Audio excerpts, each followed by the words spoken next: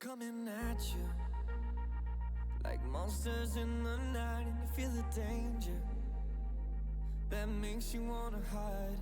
When the cards are stacked against you and you're standing on the edge, now's the time, now's the time. Think about all the dreams you keep inside. Think about all the ones you love. I know this beating heart will be my guide.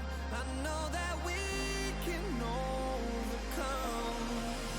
When the world's so cold and we're losing hope, I need her, I need her. When the darkness comes and we're overrun, yeah, I need her. That's when we need each other. That's when we need each other. That's when we need each other.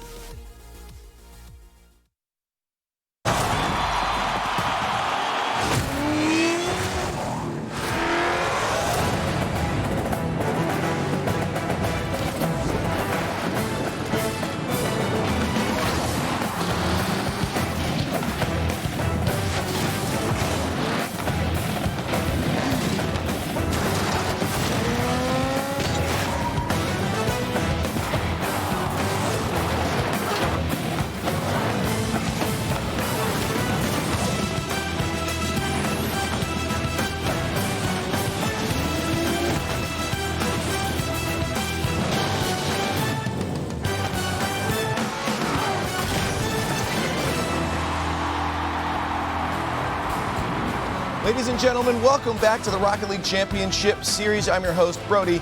Leafex, more, and today it's all about Europe. That's right, week 4 of the European League play is about to get underway, but not before the pre-show. We'll get to that in just a minute. For now, let's take a look at the schedule for week 4 for European League play. A lot of exciting matches. Some teams still, like AS Monaco, trying to get their first wins. Of course, our match today will be Mouse versus Dig. That is going to be a very, very exciting match, so make sure you stick around till the end. But we're done with this. I don't want to stand anymore. I want to sit. These seats look very comfy, and my friends are already sitting over here. It's Jorby Gibbs and James Butt. You ready for some European League play? Yeah, I'm chilling.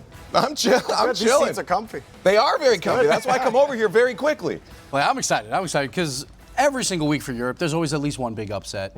So I just want to see which one that is for this week. Yeah, no, we to me yesterday, I thought we had some good series. I thought it was very one-sided at times. So I'm excited for Europe because a lot of times, like you said, Gibbs, it's close. It's close and it's interesting. Well, that's the thing is Europe is always very interesting, which makes the Intel World Open a very exciting event to happen. This is an unprecedented event. Everybody is waiting for this to happen. The Intel World Open is going to pit countries from around the world together in one tournament, in a live environment to face off against each other, where we can finally see, what the best region or country is. But for Europe, there's a lot of different countries. Gibbs, you break down how it's going to work for those guys.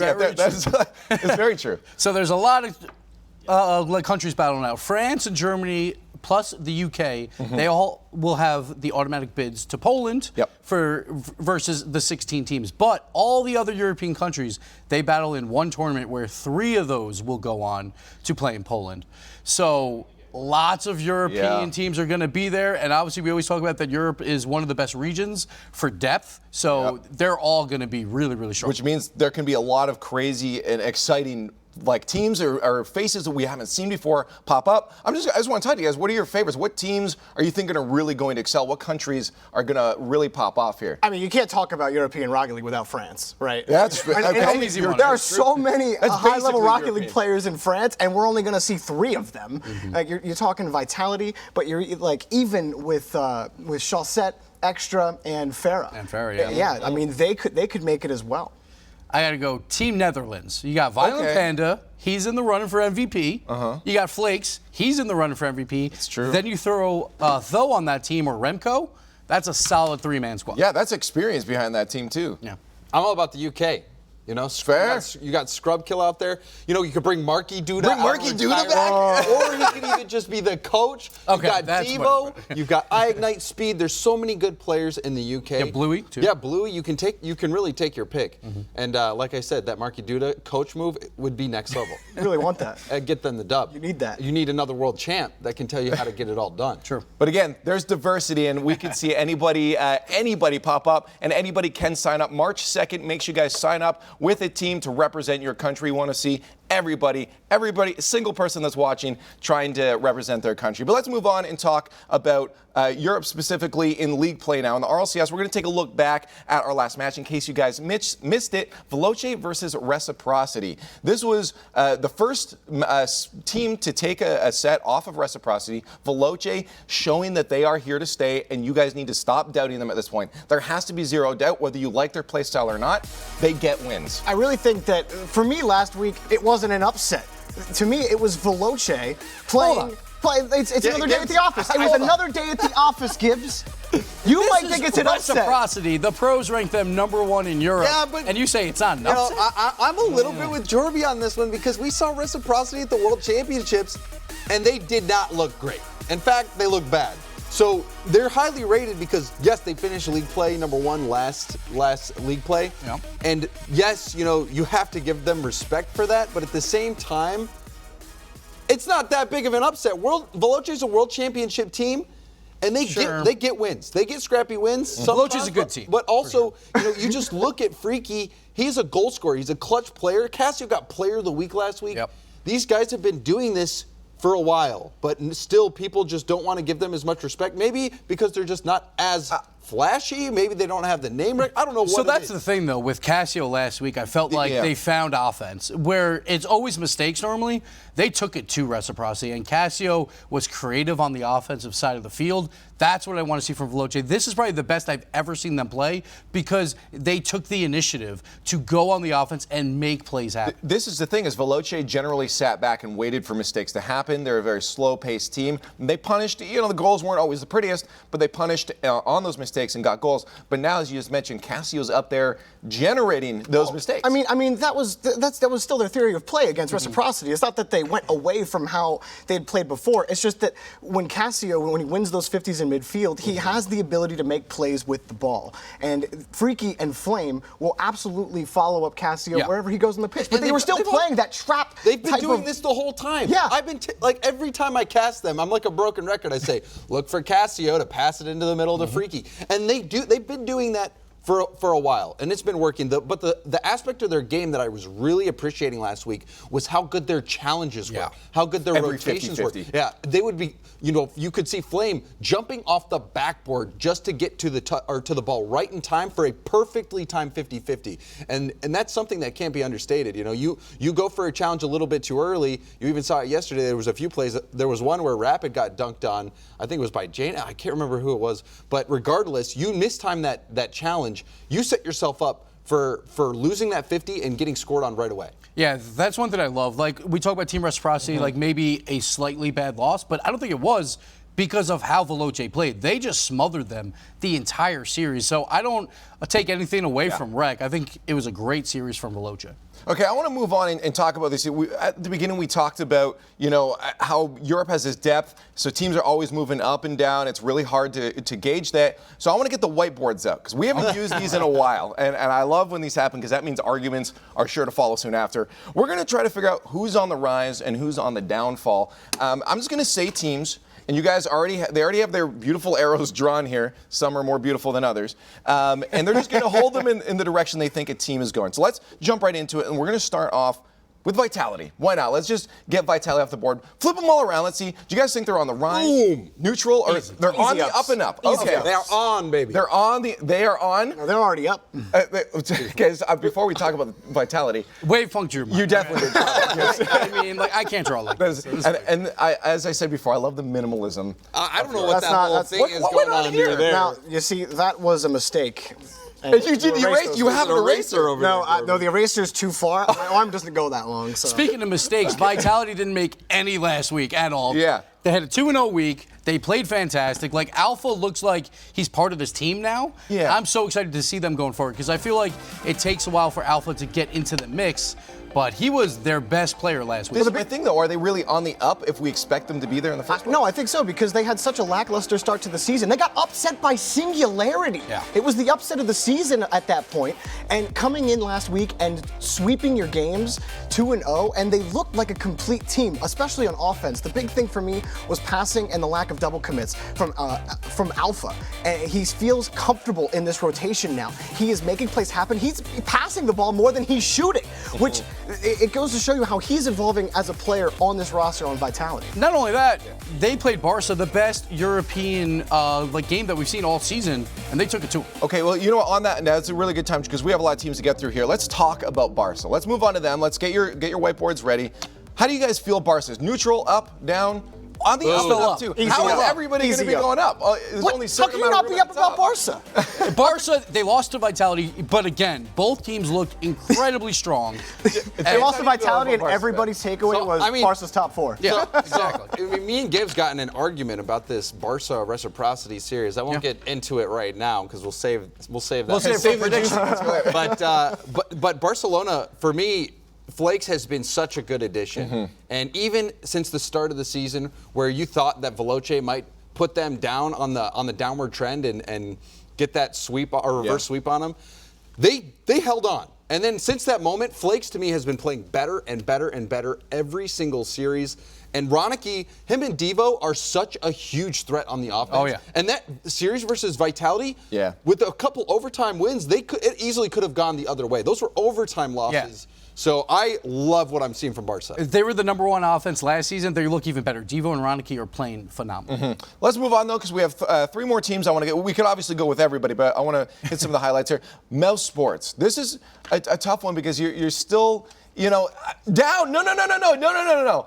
Leave. Boom. Oh, my gosh. I'm sorry. Whoa. It's this down arrow is so heavy. Mousesports are the weakest 2-1 team in Europe, and it is. I agree. Like it's unconvincing. It's like early Veloce when they were getting wins, and we weren't convinced by it. No, you could have done this. This is better. What is this? Keep it neutral. What does that mean? They're just what the same. does this tell me, Leaf? This doesn't tell me anything. They're But the safe one in good middle. thing for Mouse is while they're not playing that well, they're getting wins. They haven't played anyone that great, but they're still getting wins at least. Yes, we see James. I had a double. I had like this. It's clever. Mouse needs to stop giving the ball up and booming the ball down the field. Upside down, it says no, and when you say this, then you say Okay, James, we get it. Okay, well, let's I wanted to make sure you didn't miss that. Well, let's see if we get an on or a no for Team Singularity. Where this is hard because they took a series off Renault Vitality, but is that going to stay? What? But you didn't give that to Mouse. A neutral for Singularity. Yeah, I'm going neutral. Just flat line. I'm gonna say that. I mean, it's that the segment. I don't think you can do a sideways thing. Like Why? your It's whole flat thing line. doesn't. What does work. sideways mean? Flat? Yeah, it's flat They're line. going to the Neutral. right. If I They're had going to to the pick, right. I'd say they're on the up and up. This was a team that was coming. They didn't even automatically promote. Their team. Some were expecting to battle for 10th place, and to me, this is a team that can actually do some damage. You see how good they're playing. The plays from Godsmilla and Nolly.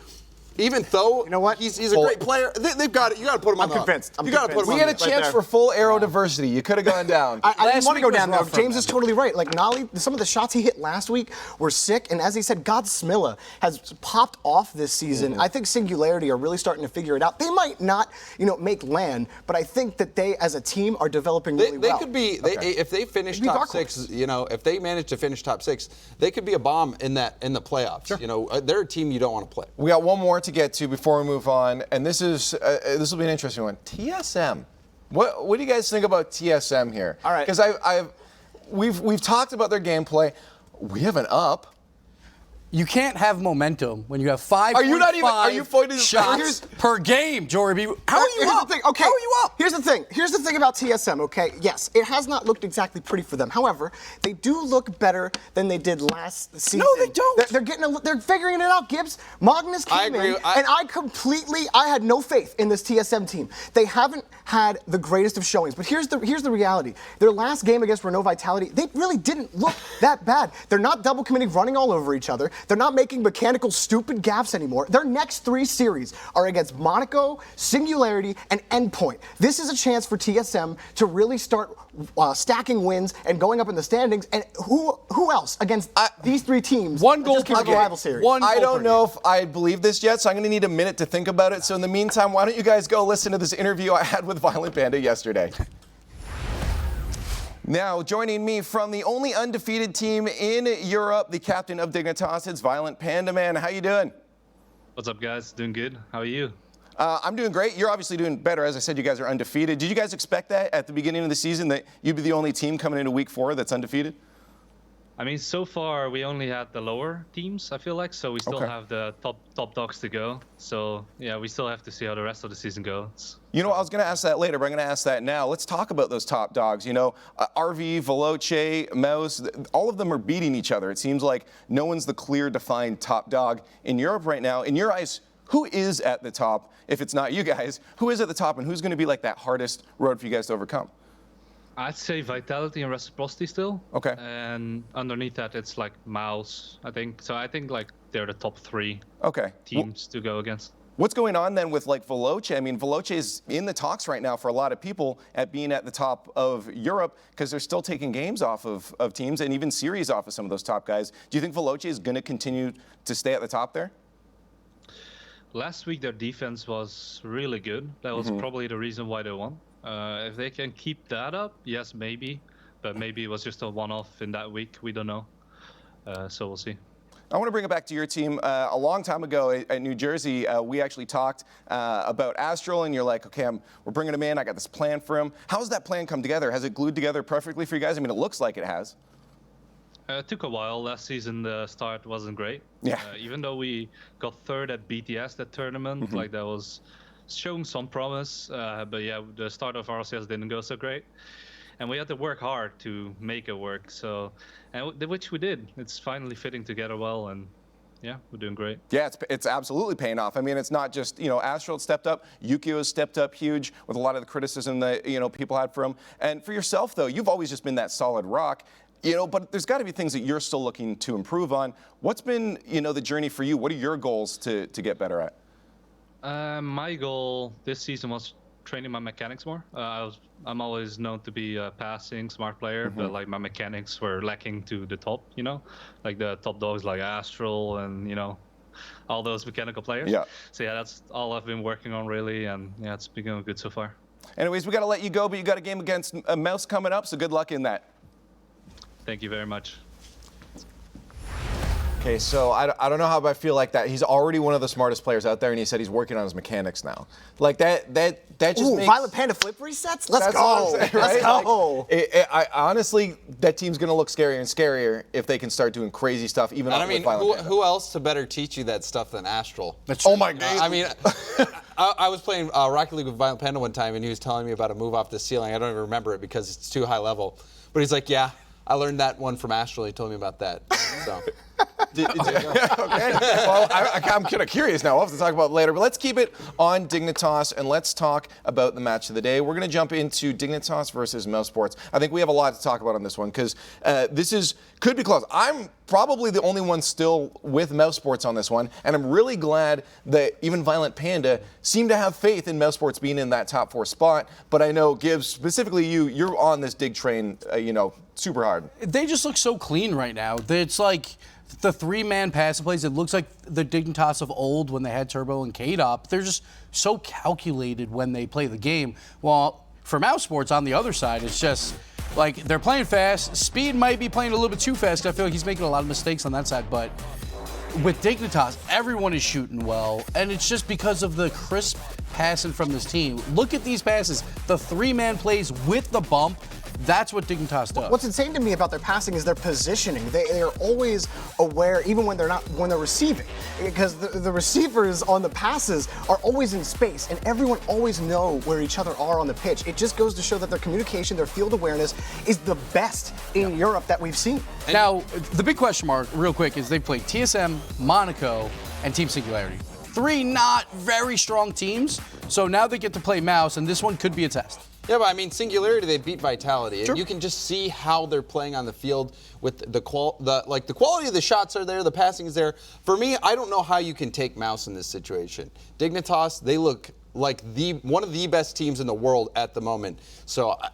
Oh, you mean pick Mouse? I think you meant you don't know how someone could take them as like take them on. Well, no, that's what I'm saying. I don't see how someone could pick Mouse at this moment. I think here's the thing, Mouse. You look at the potential on that team. You have an all-time legend with Cooks here, Scrubkiller brought onto the team, and when speed's popping off, that team is just all speed. It's pure business for these guys and all offense. And when that clicks, any defense is going to crumble.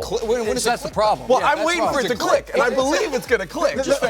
The main problem for this team is that they always give up space. Like, they boom the ball down the field. They constantly want to play boomer ball. And it's frustrating to watch this team do that because when they do get on offense and they put together solid passing plays, they look really good with Scrubkiller. But when they just constantly give the ball away, it's frustrating because you have the space. You won the battle of attrition. Why are you just throwing the ball away? It's so frustrating to watch Mouse play and throw games away that way. This Mouse team has so much potential. My feelings are hurt. Now, to be fair, you're getting very angry about a 2-1 team. But Again, I love them. I love Mouse. I want them to do well. So I agree with Leaf that it will click eventually, and it might click this week, but it is against Dignitas, who has been clicking I'm not gonna say so well. The thing I worry about for Mouse, especially in this matchup, with how fast Dignitas is playing, with how much they're abusing the space that they're given, to me, the way Cookser is playing right now, he's giving teams way too much space. Mouse has way too much space because you see it so often for Cookser. He'll just rotate all the way back. Every opportunity he's getting, he's rotating so deep in the backfield. And I think that is going to give way too much space for Dignitas to come upfield, get those infield passing plays. And the wins that Mouse has gotten have been scrappy. Oh, yeah, they have been scrappy. So even though they have a winning record right now, Gibbs, I don't have a lot of faith in them at the moment. I mean, I do agree with you. Maybe he's jumping a little bit too far back, but I feel like maybe it just comes from the confidence. Like, okay, we've lost the offense right now, but the thing is, if that offense is clicking, he's probably going to be a lot more confident in staying closer to that midfield. And I don't think that's going to be an issue going forward once that's clicking. So the one thing I love about Cooks here, he gets to play defense now because of scrub and speed. He's going to leave that space open because he knows that scrub and speed will move up. Those long passes down the field don't work against a team like Dignitas. Those passing lanes won't exist. They didn't exist last week. All I'm asking for, Gibbs, is a little more aggression. Sure. That's all I want. It's just a little more aggression. So we see it from Season 8 versus Season 9. He never uses any boost. He's one of the least boost players there is for Cooks here, but he's playing more defense, which opens up the wide open shots because scrub and speed will make the plays on the offense, and then Cooks here, he's so good at cleaning up. That's why he has like no assists because he is playing so deep. So that is the difference maker from last season where he was moving up a little bit more and he was getting involved with the pass and play. He doesn't have to do that right now because of scrub and speed. We'll see if that changes as they click more because I do think he has to get a little bit more involved. I do like seeing that his defensive positioning is a lot higher because I feel like that's where he excels, and allowing the other two to be on offense, I think it'll work. But why don't we talk about the rest of the match? We're very clear on where we think this one's going to go. Let's talk about the rest of the matches and our predictions for everything else. So if I see any mouse picks on there, I'm going to, okay, it's just me. Okay. But for everything else, the cool thing here I do like to see is Veloce across the board for both of their series. This is a big week for them. People are either A, you guys think it's easy matches, or B, we're starting to believe. I mean, I already believed last week, and they proved themselves again. Every time this team has been questioned, they have stood up to the task and they have answered the call every single time. And just like James said earlier, Cassio, he makes plays on offense. He's always finding a way to shovel that ball to Freaky, who just doesn't seem to miss when he shoots on net. Freaky is a closer. He is a clutch play. He's a clutch playmaker, man. And this week, like you said, it's a big week for them because these are two teams that promoted out of the rival series. In my opinion, they're the best two teams that came out of the rival series. And we already saw Singularity beat Vitality, so it's not a give me situation. Sure. They're not just going to get this for free. It's going to be tough. But if they get these wins here, they really do set themselves above the rest of the teams in Europe who are trying to fit in that top four and trying to be one of the teams that make it to the World Championship. When we talk about mistakes and Veloce capitalizes, well, Team Singularity is one of those teams. They made a lot of mistakes in their 3 losses, which is why I'm not very high on them. A lot of whips. When they don't make mistakes, they can take down the very best, but I feel like more often than not, they're going to have a lot of misses. I'm going to skip over the Renault Vitality one because that's very clear. But the Reciprocity versus Barça match, this one is a little more indecisive across the board. Just even split down the middle here. Gibbs, start off with Reciprocity because you have Reciprocity alongside me. So I still think they are a very strong team, and Shaw set at least probably 2 or 3 series for league play, will just win it on his own. And he hasn't done that yet. He's been very quiet. So I'm just waiting for them to unleash that beast. And Barça, they are a very talented team, but I think Rec is still just slightly above them. I have a tough time buying Rec stock right now. I really do, especially following the World Championship performance. League play hasn't been incredible enough for me to think that they're really the #1 team in Europe. Barcelona, on the other hand, they're getting better every week. Every single week, they seem to be jiving more and more, especially with Ronicky and Flakes up front. Flakes has been stellar. I think the move to replace the EU MVP and bring in Flakes was a bold one, and it is paying off. They were a couple goals away from taking down Vitality this week. I think this is going to be 3-1. I think they're going to dominate Reciprocity. Jorby, you're with James on this, yeah? I am with James. Barca are currently the best offense in Europe. They are shooting the best, almost at 30%. They're scoring 2 goals a game, and everything that James said and more. Like Ronicky, Flakes, and Devo, this is one of the most creative teams in Europe, and as they continue to develop, we're going to continue to see more creative passing plays out of these 3 players. But to me, it's common sense. Reciprocity, they have not proven this season that they are the top team like everyone says they are, but Barca have just kept getting better. Yeah, okay. Anyway, okay, if I don't stop this now, you're going to keep going. I'm done. We'll fight while Wave deals with Veloce's win over Reciprocity in your Get It moment presented by CDW. Thanks so much, Leaf. Veloce last week pulled off one of the biggest upsets so far of Season 9 when they took down the undefeated Reciprocity, and it was a wonderful team effort from everybody involved, but it was definitely a strong solo performance from Cassio, who earned our Player of the Day. I want to walk through some of the team dynamics on offense here for Veloce. This is in Game 1, very beginning of the series. Nobody has scored yet, and we've got Veloce on offense. And as this ball rolls forward, Cassio's going to look for that corner boost, maybe look for the touch off of Chaussette, but doesn't find it. Instead, finds the demolition on Farah, which opens up so much opportunity here. Flame is already in off of that wall. Freaky's in front to catch anything that Flame or Fruity make. If Flame puts this off the backboard and it comes back down, or if Fruity doesn't make the touch here, Freaky's going to be able to take a shot here. And Cassio is rotating out back into defense. So if any strong clear comes out here from Reciprocity, Cassio will be able to take that. But he's also in a position here where he's taking both their boosts, and he can possibly turn back in and look for a pass here if this touch from Fruity goes in his direction. And I just want to highlight, as we cut to Cassio's perspective, how fast his decision making is here.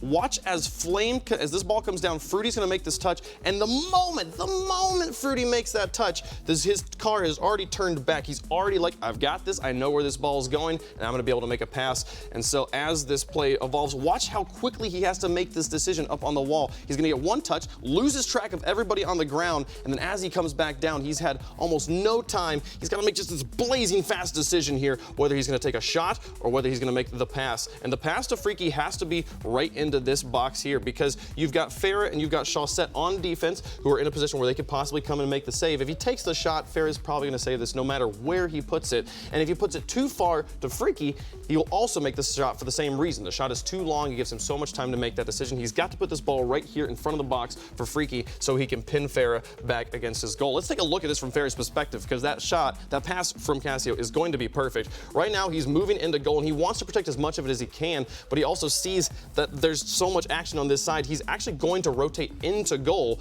and get a little bit too close, leave a bunch of space on the backside. But what's crazy is as this play rolls forward, Cassio brings it down, Freaky advances, and this is where we see, this is where Farah has the goal defended. This is also where Freaky is going to shoot. Look, Farah has already jumped. He's already made a mistake. He's already in a situation where he can't defend all the goal. He can't even perfectly defend this area directly in front of him. And as the play rolls forward, Freaky's going to put that shot straight into that bottom corner. The one place Farah maybe had it best defended, but the pass was so good, Farah had to make that decision early. He had to kind of preemptively guess where that ball was going to go, and still didn't quite make the right decision there. And that was Veloce taking the first goal and going on to win that series against Reciprocity. It was an excellent performance. We'll see how they improve here in Week 4.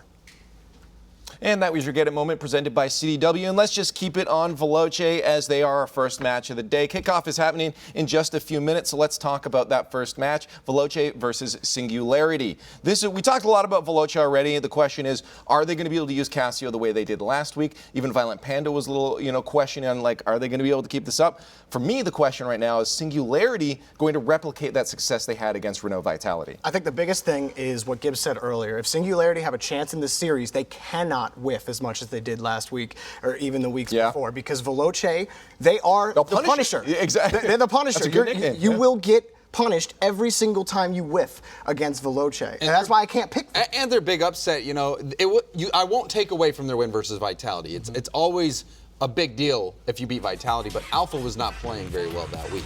He was not playing at his best. So I think Veloce, they're coming in with a hot hand. Cassio's coming off that Player of the Week. Their defense, like Panda said, he said their defense was the key. Their defense was the reason why they won. And so that's what I'm going to keep my eye on, is seeing how those challenges are going, how Flame's working into the defense, and how those counterattacks are going to get started, especially if there's any mistakes by Singularity. It's one thing I love about Veloce. Last season, they gave up a ton of shots per game, nearly 9. It's 2 less this season. They are third best now. It's more that midfield game for Veloce. They are not giving away possession nearly as much.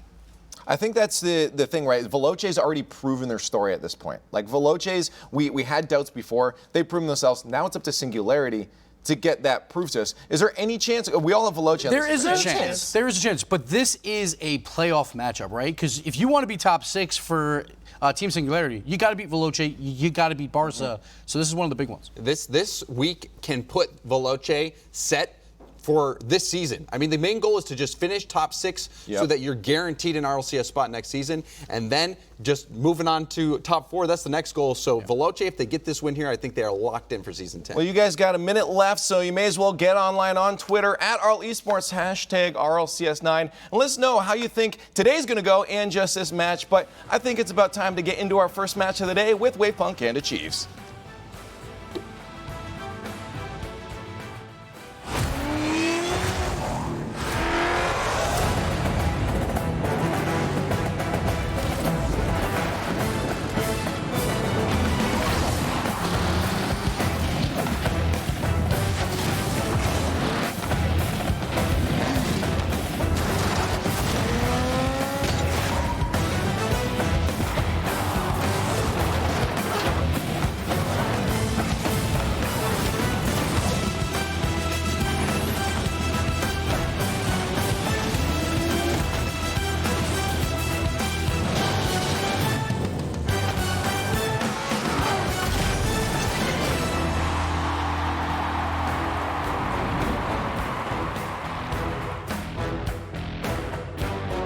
Europe for week 4. We've got Veloce taking on Singularity to start off the day.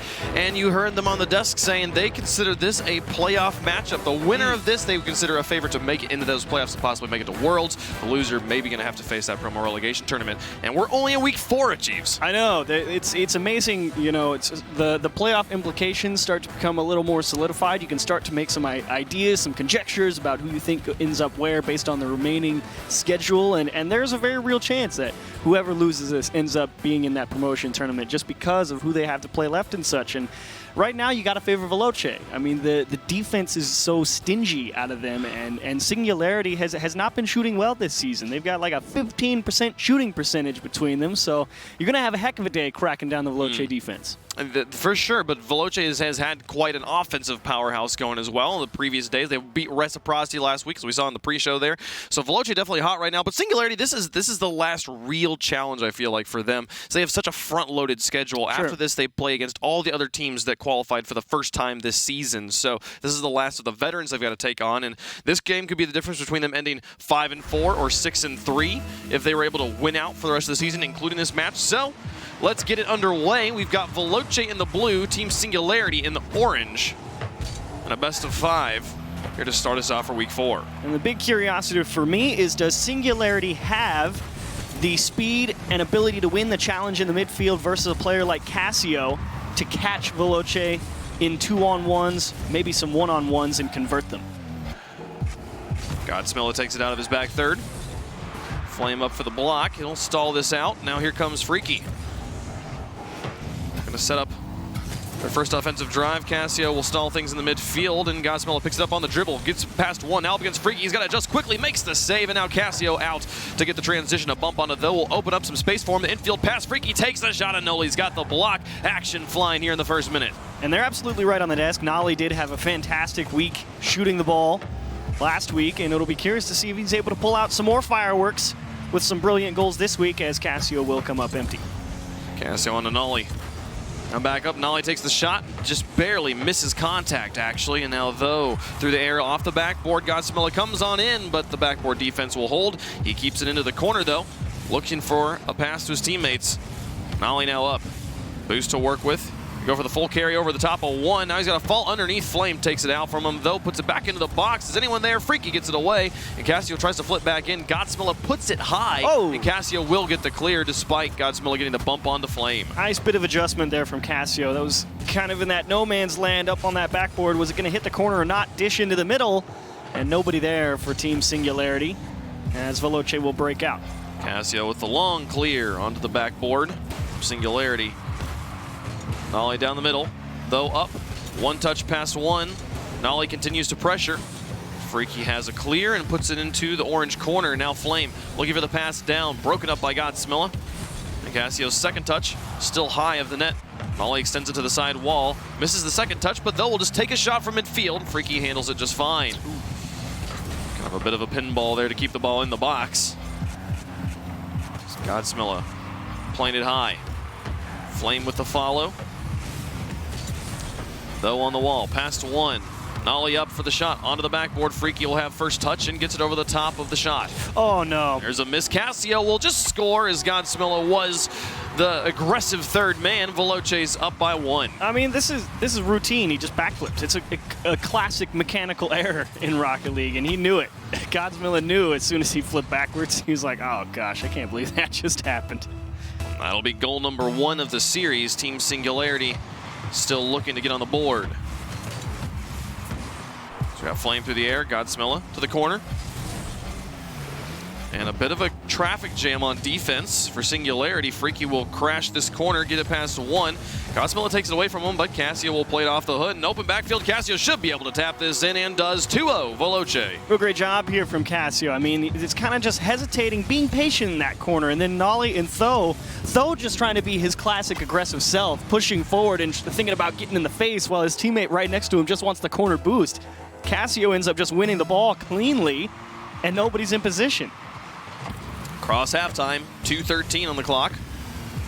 Singularity still looking for that first goal. Nolly will catch it in his own box. Flicks Flame, has space to re-catch up with his ball. And actually traps it, flicks it himself off the crossbar, back down, it's out, off the back wall. Is the third shot there? No, the clear comes through as Flame gets demolished, but not before he broke it all up.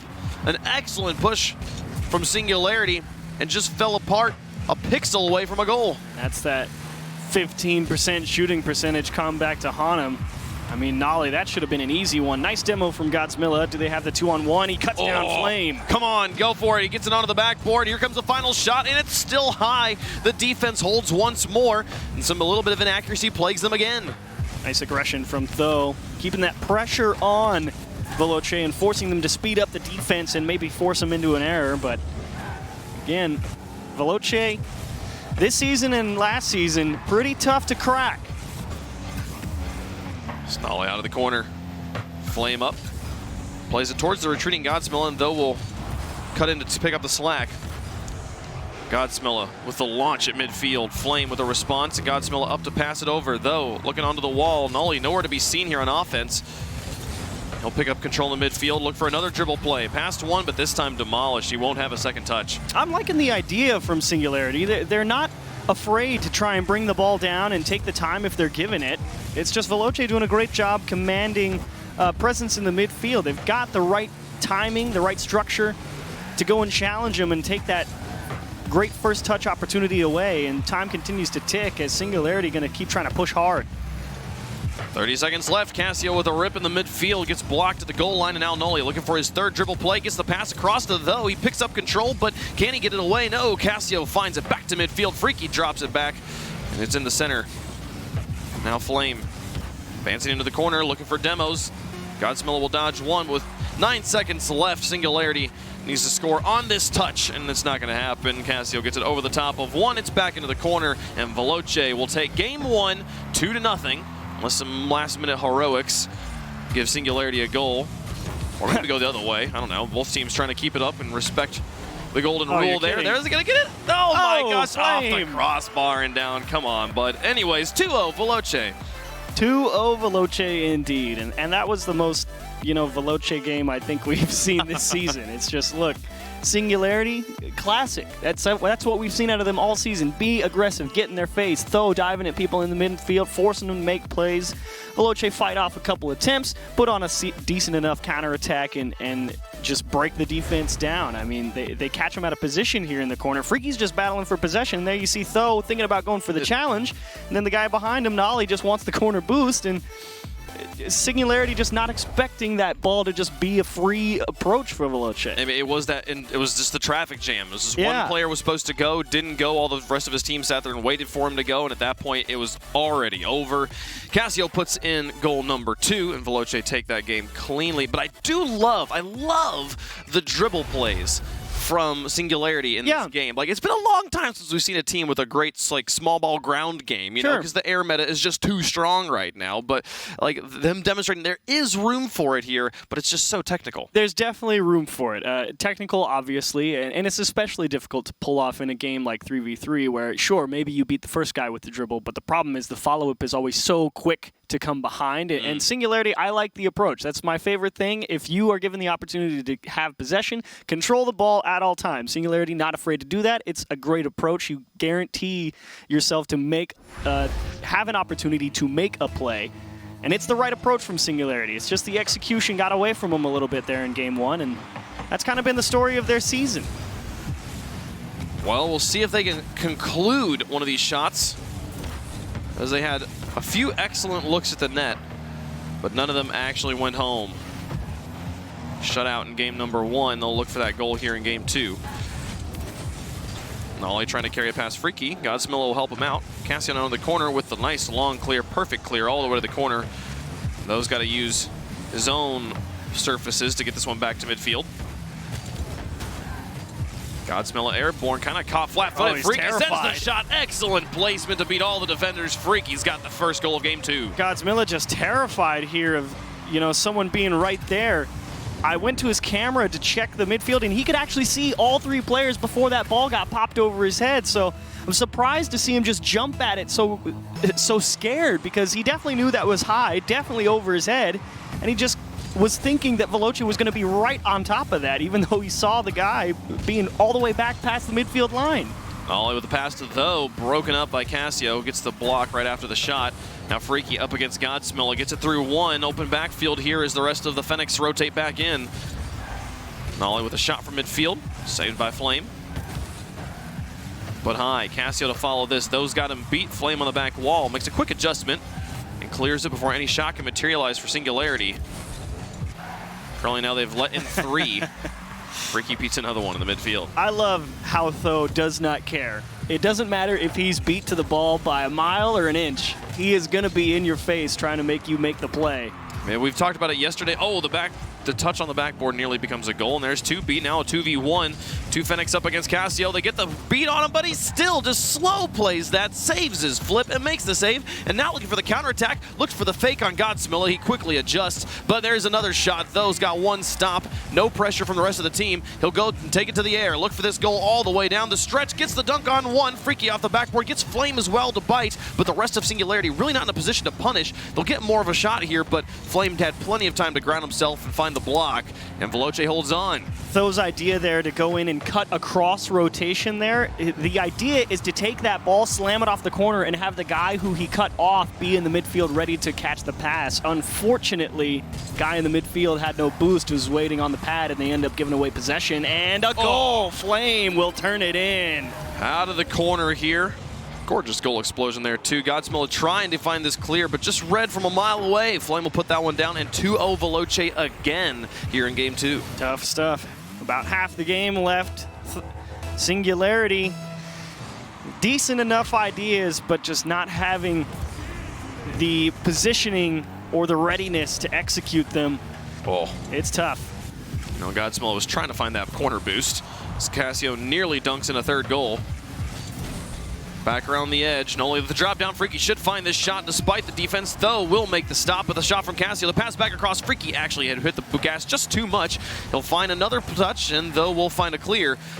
But Flame back out. Cassio looking for the pass here, puts it back down to Freaky. Noli will block it at the point of contact. An excellent position, and now the counterattack, though, setting it up against Flame. Bounces it off of 1 into the box, pinches it against Cassio. Godsmilla can't get it away. And Cassio will just hold on to this and make the ball go neutral. Great recovery there from Godsmilla just to buy time. Singularity was about to be in a weird spot. Nice aggressive approach from Veloce, trying to get on that goal line of Singularity and force errors. Cassio not able to dig it out, and they will give space. Freaky across the field. 1:45 on the clock. About a 9-minute, little under 9-minute drought of scoring for Singularity. As Cassio cuts this one off, Nolly doesn't even make contact. Cassio beats Godsmilla. Nolly really caught in a really rough spot, but gets down and blocks in time. Keeps the 3rd goal out. Still time to come back into this game, but you've got to get the scoring going. The momentum shifting as a demolition helps create some space here. Those should have this ball for free, but Cassio's quickly closing the gap. And that's the right idea from Tho. He can try and go for that flip, but there's a chance he gets dunked, and a great diving stop as Flame coming out of the midfield. Great bit of offense here from Veloce. Ever so close to taking it away, a Singularity, but those demos, the physicality, it's taken away possession a couple times now. And Tho actually got that. Oh, what a shot! The defense, genuinely no respect. There's no way he gets this. We've got time, and Tho says, no, I hit those. Ooh, 9 minutes and 3 seconds, and that's the first one for Singularity on the series, and that's a pretty one. Well done, Tho. Every boost, drop used, nails it. A good goal, pretty one to get some morale back on your side.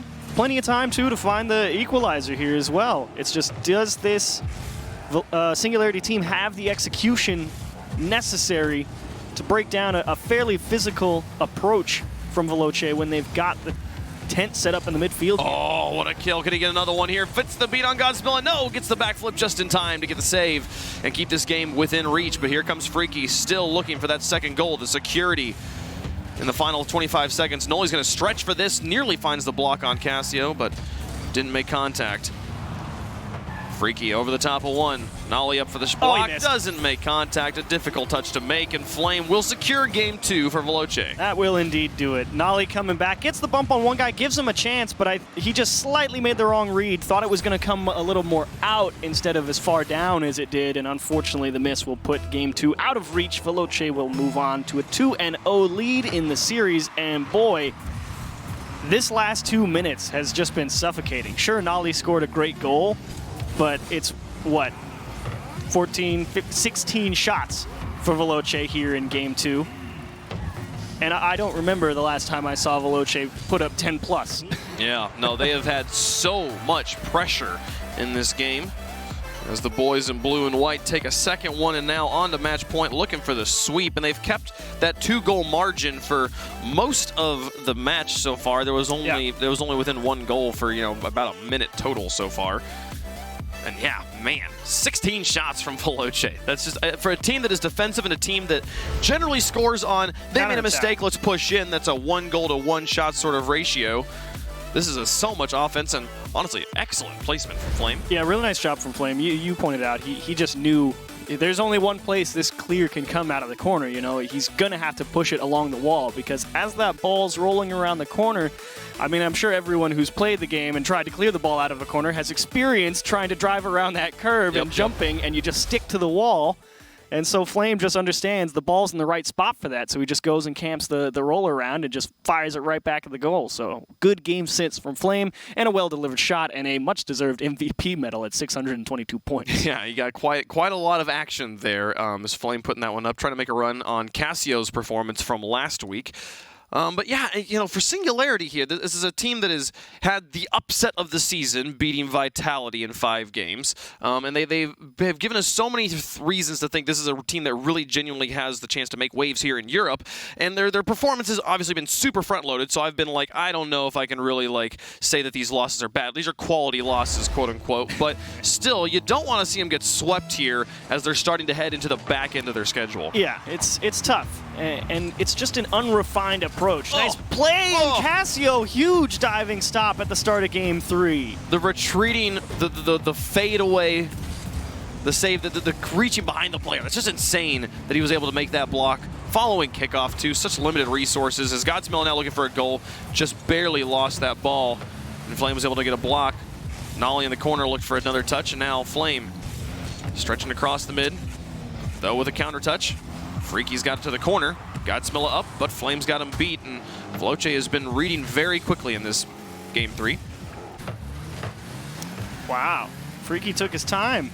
Took a little extra moment there in the corner to get the touch around the guy, and some big aggression coming out from Team Singularity. Diving bodies, trying to force them all into weird spots, and that one pops out finally, but Nolly playing the block. As there's no touch from Veloce, ends up just poking it across to the safety opposite corner. Oh, though with more pressure. Godsmill in for the shot, but now this one over the top of the back line from Singularity. They have to fall all the way back. Freaky over one. Cassio back down and in. Godsmill with a clear. Flame reaches for it, stops it at the midfield, giving Freaky plenty of time to set up on defense. As Godsmill comes in, there's one block from Cassio, but though will take it to the wall.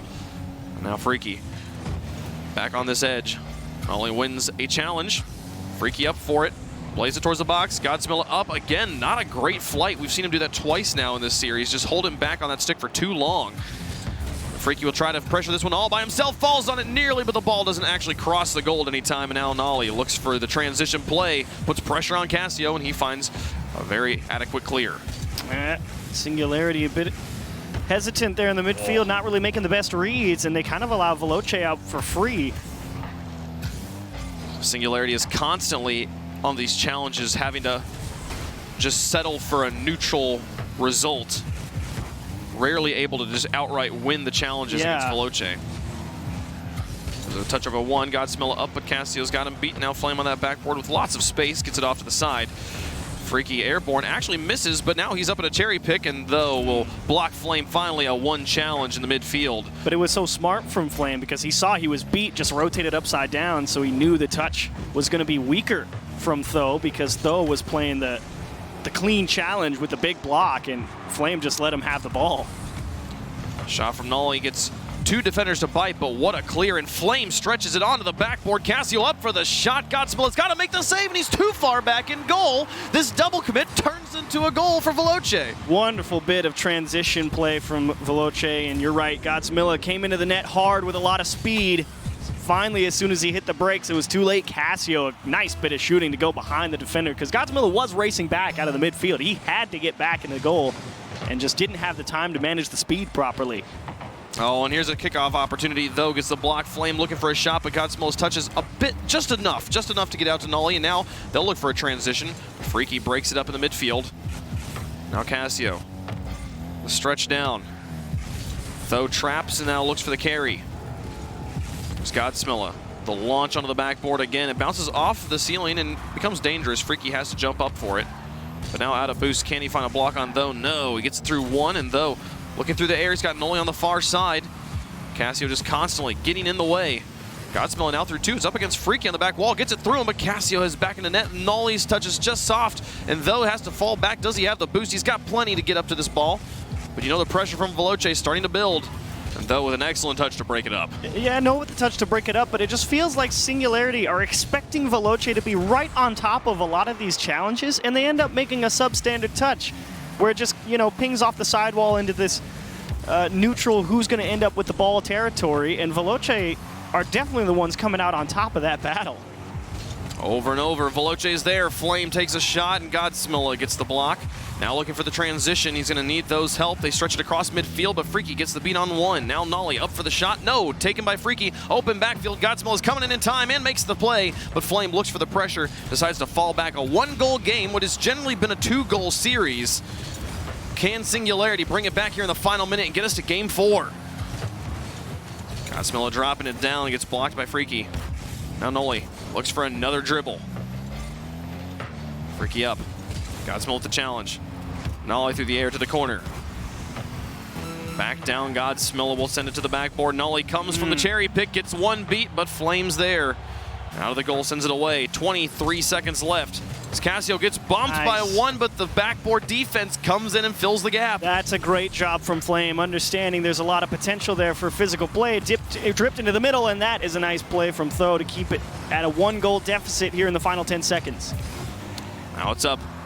Back down, Though, over the top of one. Flame now into a backboard. This should be a goal, but they get at least one stop, and they'll carry it off to the corner. They still have an opportunity here at 0 seconds. Though, looking for Nolly, carrying it all the way, but broken by Cassio. Back to the midfield. The boost tanks are going to be empty. Godsmilla with one final shot. Gets blocked, Though. Can he catch it? He does catch it, and it's popped up. Where's Nolly coming in to tie it up? Oh, my goodness, the defense holds, and Veloce sneak away with a sweep. Flame makes two great backboard saves at the end of that game.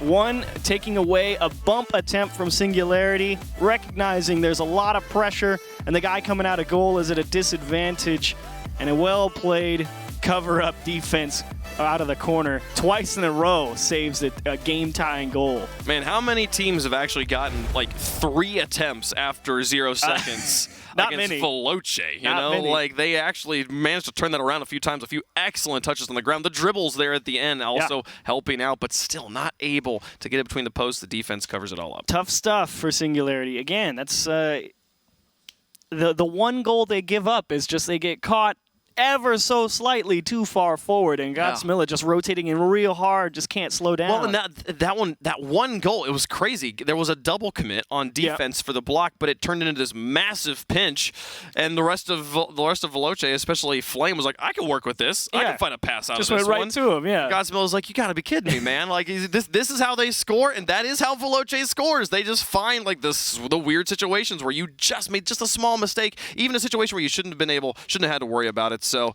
that's pretty crazy stuff there. Veloce start off our day in style with a nice sweep there. They will improve to 3-1 in the league. But when we come back, the hot Vitality take on the not so hot Monaco. Can they turn their season around right now? We'll find out after the break.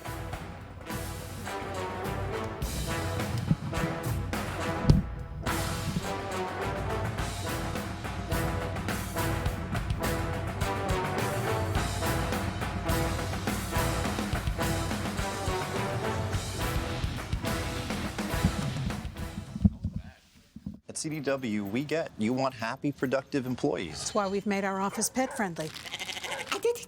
Maybe a little too pet-friendly. Well, you know, CDW can design a mobility solution with light, powerful devices from Lenovo to make your people more productive in or out of the office. Anyone have any questions before we go? That's great. I really need to get out of here. Snake people are freaking me out. Hey, Cheryl, do you have a sec? For workplace productivity, you need Lenovo and IT orchestration by CDW. People who get it.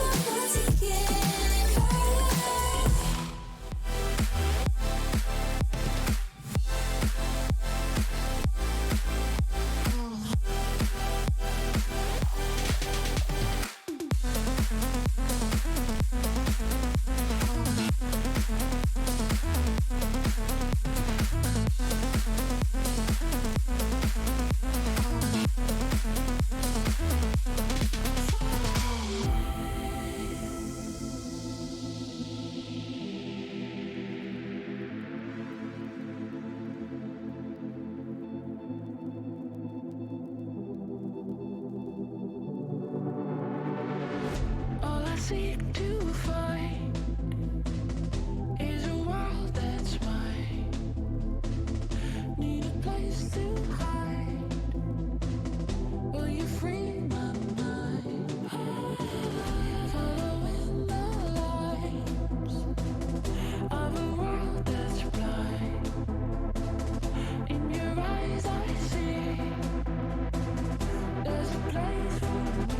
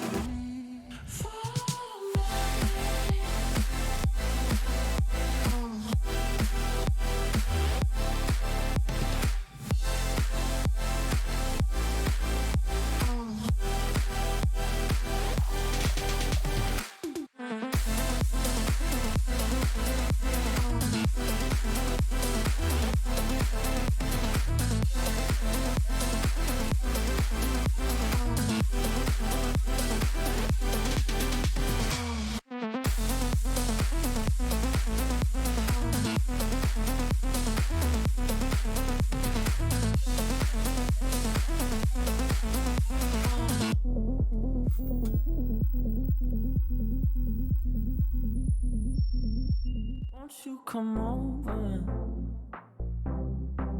Dying to know where you came from. We're breaking open. Feel like our future's just begun. And all I know is that we lost time if we stay right here. could free ourselves inside. We'll stay awake forever. We'll hide away where no one knows. Let's run away together. Just lead me into your world. We'll stay awake forever. We'll hide away where no one knows. Let's run away together on our own. Just lead me into your world.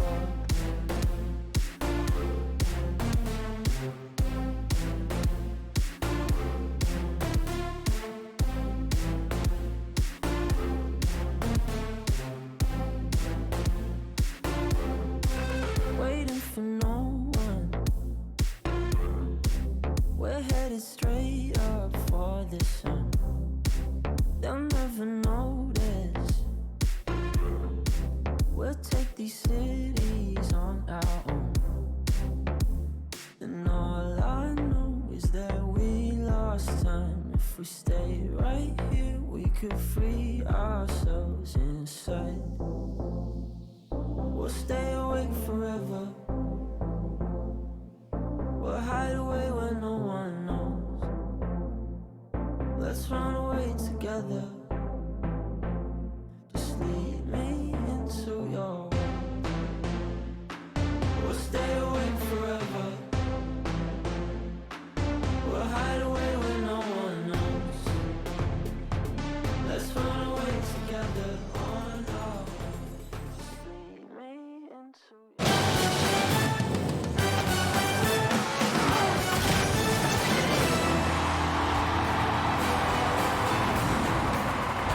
Veloce continue to prove this was not a fluke. They belong where they are. 3-0 win over Singularity secures them a full sweep. Welcome back to the RLCS. I'm Leaf alongside Gibbs and Turtle to talk about that match. Veloce, they're the real deal. It's like the talks are done now. It's not. There's no luck. It's just they're the real deal. They have a play style that works, and they get some wins. Whenever you can have a clean series when you're in Europe, it is a big deal. And Veloce, it didn't look questionable at all throughout the series. Every single game, they dominated. They had the possession.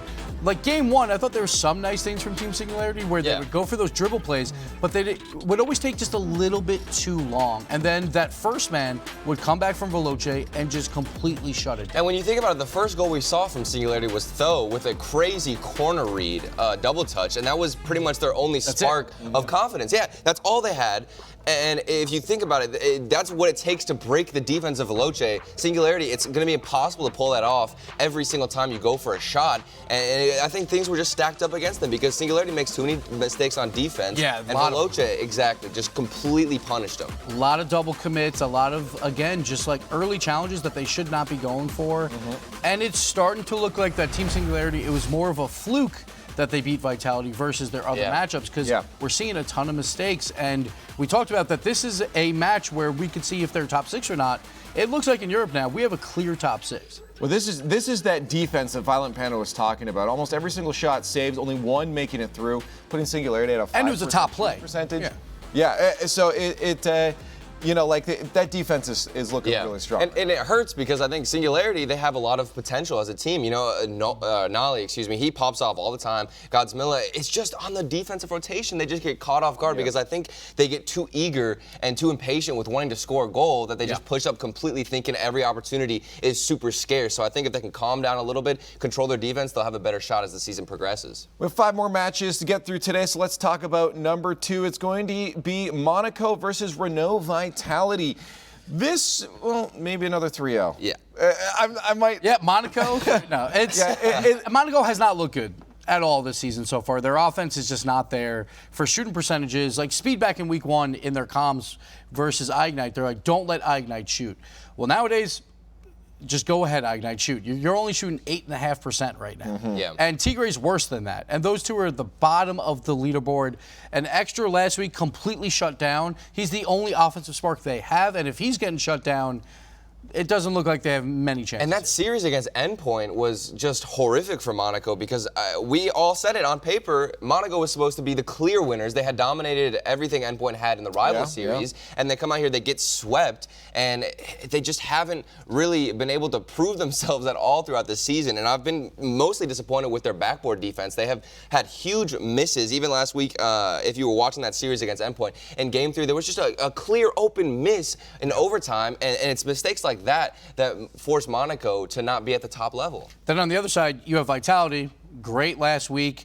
K-Dop, he came into the week as the Golden Striker, didn't score at all, was just the playmaker now for Vitality, setting up Fairy Peak, and of course Alpha. And again, Alpha, sure, the first 2 weeks were quiet, but last week he really stepped up. The perfect week to do it because they played 2 games. Vitality looks really, really strong right now. And we love to see K-Dop and Alpha both top 2 for shooting shots per game, and that means that if you were also watching that series, you could see that we're just hammering shots on net constantly. They would feed the ball into the corner and then pop it out into the middle, and there were even multiple goals where you'd see K-Dop and Alpha have 2 shots on net, force goalkeepers to jump, and then Fairy Peak would come in for a cleanup goal. So I think they're taking that style, that route. And also Alpha, he's so aggressive, he's such an annoying player to deal with. I think he's actually starting to come into his own play style on this team. And that's like the one weakness Vitality has right now is like shooting percentage isn't there, but again, if you're putting tons of shots on net, it's fine. Something's going to go through the possession. And especially when you talk about Monaco not really having that backboard defense, you have players on Vitality that have mechanics.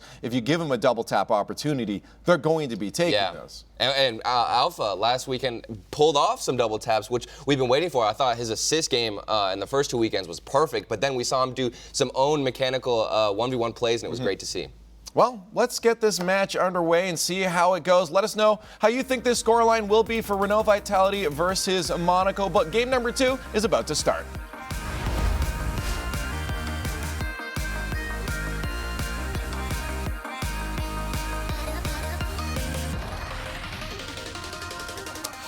Vitality versus Monaco. Vitality sitting up here at the top of the region right now. Monaco bringing up the basement at the bottom, yet to get a win. Yes. And is this do they have a chance here, Chiefs? A chance, yes. Rocket League is a wonderful game where, you know, maybe today of all days is the day where your 13.41% shooting percentage turns into 75 and you just, destroy the opposition. That's always possible. But my bold prediction of AS Monaco making land is looking completely lost. Especially it's only week 4. Yes, plenty of time. We'll see what happens. Here's the thing. Yes, plenty of time. My biggest thought, first off, is if you go back to the fundamentals, right, there's always a chance any of these teams can play well. They are all RLCS caliber teams here. That's true. And also, if there was ever a trap game, if there was ever a situation where Vitality might be sleeping on somebody, I feel like this is probably it. This is the team that they would probably have the least amount of expectations for. And Monaco has all of the respect, all of the expectations on Vitality, so they will be playing this game at the very edge of their brain the whole time. That is the wonderful part about playing people near the top of the table. Anytime you're the World Championship team, everyone, puts on their sweaty try-hard hat and says, all right, we're going to play the best Rocket League we've ever played. When you are one of the best, you get everybody's best every time you play, which just makes you better, so it's kind of a double-edged sword. But let's get into it. See what Monaco can bring here in week 4. Can they find a way to get through the perfection of this French squad as they start off with some offensive power? An extra looks for a shot. K-Dop will try to find a clear extra, jumps it back in. Now Alpha up past 1. Off the ceiling, looking for the shot himself. He's still got the flip to work with. Delays it so much. Gets both defenders out of the goal here. Fairy Peak will put it into the corner. But extra will find a read and a save. Gets that one back away. Ignite now looking up. Pressuring Alpha. He'll fall back now as Alpha comes through the air. Up against Tigray, carries it past 1. Ignite stretches and makes the stop. An excellent decision to fall back. Nice patience from Ignite, but I think the early fire of Monaco is about to peter out. They really did come out there swinging. Fairy Peak off the backboard, denied by Tigray.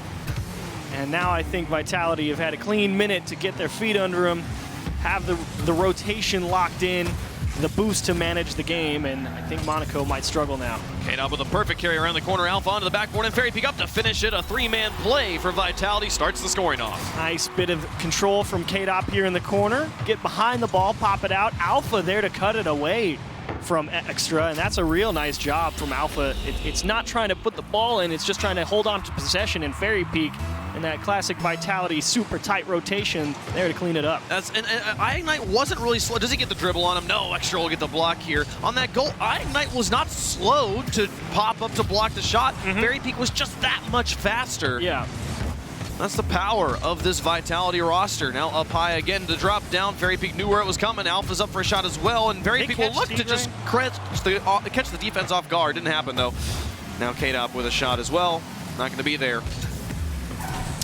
Tigre looking for the dribble. Neutral against Alpha. Extra comes in to take over, but Extra bumps him off it, regains control. K-Dop up off the backboard, and Tigre's just got to get up in time. Lucky for them, Fairy Peak was a little bit farther away. K-Dop's in trouble here. There's Ignite's touch. He's going to need some teammates' help. Didn't just take the shot outright, which is where K-Dop was the most weak. Wow, and the clean read on where that ball was headed in Vitality. Just instantly break out of what could have been dangerous. Extra. Long way down the field. Tigre moving up, and Fairy Peak cleanly takes the ball from him. Now Ignite trying to trap this, carry it. He takes to the air. He doesn't really have much of a team support structure around him, but Tigre with the free ball takes it to the corner, just barely misses. Extra will get blocked at the shot, and now the pass back into the midfield. No one from Vitality moved up though. K-Dop was a little slow, and Ignite will get it neutral against him. That was actually a fantastic bit of shooting from Tigre. Yeah, he missed it, but Vitality all backed off and gave them a free shot, and Alpha catches Ignite. I mean, Ignite didn't really do anything wrong here. He's just rotating back into the goal, wants the corner boost, expecting Tigre to get a piece of the ball, and he just has to make the late adjustment, and he just can't stop and really get the center of the car on it, just glances off the back and goes right in. I'm honestly surprised that first defender didn't get more of a piece of it. Alpha's touch just goes on in. 2 goals now for Vitality. Fairy Peak will look to stretch it, see if he can make 3. K-Dop with a shot from the midfield. There it'll go on in. It's all set up by Fairy Peak. Ask and you shall receive. Do they get 3? They get the kickoff. Extra got a piece, but the wrong piece, and K-Dop in the right spot. Again, the defense right where they need to be, just a few pixels off touching the ball. Brutal. Brutal game 1. 3rd goal for Vitality. Can they keep it up? Do Extra and the boys here find a way in. A nice pass play. Excellent stuff, and a way to bounce back, break up some momentum. Ignite scores. And that's a nice bit of passing here from Tigre, knowing he's got the entire middle of the field. Fairy Peak tries, but this time it's the other way around. He flipped the wrong way. He dodged at the last second, and the shot goes through. Monaco on the board. 1:58 left to go in game number 1. Fairy Peak through the air. It is a 2-goal game, so still a bit of a comeback. And now the stretch over the top of 2. Tigre will be in the back and play it to the edge. Off the wall, Extra up for it. K-Dop's got the block. Now Alpha in the corner, a nice trap from Ignite. Looks to play it out, but Tigre just turned around already. His shot will be no good. K-Dop finds a block. Ignite did so well there too, managing that challenge in the corner with a little stutter step on it to have it glance off the defender and pop right into the middle. And nobody was there for it. That was a great setup. Alpha slow plays it. Extra reads it just fine. Wheel to wheel with him. Now Fairy Peak gets bumped out. K-Dop will close the gap. Ignite with a pinch. K-Dop with a response now into the blue corner. It's Tigre back to midfield. Fairy Peak has 65 boost, takes to the air, but beat by Ignite. Now Alpha on the side, picks up that side wall. Now he's got a loft in the midfield. 1 minute remaining, down by 2. Monaco has slowly had more and more opportunities. They're starting to gain control of the midfield. It's K-Dop through 1. Ignite keeps it on the ground. Now Fairy Peak in his corner. Nice. Looks to maintain control, keep the ball close to his car, but loses it just high. Tigre and Extra able to get through 1. K-Dop now with the dribble through 1 again. It's a back and forth affair. Ignite with the drop, but no one's there to shoot, and the ball was a bit high anyways. Now Alpha back to midfield. Extra puts it back towards the box. Right now, Vitality trapped in their own box. Here comes Tigre with a shot just high. Alpha was flat-footed. There was no way he saved it if it was in. But now looking for the pressure on the other end. Final 10 seconds. They've got to score immediately or sacrifice game number 1. Ignite through the air. Extra with the extension, but time will expire. No way to score 2 with 0 on the clock, and that'll be Vitality taking game number 1. Maybe get one for the road here. Fairy Peak through the air, off the backboard. Alpha and KDOP both in position, but I don't think this is going to happen here as KDOP on the wall, out of boost, they'll slam it down. Vitality take game number 1, 3-1. Not from lack of trying. They definitely had to work for it as well. Monaco really did come out there swinging. A lot of solid pressure put on by them, but it came down to Tigre shooting 0 for 3, but the 2 big chances that he had just pixels off. I mean, and to be honest, his approach for those shots was the correct one. It had to be perfect. He took one shot towards the top right that was off the mark, and here's that little dig out of the corner from KDOP that Fairy Peak was just right there to follow up on with the touch from Alpha. And that's all it took for Vitality to beat him. And Tigre, tough stuff there, because that last second chance just high, the one at maybe 3 minutes or so, just off the corner. I mean, it required perfect shooting, and he didn't execute. Well, and that showcase goal there at the end, to me, that is the power of Vitality when they're playing at their best. You don't even touch the ball. Like, the KDOP gets it around 1, there's a pass out, a player comes in from the side, understanding that he's just making a setup here, and then Fairy Peak beats everybody, knowing that ball was going to be there. That is the power of Vitality, and you talk about them missing by pixels here, but genuinely, victory against Vitality exists in pixel increments. It's true. They have to find those shots. When you get those opportunities, you must make them count. And that is the sort of thing that just makes Vitality so dangerous. That's the only way you can score against them. Yeah, it's kind of the interesting thing about defense in Rocket League, you know, because we always talk about why mind games are so successful, right? Because a lot of Rocket League is you defend what I like to call the primary option. The most optimal play is what you try and defend. So, you know, if you're sitting there playing near post defense, a guy gets the ball in the middle, well, you start to sort of shade into the middle of the goal because the most likely shot is towards the far post. And that's when you see that decision-making come into effect, and it makes the window of success a lot smaller, because you force the person shooting the ball to make a tougher shot to score. Alpha gets bumped off of his initial flight trajectory, gets a flip reset off the ceiling, and then blocks the transitional touch to keep the ball in the blue. Finally, we'll see Monaco transition out, but excellent card control from Alpha. The rest of his team wasn't even in position to use it. Now through the front line, Alpha will take control in the midfield, looks for KDOP on the edge. He'll find that shot. The outfield pass is good. Vitality strikes again. Just finding the holes in the defense here. Extra gives up the ball. He's got KDOP. Alpha with a great first touch to sort of freeze Ignite and make him think about maybe defending the air dribble. And he gives up the passing lane, slides it out to KDOP, and a banger to the far post. A misdirection play. Pass to one side, shoot to the other. Vitality up early in game number 2. Here's some pressure. Ignite sends a shot. KDOP has a block on what was high. Extra from the corner. That one looked good. The play still no goal for Monaco. The side now, Extra versus KDOP. Ball stays in the midfield. Fairy Peak shot will be high and wide. Tigre will try to extend this one around, but Alpha with the read actually gets the miss, but now the pass from KDOP up to Alpha again. Extra will hold on to control of this ball, keep it really close to his bumper here. Put a lot of pressure on Fairy Peak, but KDOP quickly closes that gap, pushes it back into the blue again. Now Tigre going for the close ball play. I like the choice to go for the dribbles again. Similar stuff to what we saw Singularity bring out, but again, you've got to find a way to capitalize on it. Monaco still trapped in their own half. But again, it's a lot of races to the balls, and Vitality winning them, because you're right, Monaco gets the chance to have possession on their own half, but they don't execute. As KDOP pushes this one off the backboard. Rest of his team too far away. And honestly, trusting KDOP to probably be able to make that shot by himself. Fairy Peak muscles through one. And Ignite to the corner. An excellent shot placement from Alpha forces Tigre to make a save. Ignite trying to get a cross-field pass, but it's broken up. Intercepted by KDOP, who puts a shot on target, and Tigre's got to make a save again. Oh, what a challenge from Fairy Peak. Made it look like he was going to go challenge up the wall, then hit the brakes, let it come down towards him, and popped it into the middle. And Vitality toasting some marshmallows in the midfield. They haven't really had to think too hard about how to hold on to the ball yet. And finally, Ignite given some space to work with.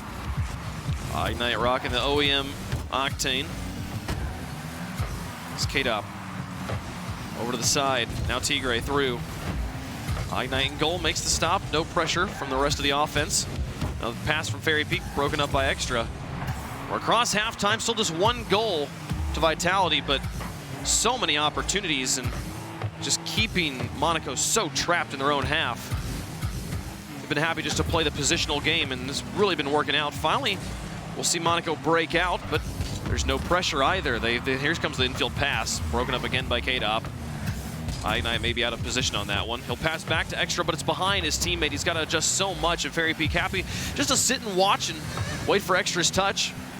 Bit of confusion on the goal line, but Vitality will get out of it scot-free here as Alpha extends it to the blue corner.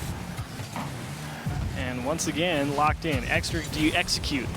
Pass to Ignite. Tigre's thinking about it, but he needs Alpha to miss that ball. And finally, a chance for AS Monaco to really start hanging onto the ball. Extra tries to hold on to it.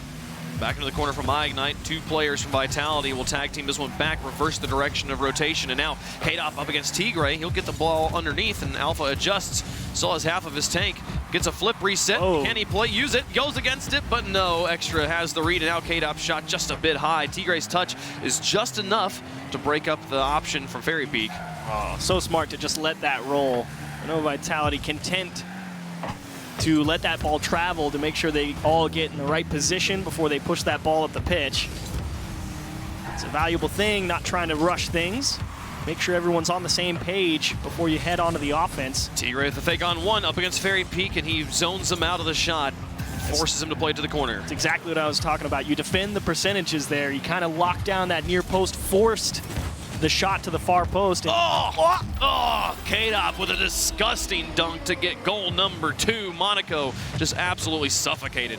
Nice read from K-Dop, just went out there to go get it, and unfortunate for Tigre. K-Dop couldn't even make any adjustments. He just hit that ball off the sidewall, had 0 boost, just went right back into him and into the goal. He made the play he could, and it wasn't good enough. 35 seconds left, a 2-goal lead. Vitality looking to take a 2-game lead in the series. We need to see some last-minute heroics here from Monaco. Because again, so much of the time in this game has been spent on their own half. So Ignite up, Tigre in the corner, in front of the box, but the shot wasn't there, and K-Dop finds a clear. Final 10 seconds. Extra needs to make the next touch be a goal. And it's going to be broken up and sent back to his half. They're going to have to rotate back. That will be game number 2. And this time, Monaco doesn't even get one between the posts. As Alpha looks for a 3rd goal again. It's not going to happen just yet. And they could still possibly make this happen. Extra's in position to take the shot, but puts it high, and that has been a microcosm of Monaco's offense.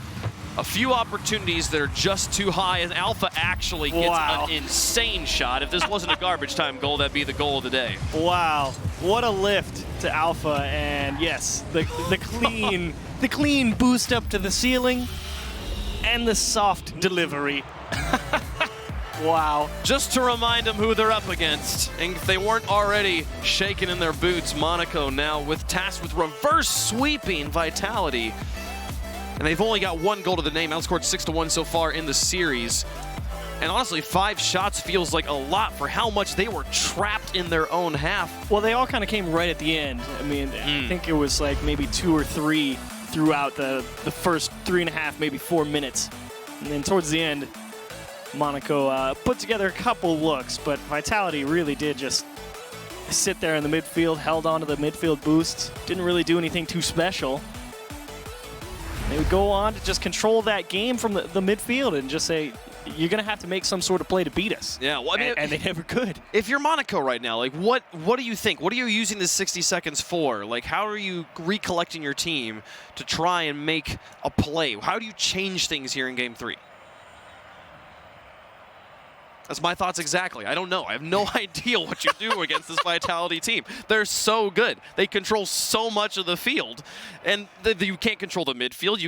You're trapped in your own half. I mean, maybe finding clears through the center instead of on the walls. But that's such an off-meta thing to do. It's so difficult to do that. That's why nobody does it, because the corner, you use the walls to help you rotate out. Well, your best choice is you need to find the space on the pitch, which is unfortunately quite difficult against a team of Vitality because they always have such a good spread. Very rarely are all 3 of them caught on the same side of the pitch, so there's usually not a lot of space across the field for them to work with, and a early attempt from Tigre turned aside. And so it's might just have to be the dump the ball into space, try and chase it down, and win the next challenge in the midfield.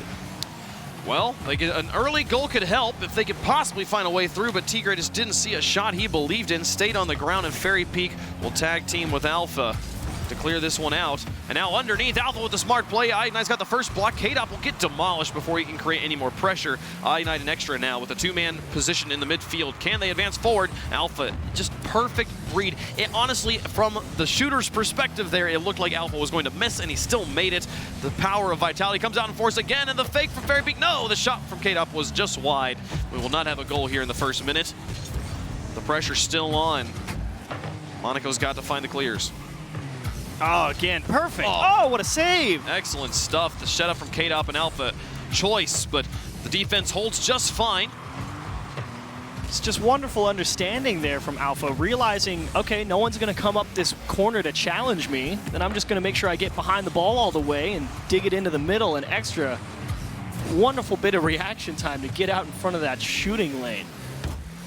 Extra now trying to hold on to this, gets it over the top of Fairy Peak. K-Dop will close in, but doesn't get much of a touch. We'll see what Tigre can do. Tigre has been pretty hesitant this series overall on all sides of the ball, and has definitely broken up a lot of the scoring opportunities for Monaco as we see Vitality back up on offense. Tigre with a soft touch. Ignite to try and extend this and follow it himself. Sends it towards the goal, just force the defenders to get up. There's K-Dop with one. Fairy Peak now an extension. K-Dop's airborne, gets it over the top of Extra, and Fairy Peak comes in. Ignite makes the save. Alpha's up to try and finish this one off. Keeps it soft. Ignite's so caught, does not know what to do. Luckily for him, the defense holds on from the outside of the goal. Tigre now to the edge. Cross one. And this is the challenge you need to win. If you're Monaco, you finally pushed it out, and there you go. Ignite to one, crosses the box, but they needed to guarantee that they were going to beat the defense to try and take that shot. But they are hanging on to the ball. That's the first step in the right direction. Shot on target, defended by Kato. Through two, Extra, more pressure building. Monaco still with an opportunity, and they score. Finally, they have a lead, but can they hold on? Did Vitality run into each other here in the net? Rotating back in. Yes, they Alpha did. hit him. Alpha hit his teammate out of position, and that was an open door. I was pretty sure that's what happened because it looked like they were there, and then all of a sudden they weren't. The rare mistake, and Monaco does exactly what they need to. You have to punish that. They make it count. But now, half the game left to play. Vitality trailing by one. What do they do, and how do Monaco hold on? Their first goal in about 9 minutes. Here comes Ignite looking for a second one. The infield pass is good, and Monaco's up by 2. And Ignite got up early for this. Jumps just before Tigre passes it into the middle, and that little bit of extra aggression from Ignite, the early jump, allows him to beat K-Dop to that ball. And what a pass. The confidence. So key that the pass is on point, but on especially when somebody has already pre-jumped it, you're going to put it right here. I know you are, Tigre. Put it right here. And he makes it work. Tigre now, or Extra rather, looking for a tight double tap. Ignite will look for one as well. Nobody's really up to block this, but Tigre's touch is onto the backboard. Now with 150 left to go, here comes Vitality. They're going to start the path back to equalization. It's Alpha through one. Going to look for the pass out to Fairy Peak, but Tigre will close the gap. Gets it away. K-Dop up. This one into the backfield. Fairy Peak in enemy territory, gets a bump on one. Ignite's clear is good for now, but will it hold as Alpha pushes it back? Extra tries. K-Dop closes the gap. Fairy Peak is too far away, and Tigre gets the clear. Now the transition play. Extra onto the backboard. Alpha's not there. Ignite puts a shot on. Oh, it's just wide. And K-Dop will be able to get the transition back to midfield. Extended himself. Still looking for that first goal, though. And there's Vitality all stuck on the same side of the field, and now they have to play defense. Ooh. But that little hesitation from Ignite on that dribble kind of allowed that extra moment for Vitality to get all the way back to the corner and feel good about turning around for it. But I like the play. It burns time. You have a 2-goal lead. True. Kill this clock. Get it off. Don't give Vitality an opportunity. Force them to make awkward touches off of you. It's Alpha out to Fairy Peak. A nice pass play, but just too high. Alpha with the follow-up will be wide, and Ignite's got it on the slow touch. Now Ignite back out again. K-Dop up to the backboard, looking for a second one. Tigre's got it cleared. Now Alpha in, a shot from the midfield. Extra's got the save. Ignite will look to extend this, but Fairy Peak over the top. Tigre's got to get a stop, and he does. Nobody else from Vitality anywhere to be seen. The ball's back to midfield as this ball has picked up some speed and some pace. Alpha looking for the clean tap off the edge. Not there. Just feels like Vitality at this point trying to throw everything and see what sticks. K-Dop 1 on 2, look at the fake, right side. Tigre, the defense is holding on so beautifully here. Final 10 seconds, they've got to score immediately, and the clear back to their corner should do it. Monaco come alive in Game 3 and get us to Game 4. Well done. Oh, they get one for the road. Hey, they do. After Alpha's crazy goal in Game 2, they say we can do it too. 3-0. For Monaco. Yeah, Fairy Peak just doesn't quite have the boost to really stay with that ball. Alpha thought he was going to be fine to go grab some boost, and unfortunately proved wrong. And a nice 3-0 shutout there for Monaco to force Game 4. And a nice bit of shooting as well. They did indeed win a couple more of those challenges, force Vitality to back off a little bit, earn some field position, win a couple more of those challenges, and put up 12 shots.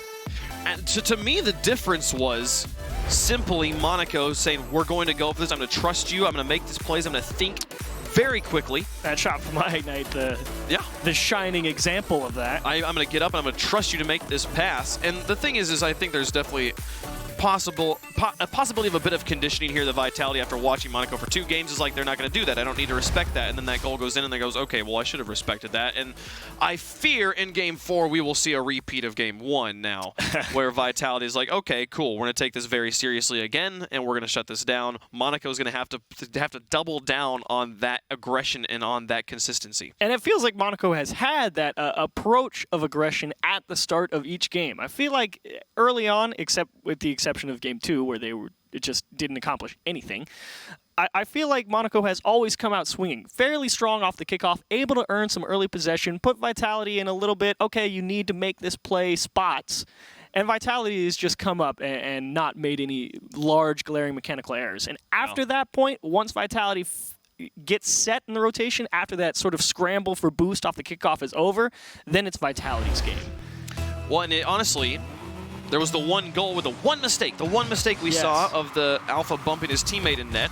That was the first goal, and then a brilliant shot and pre-jump from Ignite scored the second goal, and then that gave so much clarity, but Very Big looks for the double tap all by himself, the full length of the field, and Vitality starts off hot. Vitality shows the speed right back. Fairy Peak makes the read. Ignite shading forward on the midfield, kind of had to give himself a little bit of room before challenging that one, and that little bit of extra time let Fairy Peak go cleanly over his head, and a beautiful double tap. He was flying at like max speed horizontally, like just screaming across the field. Usually you get a player moving at that speed horizontally without falling out of the air. They're going to be moving a little bit slower because they're having to like stall, boost downwards a little bit to keep that elevation.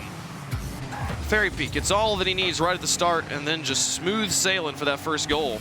It's actually a great hallmark of pros. Oh, he finds another one. Fairy Peak's tired. He's sad he's in Game 4. He's like, we should have ended this last time. Let's just go home. And Alpha just goes for a challenge, and it takes a favorable bounce. Fairy Peak makes the perfect read, and more importantly, that's a quality shot.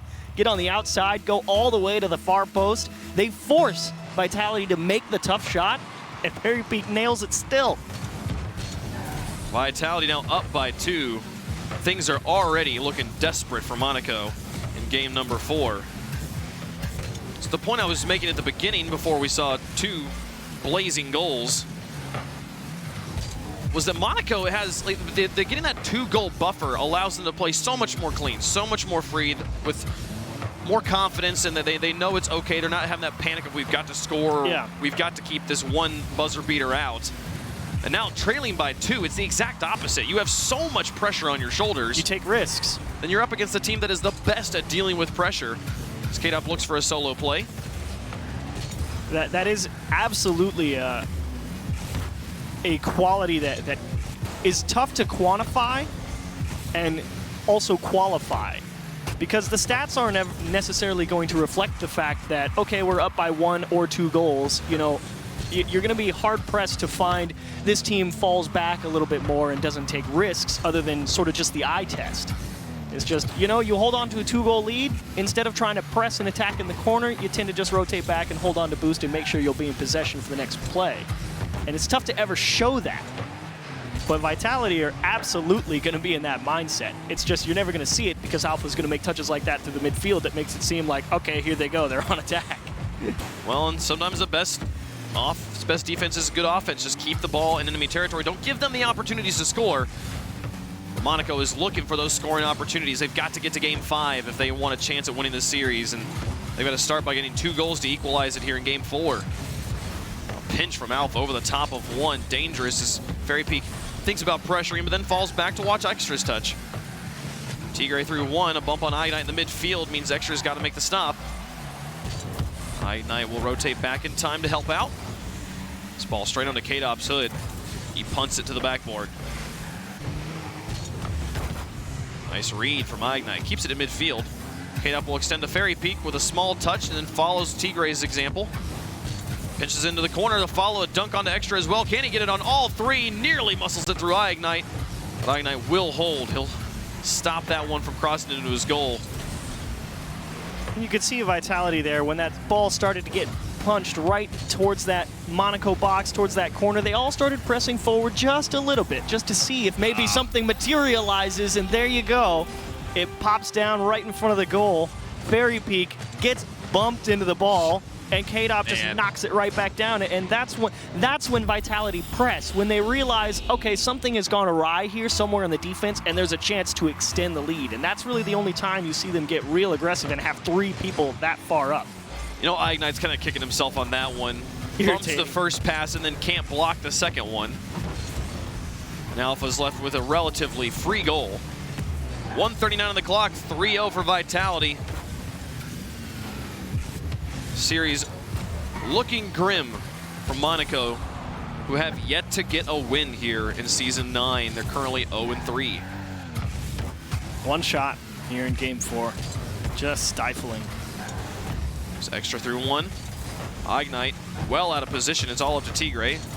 He gets a nice clear save. Here comes Fairy Peak. Extra has got a block, and Tigre will look to pass it to him. Trying to get it around a non-existent pressure. Ignite with a small pass back to Tigre, but Tigre has to get a few touches just to get control of this. Manages to get onto the backboard, but then clears it himself. Now Alpha in the corner. All 3 players, the pinch is in. Oh my gosh! Maybe the fastest shot in RLCS history as K-Dop and who was it? Fairy Peak. Powers combined, 151 kilometers per hour. That's insane. Oh, wow. There's your howitzer of a shot. There it is. That was the hyper beam. And that is also that will secure this series. It better. 47 seconds. Tigre gets a goal, but he's got to score 3 more in under a minute. It's never happened in RLCS history. But this is a good way to start. A nice way to start. They catch Fairy Peak falling off the wall. But, you know, that one, you know, it doesn't alleviate the sour taste of the pinch that just got dropped on you.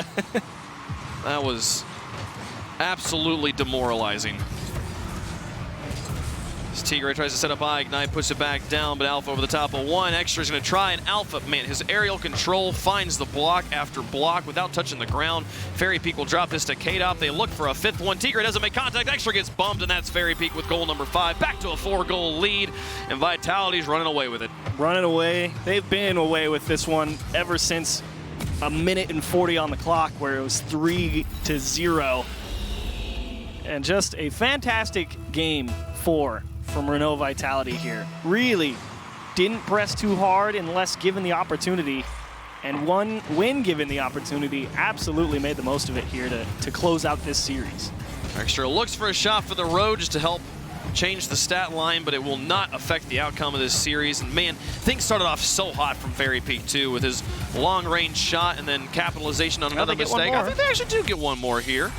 So it'll only be a 3-goal game as time expires. We'll see how the final 7 seconds go. Do Vitality just send the house and see if they can score something pretty? They've already scored so many pretty goals this series. And you're absolutely right. Fairy Peak had a fantastic game 4. 4 out of the 5 goals he's involved in. Started off the scoring with 2 quick ones. He had 2 goals in the first 40 seconds. It's rough on Monaco's side when the game ends 40 seconds in. they had no chance after that point. The pressure was so good, and they do get one there to 6-4 goals. They said, no, we liked this 4-goal margin. We will maintain it as they get. That's the third buzzer beater of this match, I believe, across both teams. Yeah, that is the third one. Yeah. Look at that. You gotta always have a nice 0-second goal. Increase that goal differential.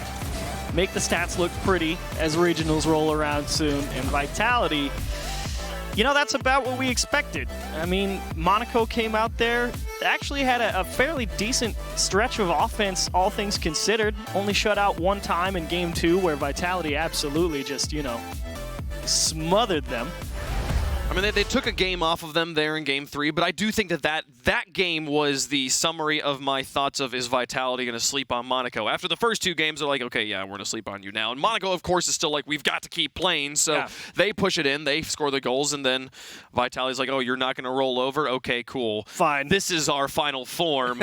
Let's 151 kilometers per hour into the net. I'm still thinking about that pinch. Yeah, Fairy Peak and K-Dop had a fantastic Game 4, Fairy Peak especially. Wonderful start to the game with the speed and the aggression that Monaco brought out in Game 3 and said, we can do the same thing, just better. And then they closed it out. Well, Vitality keep things same old, and Monaco keep looking for that first win, but we've got 4 more matches here before we are done here in Europe. Veloce took a win at the beginning of the day. Can they make it 2-0 here in Week 4? We'll find out after the break.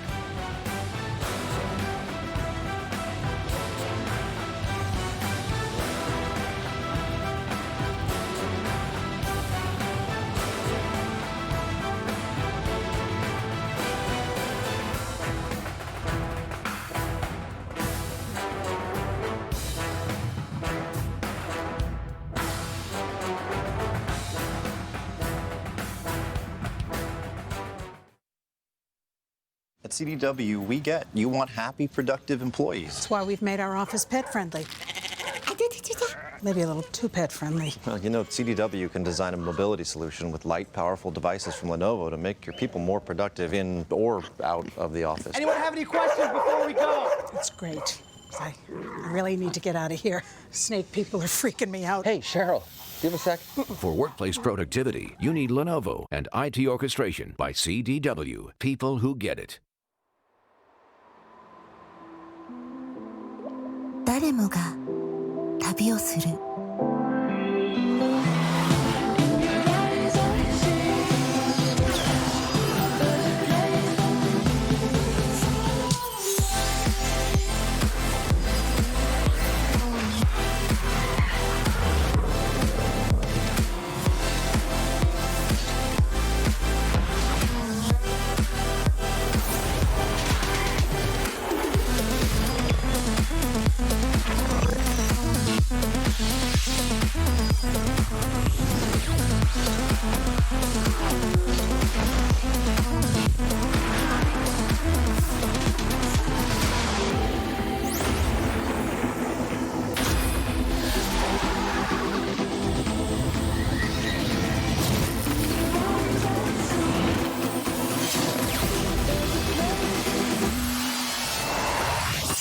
ここまで来た。あな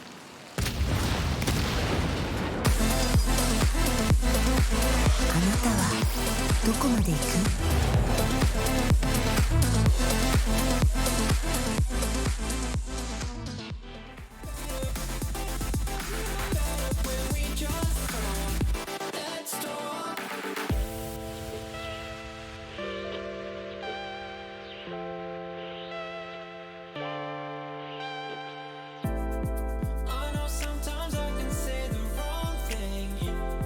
You won't get nowhere without responding.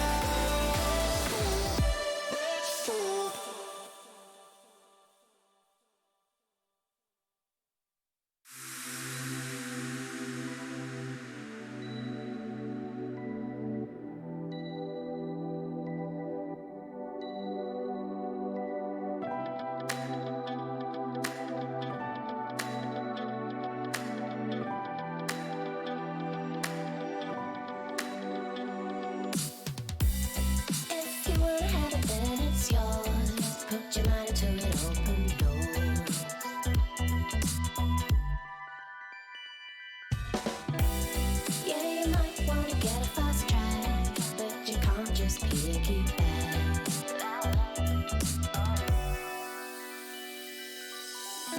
You're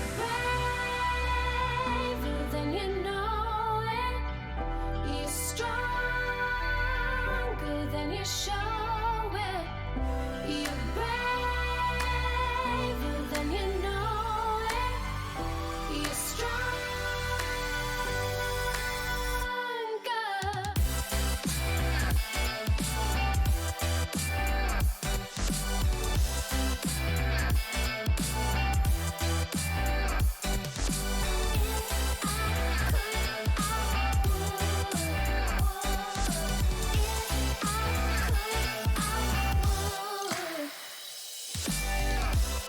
Before school's gotta get worse, and sometimes it's gonna hurt.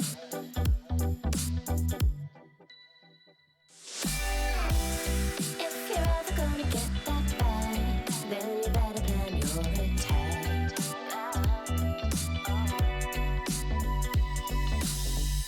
You're braver than you know it. You're stronger than you show it. You're braver than you know it. You're stronger.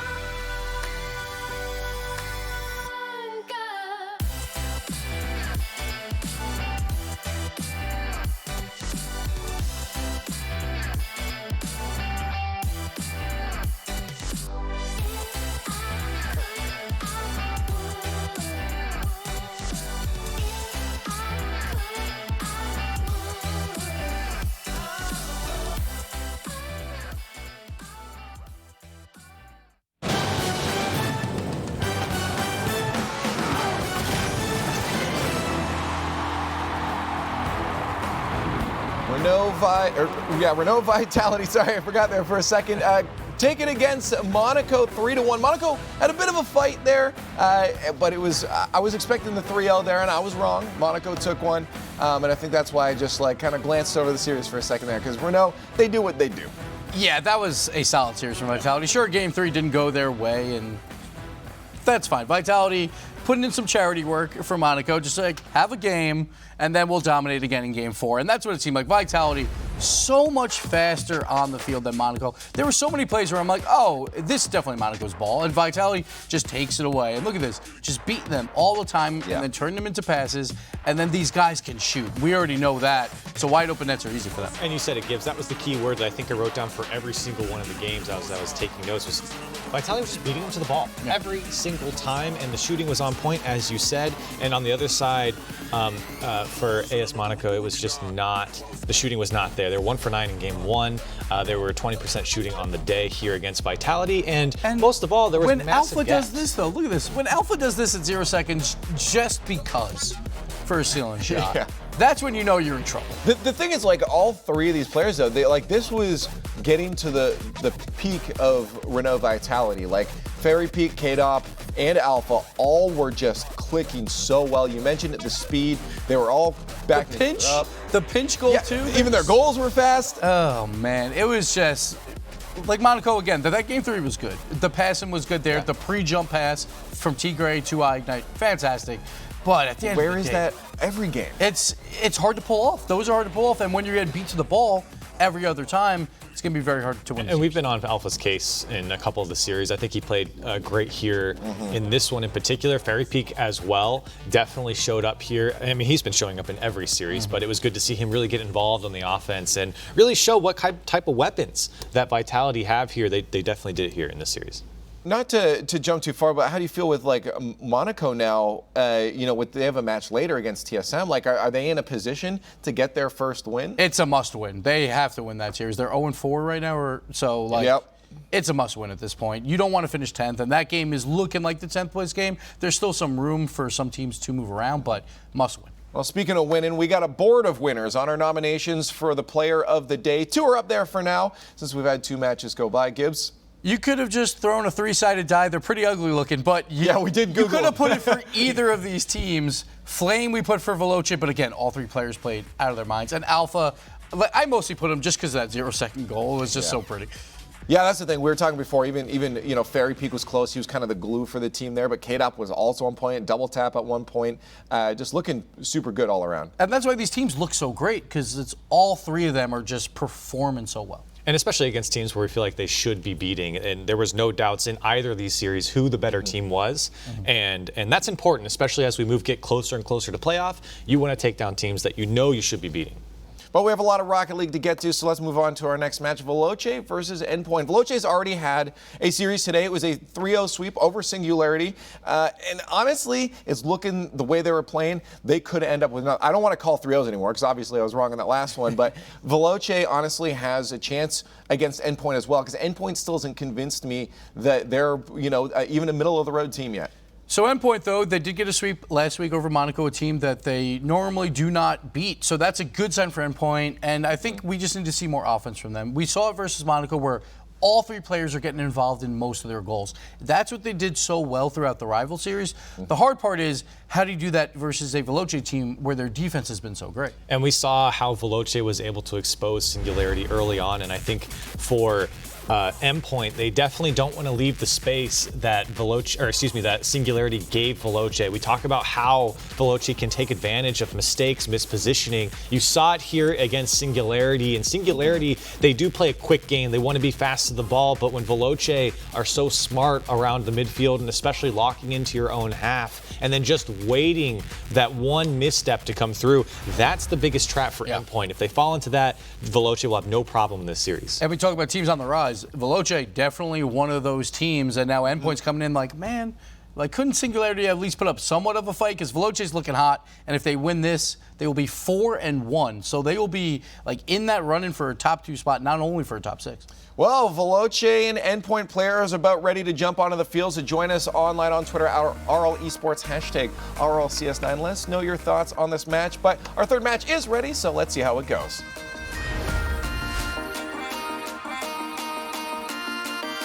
Let's see how it goes. Veloce trying to make a bid for a top 2 spot in Europe and auto qualification for LAN. That seems where they're headed right now. Endpoint, they still have a lot of kinks to work out in their armor getting ready for this matchup. And Veloce finally getting some respect.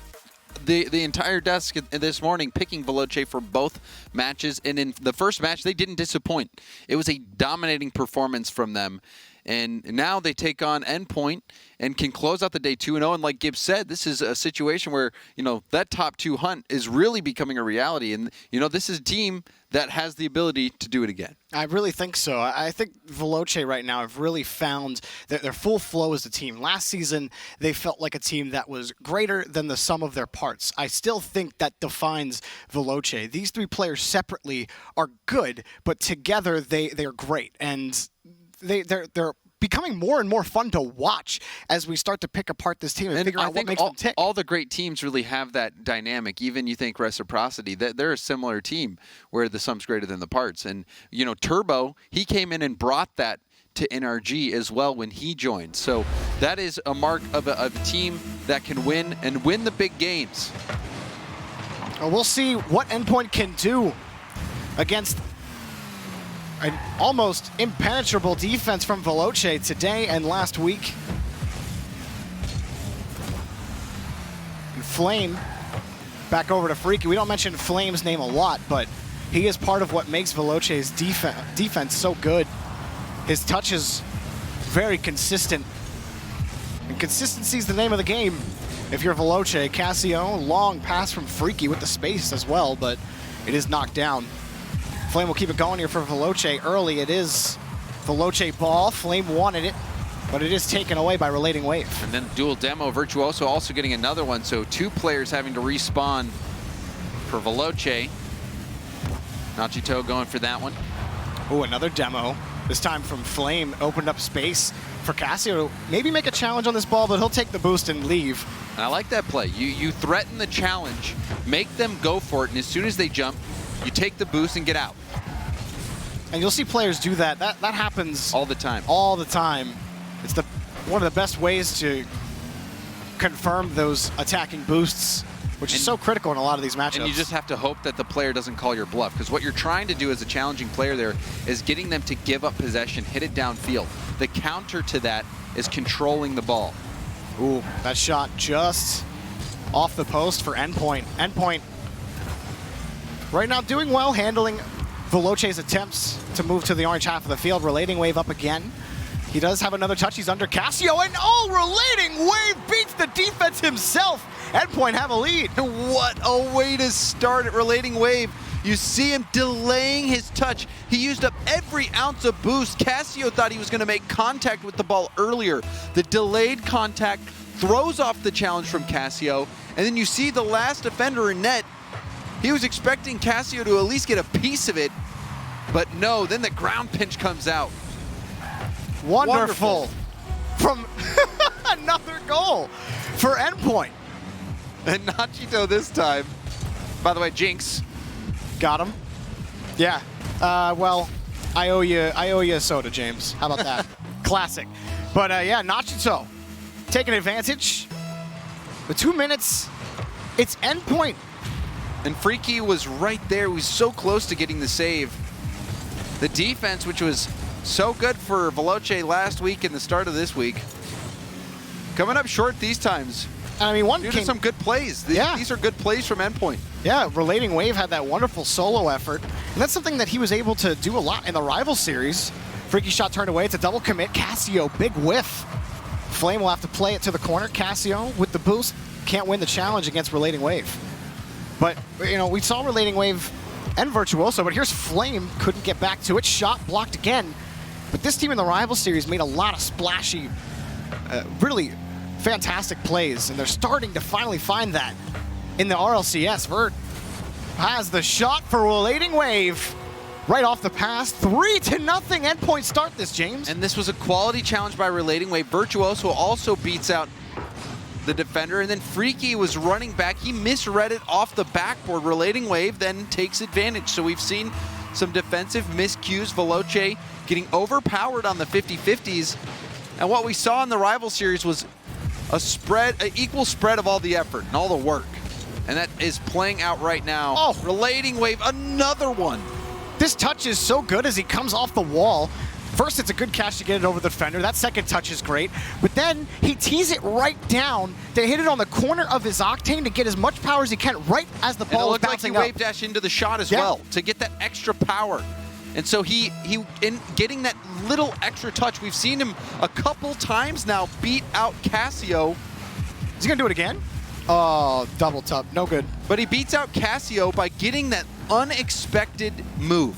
Last time he delayed his touch. This time he got a speedy touch right before Casio could get to it. Endpoint has Veloce's number. And there's still so much time left. Virtuoso over to Relating Wave.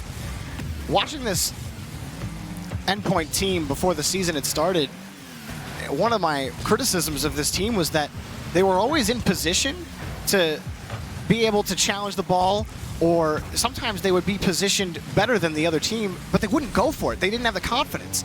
And they would give the other team space where they didn't need to, and I felt like that was the main thing hindering this team. In this series against Veloce, it's been the exact opposite. They're positioning good, and they're taking advantage of that. Veloce will pick up a goal with about a minute left. See if that's enough to kickstart something. It would take a miracle for them to come back. It was a great pass from Casio, who pinched it off the backboard so that he could get that out and to Freaky in the middle. Without that pitch, there was no way Casio was going to get enough power to get it out to the middle with the direction he was coming from. So a good response, a nice goal, but it might seem a little late. Yeah, especially with this pressure in the demo. Relating Wave, that's 4 goals on 4 shots, 100% for Relating Wave. And this one, Freaky didn't get the biggest clear, and Virtuoso, he deletes Casio off the field. And Casio was the last one who could have made the stop. I mean, this is just the most unexpected start to a series today. And they are crushing them. And the thing that I've always loved about particularly Relating Wave, even in the rival series, he's so smart with how he controls the ball, especially in his own corners. He knows when to take the space. He scored a goal that way. Yeah, his positioning is always so good, and he knows what he can get away with. And his touches, they're just, everything is with intent with Relating Wave. That goal that he scored from the corner, Nachito might find another one, but it is bodied away. But he had to beat 2 defenders on his way to the net, and then he had that wave dash off the sidewall to make sure he got power as he ran out of boost. And Endpoint are not letting their foot off the gas. Like, they're just putting shot after shot onto Veloce's net right now. And they're getting aggressive. These demos, the bump on Flame. Flame actually got pool shot into that.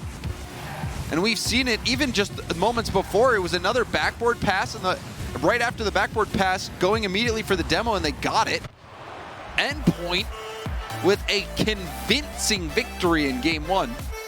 Relating Wave had that first goal with the ground pinch to finish it, but he had that first, it was the 50 win in midfield and good control in the air. Relating Wave, 4 goals, 3 assists for Virtuoso, getting that ever-elusive playmaker. And here is that Relating Wave goal, that first touch in the air to beat the defender, and then this ground pinch. A thing of beauty. This just got away from Veloce early. In the first 2 minutes, it was 3-0. For Endpoint, actually, it was 4-0. At 3:11, it was 4-0. Endpoint. Veloce, they didn't have any space to work with at all. Endpoint, they were gap closers. Well, you had Virtuoso and Relating Wave just doing damage over and over with those demos, and also defensively, Veloce, they were crumbling. Yeah. There were multiple instances where they needed to get that hit, and normally they've been making those key touches that slowed down the attack, but it just wasn't happening this game. You could tell they were reeling from the aggression from Endpoint, and they just never could recover. And last week when we saw Veloce play against Reciprocity didn't play as aggressive of a series, and Veloce, they're sharks against teams like that want to play a little bit more passively or play a more relaxed type of rotation, whereas Endpoint have that aggressive play style is playing against what Veloce want to do, and they haven't been able to counter it. So for Veloce, it's about adjusting how they approach this ball on defense and getting solid touches, shoring that up, small things for Veloce. And they've been able to recover off of bad losses before. It's a long series. Flame is touched to nobody, so Freaky will come in, win another 50. Veloce started off the first game on the attack, but then it slowly swung into Endpoint's favor. That's a net for Freaky. Tried to get it high off the backboard. Needs a shot for Flame, and he's got it. Veloce score the first of game 2. I was a little worried about this setup. Freaky goes for the backboard pass. Nachito jumps for it because he thinks that Freaky might be going for a double tap. He almost made that save. Now, I thought Flame had put that ball in a savable spot. It was a close call, but Veloce still put that one in, and they start off game 2 right. And it was Flame picking up the goal, who probably scores the least for Veloce. He is the lowest scorer on Veloce between Casio and Freaky. He does pick up one for his team. Relating Wave pops this up for Virtuoso and taken away by Casio on the backboard. Followed up by Flame. And Freaky with a little bit of space in midfield. It's got a shot on net. Relating Wave diving save in the air. And he got bumped. And Flame sets it up, but it's taken away again. If Relating Wave, he had gotten bumped by Freaky, if he goes more airborne, he does not get back in time for that save. As it stands, Relating Wave keeps the scoreline at 1. Downfield, I love this transition game from Endpoint. Midfield, it's this high ball trying to challenge the backboard high up. Veloce have stabilized and are able to contend, and this shot is blocked again, this time by Nachito. Freaky will keep this play alive in the orange half. Flame next up, he's got a pass to Casio, and it's no good. Blocked by Relating Wave. Virtuoso blocked out on his attempt on the clear. Freaky on the catch, around the corner, nothing. Nachito trying to stop Veloce's assault. And we're seeing more bumps coming out from Veloce. It's getting some chances. A miss from Freaky, however. Relating Wave lobs it back, double commit. Rough situation for Veloce. Casio got in a good 50 win to buy Flame and Freaky time to get reset on the net. And they are set for this. Oh, they pitched it off of the inside of the posts to get that ball out. And it was a double commit. They neutralized the effect that'll have. That's about as close as it can get. But Endpoint they were able to retool because of that. They grabbed some more boosts. There's a little bit of space, but Virtuoso forced back to his own left corner. He'll be demoed out. Flame off the back wall, taken away by Nachito. Good defense from Endpoint, but they haven't had a lot of opportunities since that last pinch. They've been playing defense. And you like the adjustments that you see from Veloce. Last game getting pushed around. This time they're taking the fight to Endpoint. Casio staying upfield at a few key moments, looking for that extra hit to throw off the rotations. Now we're seeing a double commit. Freaky passing it across net. Can't find anyone, but possession still in favor of Veloce as they lock down the midfield. Oh, and Freaky on the attempted catch, he got bumped. And it's cleared out by Endpoint. Endpoint played that defensive bounce really well, getting the ball out into space, preventing immediate shots on net on the rebound. That's a good touch from Virtuoso. And now Nachito keeps it in play. Relating wave, diving touch in front. Virtuoso will keep it going. This is a good sequence by Endpoint, but then flipping back around was Freaky and Flame to get the ball out.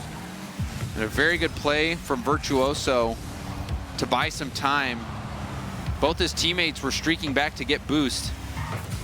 Now we'll see if Relating Wave can go for this flip reset. He gets it, goes for the corner, and it's saved from Casio. Casio was in the perfect spot. He had every option on the net covered for that flip reset. It had to be higher up if they wanted a goal. Instead, they're forced to try again. That was a huge effort from Relating Wave, but just great positioning by Casio. Casio has had a couple of those post pinchers that go out. You think of the one that was shot high into the upper left corner. This one to the lower right, he's got all of the net covered. Casio just in the nick of time getting these saves. But Endpoint still can't find a goal. They have some good pressure here. Relating Wave gets a good touch, and he takes the ball out to the side wall for Nachito. He's got some space. Vert too far back to go for it. Casio will have another clear. Oh, and Casio wins a huge 50 on Relating Wave's attempted clear boomer, but Endpoint get the ball back to the blue half. How do they approach? They have midfield. Shot on target, no. Little wide, taken away by Freaky. Virtuoso giving way for Relating Wave. Relating Wave, nothing. Freaky wins a massive challenge. But Endpoint keep the ball in the air. Flame wants to kill this. Catch from Relating Wave. He's still got it on the top of his car, but the flick be right into Veloce, who hang on to a one-goal victory. And an important challenge there at the end. Freaky coming through in the clutch with that challenge, sending it downfield, and then at the end we saw the flick wasn't enough to keep the ball in play. Veloce, they got that quick one right at the start, and then the defense shored up.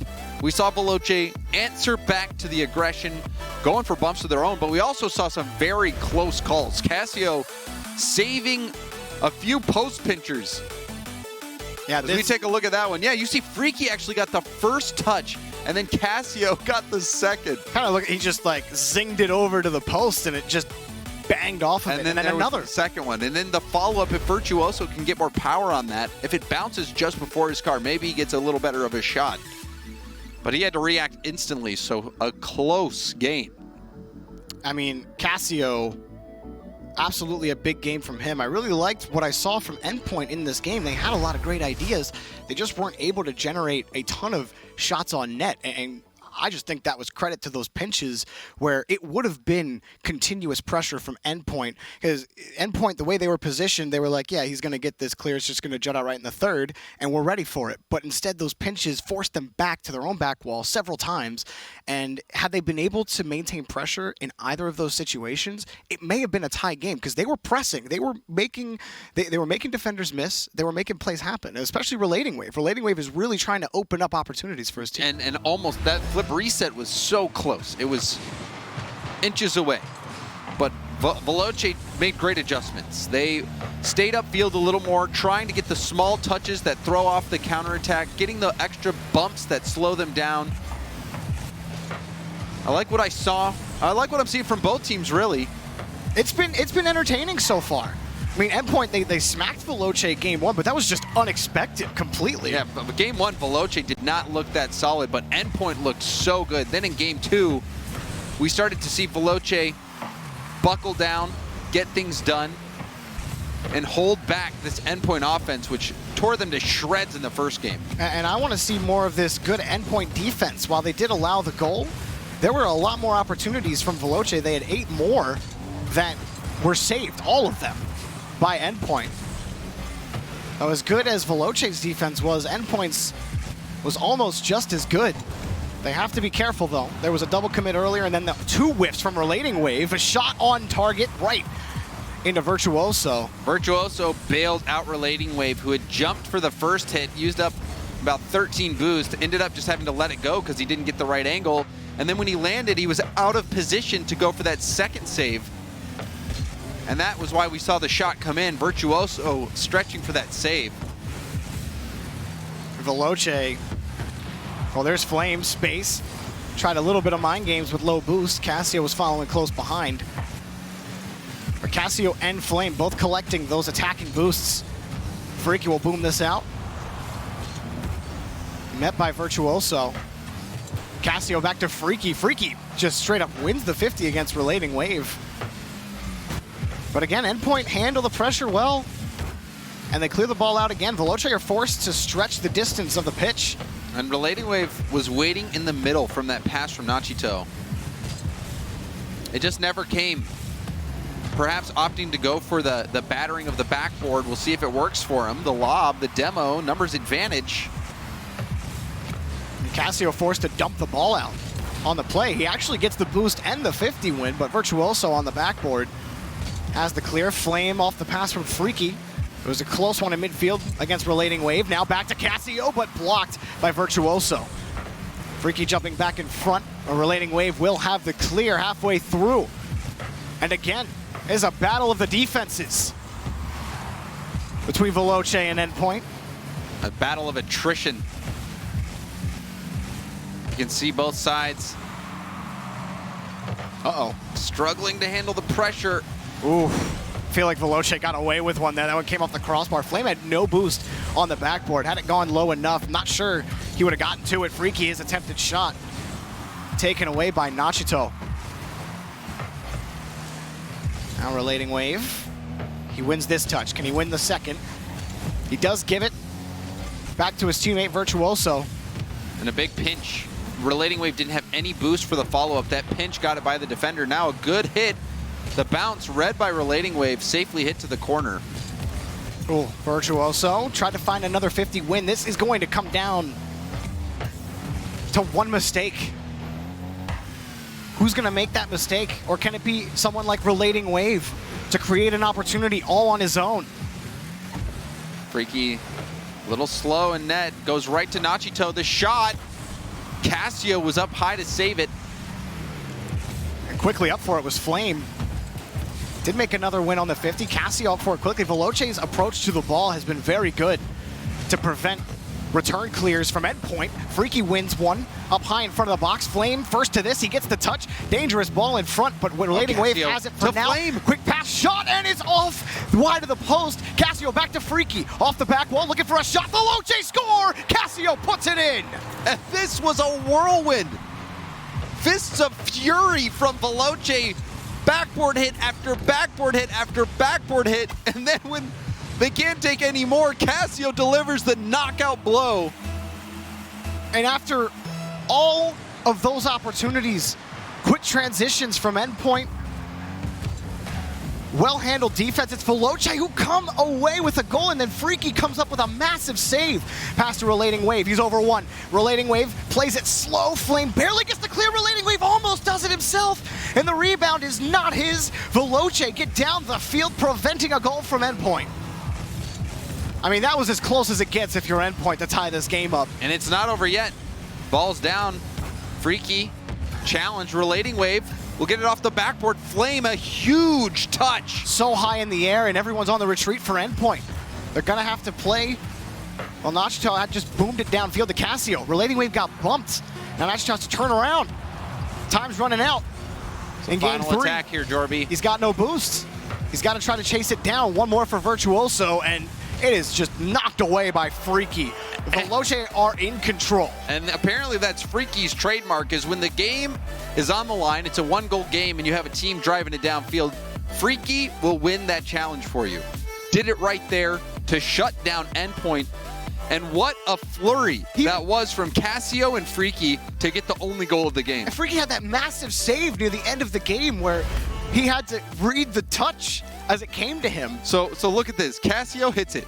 Freaky hits it back to Casio. Casio finishes it off, and it was all started out with Flame hitting it off the backboard as well. Everyone getting involved. And I love that touch from Casio. He doesn't go for the shot. He knows a defender is coming in for the challenge. So instead of trying to poke it towards net, he hits it straight off the wall. He knows that he's got Freaky sitting in the middle of the field, and Freaky does the exact same thing. He knows that the best chance is to take that one more setup touch, go for the backboard hit to get it out to the middle, and Casio did not disappoint. It's sort of similar to what we say about Dignitas, is you never know when they're actually going to shoot the ball. This time, Veloce was using the backboard to help them out, but you did see it, that one touch from Casio, the defender dove expecting a shot, and then the next touch, they dove expecting a shot. When defenses are so tough to crack, like in this game with Endpoint, their defense was holding up. Veloce had to be creative. They had to get that extra touch to just wear down the defense to a point where saving the ball was just not possible. And so all those build-up touches, they force Endpoint to stay in net. They force them to use boost to go for those challenges that they were missing. So by the time Casio's shot's coming in, and there you go. You know, they cut me off. That's okay. I'm trying to explain the last play. Endpoint doesn't score a goal all last game, and Nachito this time air dribbles it past Casio. They hadn't scored a goal in 2 games. And Nachito was able to punch that in off the kickoff. It was 1-0 wins in a row for Veloce. That's how close it's been defensively. It really has. Game 1, you kind of raised your eyebrows because Relating Wave, he went insane. He went insane. 4 goals. You don't really see that too often. And he even tried in game 2, but Veloce had clearly settled down and figured it out. And it was really just a great diving play by Casio. So Veloce... A miss from Flame as well. Oh, and it's going to be Nachito punishing off the corner. 2-0 for Endpoint. Relating Wave went for the double tap. He didn't get the hit, but Virtuoso also beat Freaky to that ball. Casio did his best, but Nachito finishes it off for his second, and it all stemmed from that miss from Flame. Flame was rushing back as fast as he could because he knew that if he didn't get that touch, Veloce was going to be in an almost indefensible situation. A 2-goal lead, well, I was about to say, a 2-goal lead feels huge after the last 2 games, but we might be back to game 1. Flame gets a small touch. What was that? And did he hit it again? I think he did. It bounced off him. Casio's like, thanks. Inertia's great. Oh, when things work out, they work out. You take it. You certainly do. I still think my point still stands. The defense might shore up here. So Endpoint will be happy to try to retain this 1-goal lead, as Veloce have in the last 2. But Nachito, 2 goals. Up high for Freaky. And these are both just high balls in the corner. Both teams trying to finesse their way out. Here's Casio. He does get his way past Nachito, who gets bumped. Now Casio back to Freaky, and it's an easy tie game. What on earth? Casio bumps Nachito, and Nachito hit the ball past the next defender. He's clearly the pinball wizard. wizard. What is this, Angels in the outfield? Pinball What is happening right now for Veloce? You grab the launcher in pinball, that's what Casio is. And he just launches the ball forward, and then it just bounces everywhere, and you get free points. That's how it works. You can see a little egg with a Veloce t-shirt waving their arms right now like they're flying.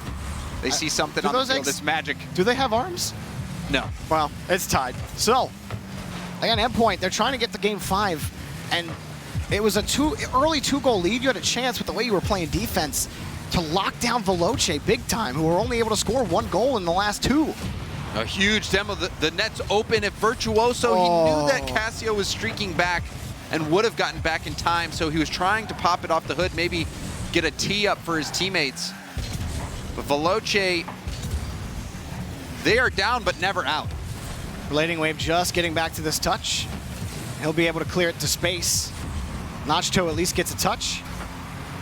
Endpoint trying to move by midfield, but Flame and Freaky are on the way.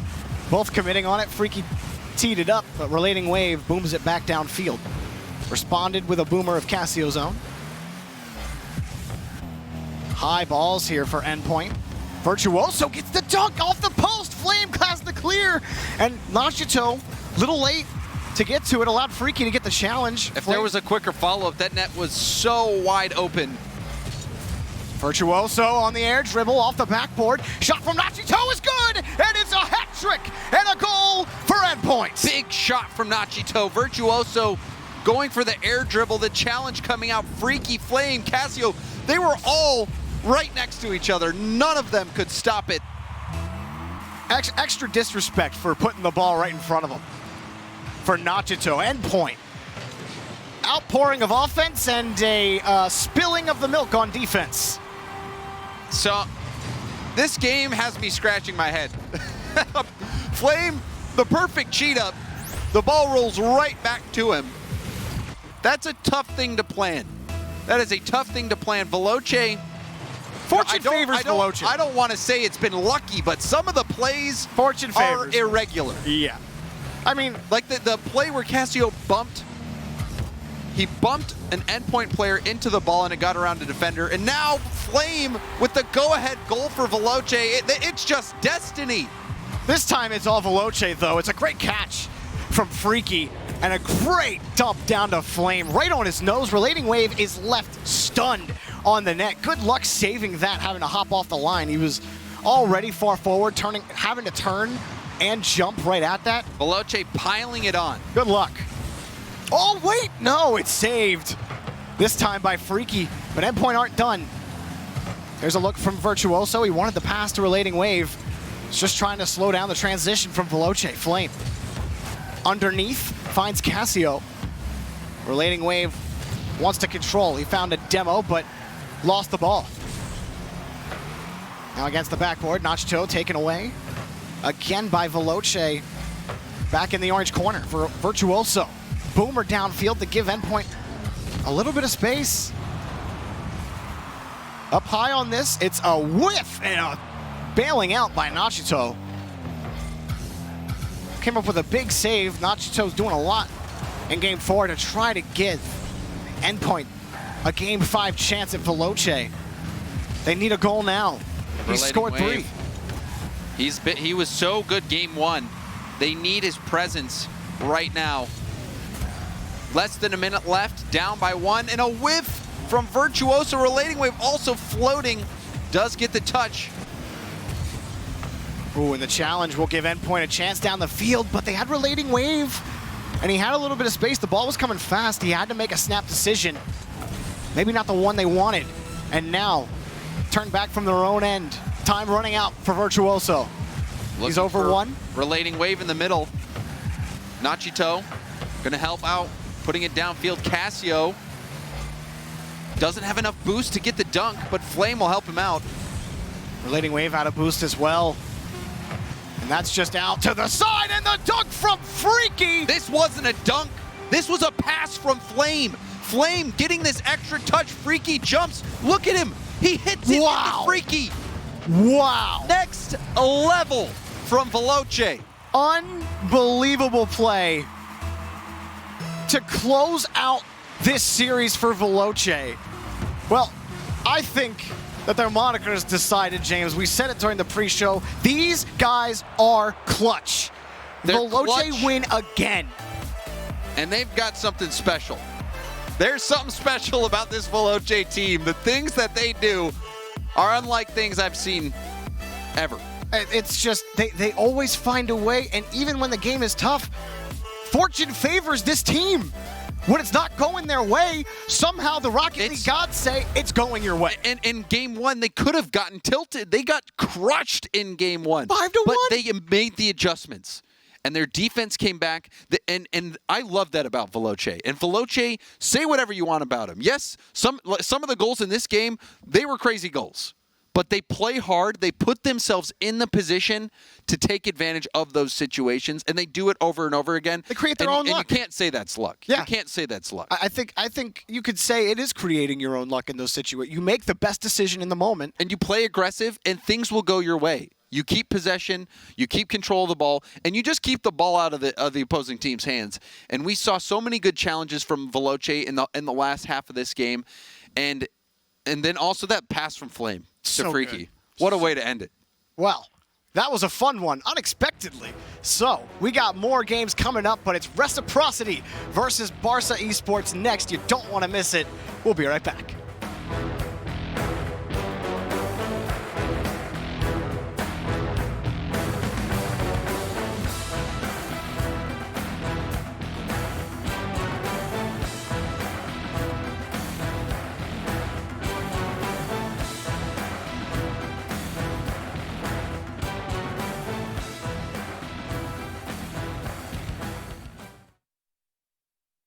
At CDW, we get you want happy, productive employees. That's why we've made our office pet-friendly.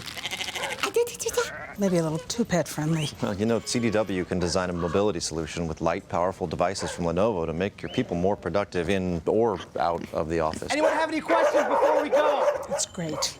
I really need to get out of here. Snake people are freaking me out. Hey, Cheryl, do you have a sec? For workplace productivity, you need Lenovo and IT orchestration by CDW. People who get it.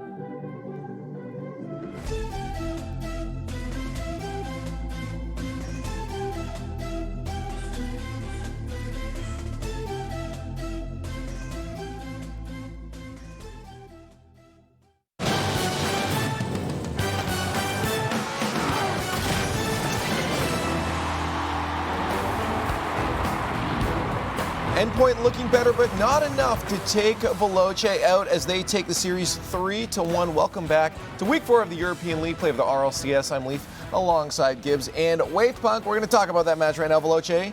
You know, a couple off moments there. You know, Endpoint capitalized a bit to take a series, but it wasn't enough. They got the win, and I think they really needed to get this one. This was Veloce had to, otherwise they were in a rougher spot. That was scary. That game one, we're like, uh-oh, because like Veloce, when they played earlier, it was like a near-perfect series. Besides one top 5 play by Tho, Veloce played perfect. Then you go into game one, and you're like 5-1 Endpoint, and everything was going in, but they picked it up, and I thought Freaky did a great job where there was a few plays, one on Neo Tokyo and one later on in the series, where I was like, why didn't he shoot? But he plays the backboard pass because he knows he has teammates there. Unselfish play coming out from Freaky that really played extremely well throughout the series. That plays into exactly what he said he likes to play like, too. When we've had interviews with him, he says, I am there to fill the role that my team needs, and that's exactly what he did. Now, the Veloce squad, I will say, I felt was less dominant in this series than they were in their first series of the day, and I kind of didn't expect that given the results we saw the first time. But I mean, the plays they had in this game, particularly that one pass that Freaky had coming off the backboard where it looked like it was a dunk this play. Flame gives the ball down, and then Freak comes up. Flame's like, here you go, boy. Oh, that's pretty. Some good stuff. But again, another high-scoring game. There was 5-3. I felt like Endpoint, they were showing some more of that high-caliber offense that they showed throughout the rival series. I think their aerial dribble game was really throwing Veloce off at times.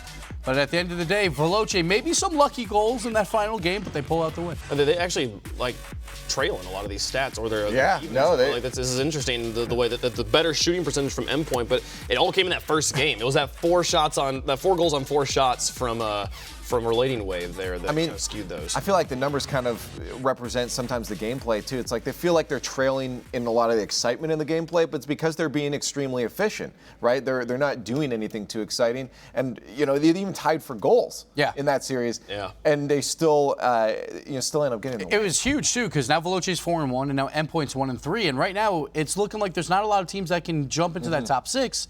Like Endpoint was one of those teams if they took this win. Now they're all the way down at 1-3. Halfway through the day for week number 4, so let's get into match number 4, Reciprocity versus Barça. This is going to be a very, very fun match. Absolutely. I mean, we talk about Reciprocity being, you know, even by the pros voted as one of the best in the league, but everyone's on this Barça train. They are looking good. They've made some roster moves, and I think it was just like Flakes on that team is looking solid. Yeah, speaking of the pros, like they thought Barça was the most inconsistent team for power rankings. Everyone had them like from 4th all the way down to last.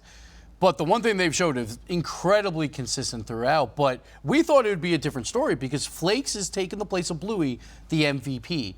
But when you look at the numbers Flakes is putting up, they are very comparable, if not better, than the MVP, Bluey. We see here more goals, more demos, more time on offense. He uses less boost.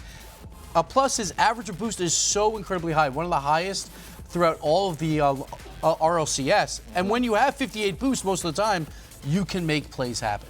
And Flakes has been doing that all season long. Also, he's changing the way we think about cars in Rocket League, which is just genuine. Like, he's putting up these stats, changing vehicles every week, every match. It's literally my favorite part of Europe, is just seeing what he picks every week. And then not only that, though, like, we have Devo and Ronicky playing out of their minds too. They're playing better than last season. Devo is turning into this awesome playmaker. Every time that he has the ball, he's going for a dribble play, turning into a great pass. Ronicky, last season, a lot of big mistakes in Game 5s or clutch moments. We haven't seen any of that.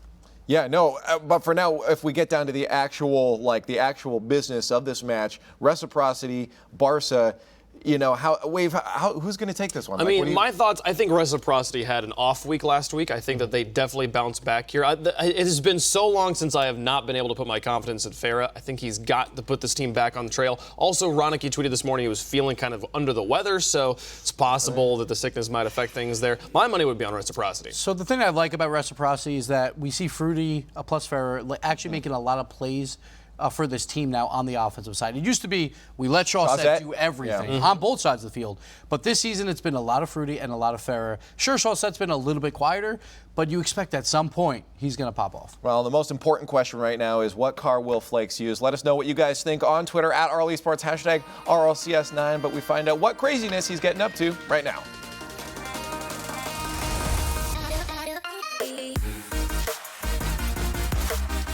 we will get to see. Flakes has been entertaining for all of us watching and casting these games, but you know, Reciprocity, they have to rebound after a disappointing performance last week against Veloce, and it's not going to get any easier. Barça, they lost against Vitality last week, and the worst thing we could say about Barça is they looked like a top 4 team. Yeah, and I was shocked when Panda in his interview didn't even mention Barcelona as being in the top 4. For me, I think they're the favorites going into this game, especially with the recent struggles that Reciprocity has had. This will be a fun matchup. This is where we start to understand who's at the top of Europe and who's maybe not as good as we thought they were. And I know that Gibbs was saying during the pre-show, like, Chaussette has 2 or 3 weeks in the RLCS where he just pops off.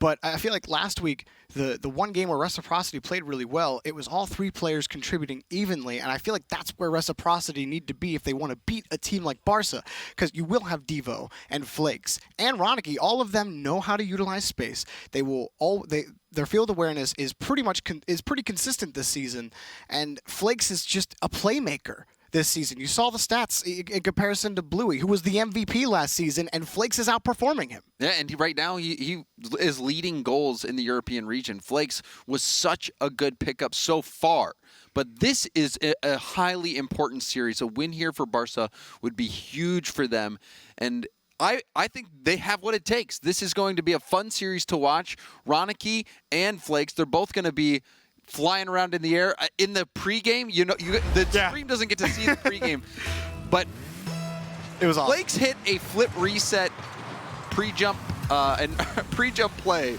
with Ronicky. That was just insane. These guys, they're nuts. One of those rare mid-air passing plays. It looked like a freestyling montage. Oh, here's Flakes in the Proteus. That is just a beautiful... That thing just... The Proteus, to me, it looks like if you took like the top half of a submarine and you turned it into a car. I don't know. And it kind of, you kind of like the little arms it has on the front. It grabs you and goes for the demos. Oh, and that demo opens up the path for Devo. Easily put in. Flakes in front. He was harassing earlier, and then that demo, I'm not even sure that he would have gotten to that ball anyway. Just trying to run away. Yeah. And quickly, Barcelona get on the board. Took all of 32 seconds. And Reciprocity, they have been at the top of Europe in terms of demolitions. They were last season. They're behind only Singularity now, but they are still averaging about the same amount of demos they were last season, and it afforded them a lot of great opportunities, a lot of great goals. It just hasn't given them the same, what's the word I'm looking for, value in the last few weeks. It's all about timing. It's you have to be, and we see when a demo coming in from Fruity, but there was no shot to follow up. Another demo from Farah, but no one to follow. Fruity does win this 50 here, and make no mistake, that last demo it prevented a quick clear and transition from Barça, but this comes for free on Ronicky. He picks up the rebound as he approached from midfield. Ronicky, a full field clear. It was actually a double commit. Chaussette was trying to get back. He only had 15 boost left, didn't really have a ton of boost to work with, and Ronicky just marches it downfield and scores it himself. 2 unassisted goals for Barcelona. A rough start for Reciprocity. On the miss on the pass, Fruity takes a shot. And a little jumpy on the line for Barça, and Devo does get by Farah in midfield. Fruity now on the transition. He's got Farah on the wing, and Farah sneaks it into the corner. Reciprocity stopped the bleeding. I mean, I think he wasn't really sneaking. This was loud and proud. Look at this shot. Whew. He blasted that through.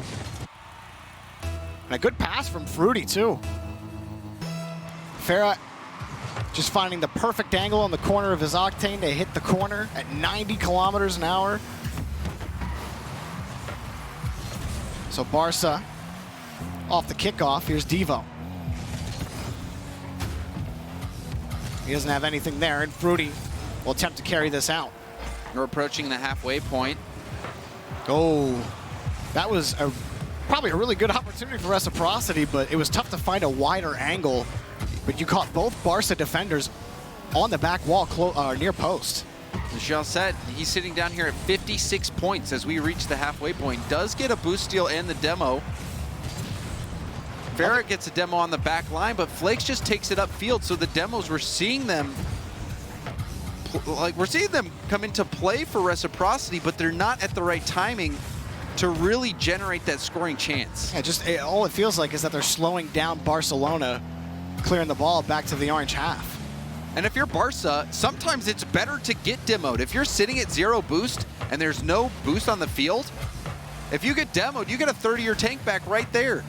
Or especially if you're already out of the rotation, which 2 of these demos have been a player out of rotation, but the play hasn't been going fast enough for that to matter for Reciprocity. So that's exactly what happens. They just get more boost in the tank, and now all of a sudden they're in position. Flakes going for the demo, and he got it. He got it. That is how you use a demo to ensure a goal. The Proteus is a bully today. And it was Fruity. I mean, Flakes didn't even look like he had to work for that. And it's a mind game there. Flakes, he's got to decide whether he thinks Fruity's going to jump or not. You saw Fruity stayed grounded. He was thinking that perhaps Flakes would jump for the demo because it's very common to try to jump out of the way of a demo. But Flakes, he was having none of it, and a big save from Devo. Barça is looking hot. And off of very minimal opportunities for Reciprocity, Chaussette, his shot denied by Ronicky. The Reciprocity really struggling on offense. Here's Chaussette, back over to Farrah. Again, passing lane closed by Flakes. We have 8 total demos this game, half of them coming from Farrah. So it is a physical game. Flakes with 2, one of them securing that goal.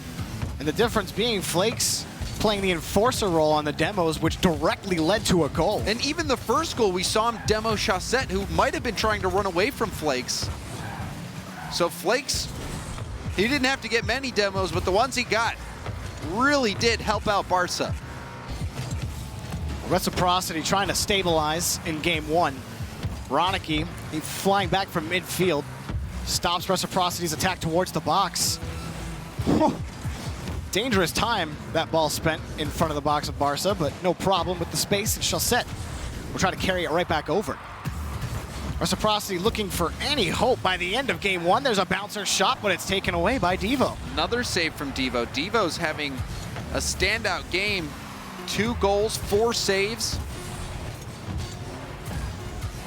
And boom, back downfield again. Time expires, and Barça, a big first game for them. And Reciprocity, it just feels like we're right back to where we left off against Veloce. Barça, they are taking no prisoners. Flakes, 0 goals, 0 assists, but that doesn't tell the story. That does not tell the story whatsoever. Flakes was a bully.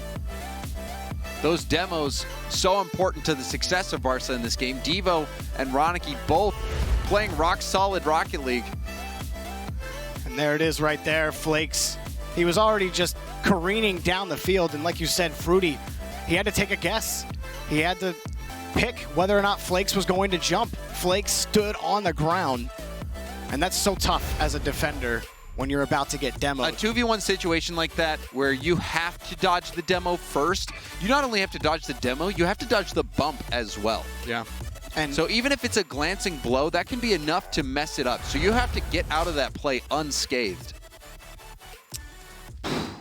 Reciprocity doesn't feel like they can get any. This is the same thing they struggled with against Veloce. I don't know how else to say it. It's like they get on offense, and then they get 1 or 2 actual quality shot opportunities, but the defense is so good from Barça that they're in position to make the save, and the shot isn't good enough, and they can't create any extended pressure. It gets boomed back to their half of the field. It's over the third man's head. And Chaussette has been MIA. That to me is the biggest factor in Reciprocity not experiencing the success that they have in the past, is that Chaussette is just not doing what we know he has the ability to do. So, Reciprocity trying to find their way back into this series. Pass to Chaussette, and it's taken away by Devo. Again on defense, Devo continues to deliver for Barça. And he'll take this ball out from his own corner. Flakes forced up in front of his own net. Now Farah, back around again. Reciprocity, trying to start. Putting some pressure on this Barça defense. Popped up high in front of the box. Devo commits on the play. Too committed though. Flakes was up for it. Chaussette looking for a pass. Fruity, he's got him, but it's saved by Ronicky. And Farah too far back. He has to wait for Flakes. Flakes musty flick, and it's good! This is officially the most beautiful play a Proteus has ever made. Oh! The perfect musty flick, top shelf. Wow. Whew, all right. All the Proteus mains out there have shed a tear. Well, I'm going to see a lot of Proteuses. They said, after today. We made it. We finally made it. We did it. That's funny. Oh, Fruity, that's a good shot, but it's a better save. And it's Devo. Devo, the last 3 saves that he needed. Does he have that? No, finally, Farah cracks the defense off another infield pass from Chaussette. Farah, he has been the saving grace for Reciprocity. Chaussette, nice pass over to him. Ronicky, a split second too slow. He had some boost. Flakes also maybe could have gotten a touch on that ball, but he figured that Ronicky in net would have had that touch. Well placed, as Farah had to beat an entrenched Barça defense. After they were making save after save. I was just talking about Devo, and he had dove back for that earlier save. Ronicky had one earlier as well. Like Barça are able to, well, just do that. Devo puts a shot on net. Barça, 2-1. And we see Farah in net. He sees Ronicky and Devo both up for it. It was a little bit of a razzle-dazzle play. He didn't really know who was going to take the shot, and when the shot came in, it was a fast one. Was not expecting it, just went right above his head. And this is kind of what we saw from Barça last week against Vitality. The difference was, though, Vitality were able to put that just relentless pressure on Barca's defense. As good as Barca's defense was, you know, it was the strength of a player like Alpha 54 that allowed them to crack it.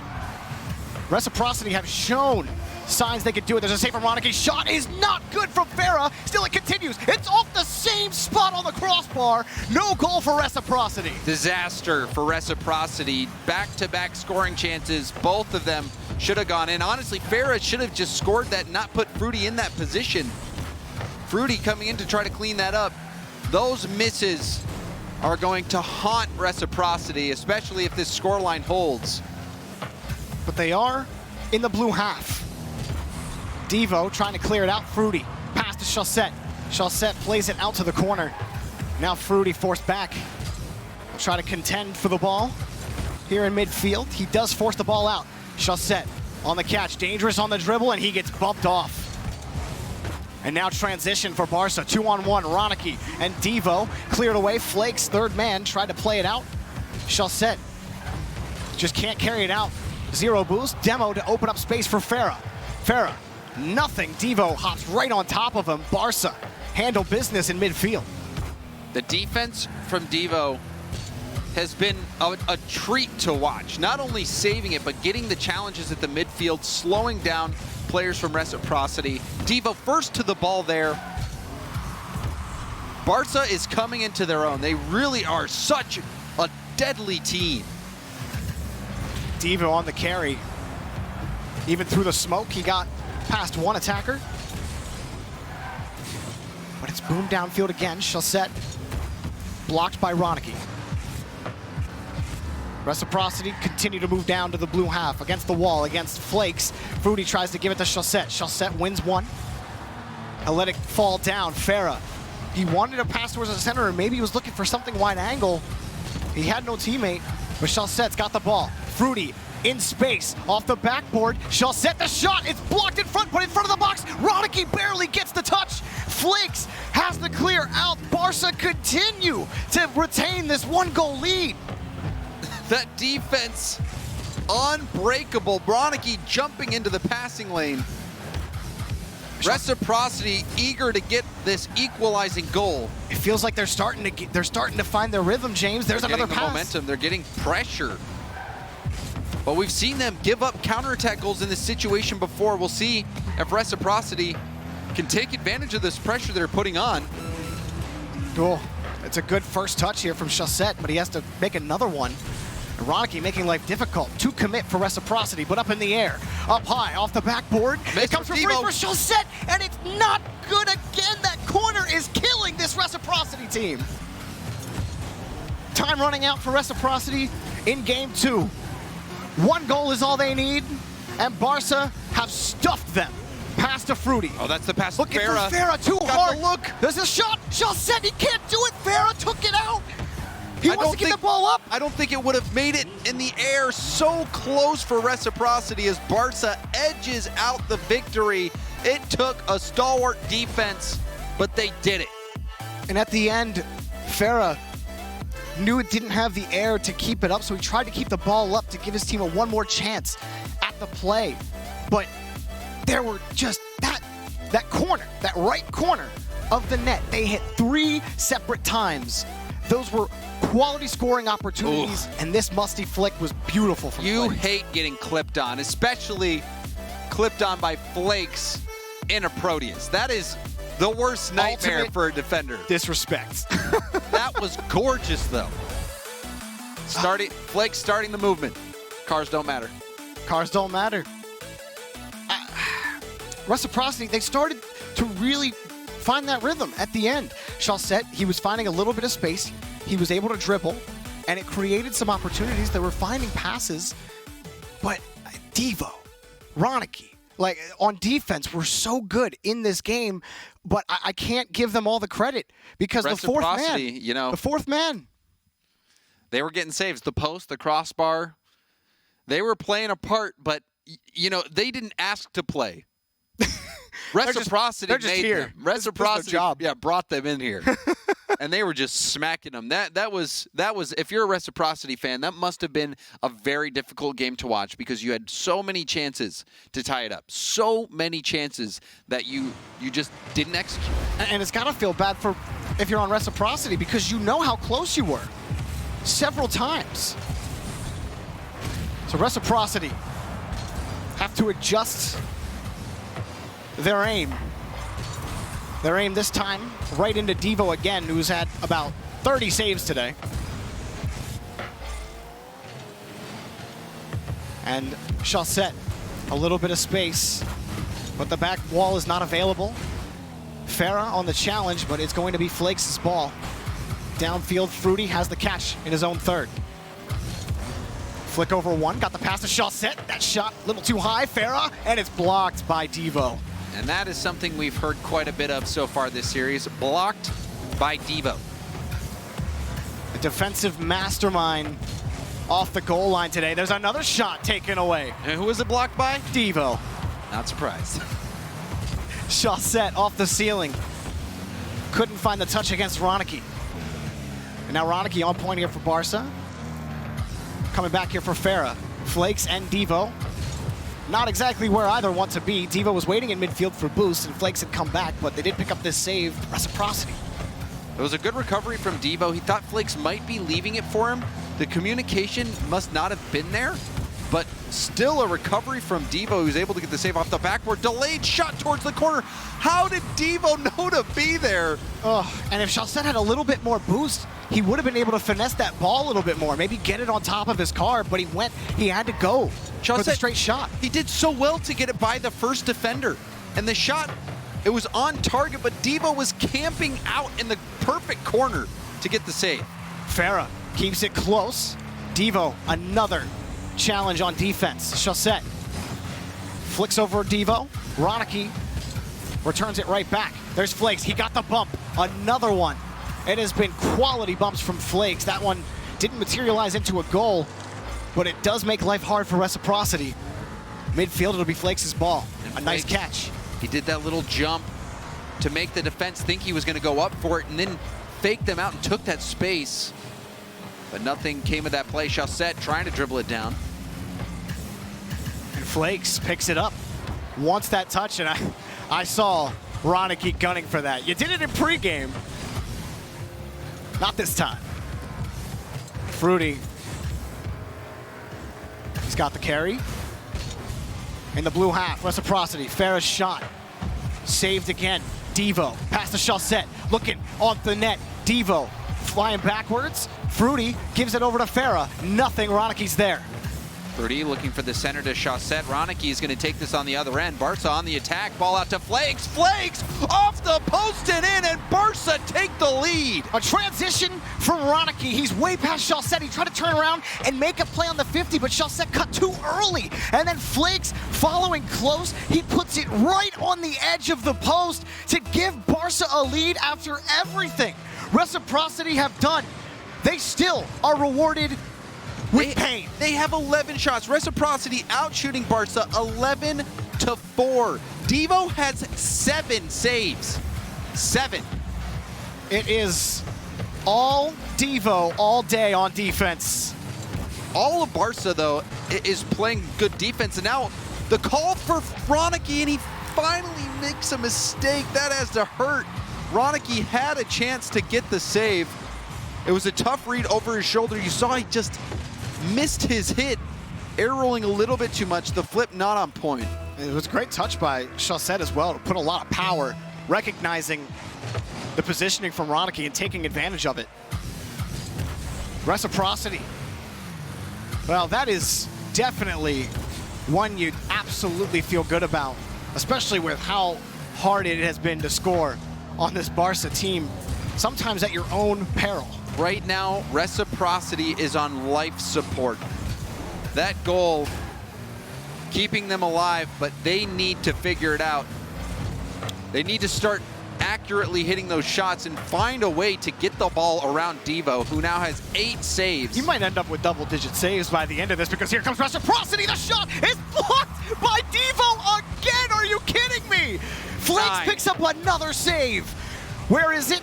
Saved again, this time by Ronicky. Barcelona have to stop Reciprocity's attack for the lead, and it's then for Farah. Reciprocity finally punch a lead against Barça. Chaussette coming up, going for that. You see him just hovering. Farah comes in to clean up the shot. They were all looking at Chaussette. Everyone had eyes on Chaussette, but Farah was the true threat. Devo off the kickoff. Taken away out to the side. Ronicky, pass over to Flakes, and it's blocked by Farah. Flakes not wanting to give up possession, but Chaussette takes it away. Chaussette, he's got Fruity behind him, looking for the flip reset, but ended up giving up the ball on the challenge. Fruity, another touch out. Farah coming up, but Flakes, he's got a man downfield. It's Devo. Chaussette forced to his own back wall. Ronicky the catch, caught by Chaussette. It's getting into crunch time for Barça. Flakes, that was a good challenge off the ceiling. Devo can turn for it. Over to Flakes. Flakes was mid-flip. Oh, and it's back in midfield. Does Devo have an opportunity to get it in the air? No, he'll kill it. And Reciprocity. Well, to say they survived this game, I think is accurate. But it was Barça who just had to go save after save. 10 saves for Devo. I do not know how many times in RLCS history there have been double-digit saves. Not many. And, you know, the record is actually held by Devo for most saves in a single game. With 13. Well, either way. I mean, look, that was great. You just couldn't score the next goal. Wow. I mean, Reciprocity, Farah, Chaussette, Fruity, these guys, they took on what they built on after that last game, and they kicked it up to 11. It was great challenge. And just confirmation from the back. 10 saves is the record. Wow. Devo just set the record for most saves in a single game with that play. And he was unstoppable on.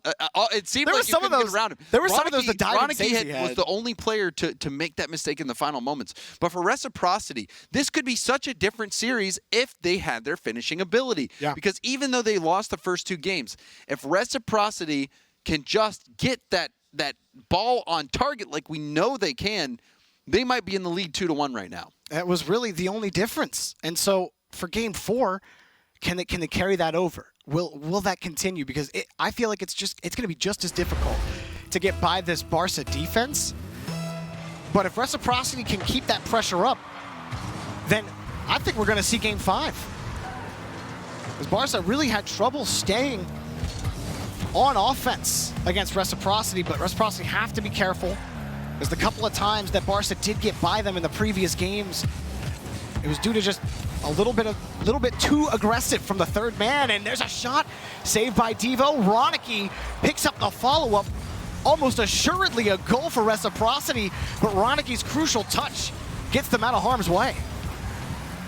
This could be the life that Reciprocity needed. Devo stopping Chaussette on that catch. He's so good at popping it over defenders. But you can feel it right now. Reciprocity on the prowl, feeling in control. There's one fake. There's the pass, but Ferris too far off the ball. Ronicky forced to jump away, but Flakes on the rotation is there for the save. It was well executed on the play from Reciprocity. And now they continue to move down the pitch. Chaussette, nothing for him. Devo takes it away. Reciprocity forced back on defense. Shot right into Chaussette. Barça, it's gonna have to be Flakes off the bounce. Back towards midfield, Fruity backflipped, and now Flakes has a goal. No, he doesn't, Chaussette. That save from Chaussette, a big one. You don't want to give any momentum to this Barça squad. That pass from Devo cut off by Chaussette. Defensively, Chaussette's having a moment. Now on the offense, the flick. Devo shuts him down. It's Devo versus Chaussette right now. Chaussette is starting to wake up. He's starting to come online with these dribbles. He's finding space, but Devo has shut him down so far in the first 2 minutes. Backing off, Fruity. He's got Farah behind him, but Fruity will take point in the attacking corner. Devo will wait for this touch from Chaussette, and he'll take it away off the crossbar. He missed that touch. Farah too high off the backboard, and Flakes will take this away. Back the other way, Reciprocity. Fruity flips it over one off the back wall. Chaussette is denied. Ronicky trying to play it away from Reciprocity's offense. Devo another carry. Barça struggling to clear the ball out of the blue half right now. It's looking like shades of game number 3. And Reciprocity to stay alive in this European playoff race, to stay alive in the talks for top 2 even. They need this win against Barça. They need to find a way to keep this pressure up, but this defense is so hard to crack from Barça. Devo shut down by Fruity. Farah just had Ronicky to beat in net, but Ronicky well positioned. He'll clear it downfield. Reciprocity. You can see that confidence growing. The demo thought would give some space for Barça, but Reciprocity closed the distance. That is a high touch for Fruity. He gets a demo on the back end. Farah wants to send it center, but he's denied by Flakes. Chaussette keeps it in play, takes it over the top, but it's just above the crossbar. Chaussette just trying to make life really uncomfortable for Devo, and he did.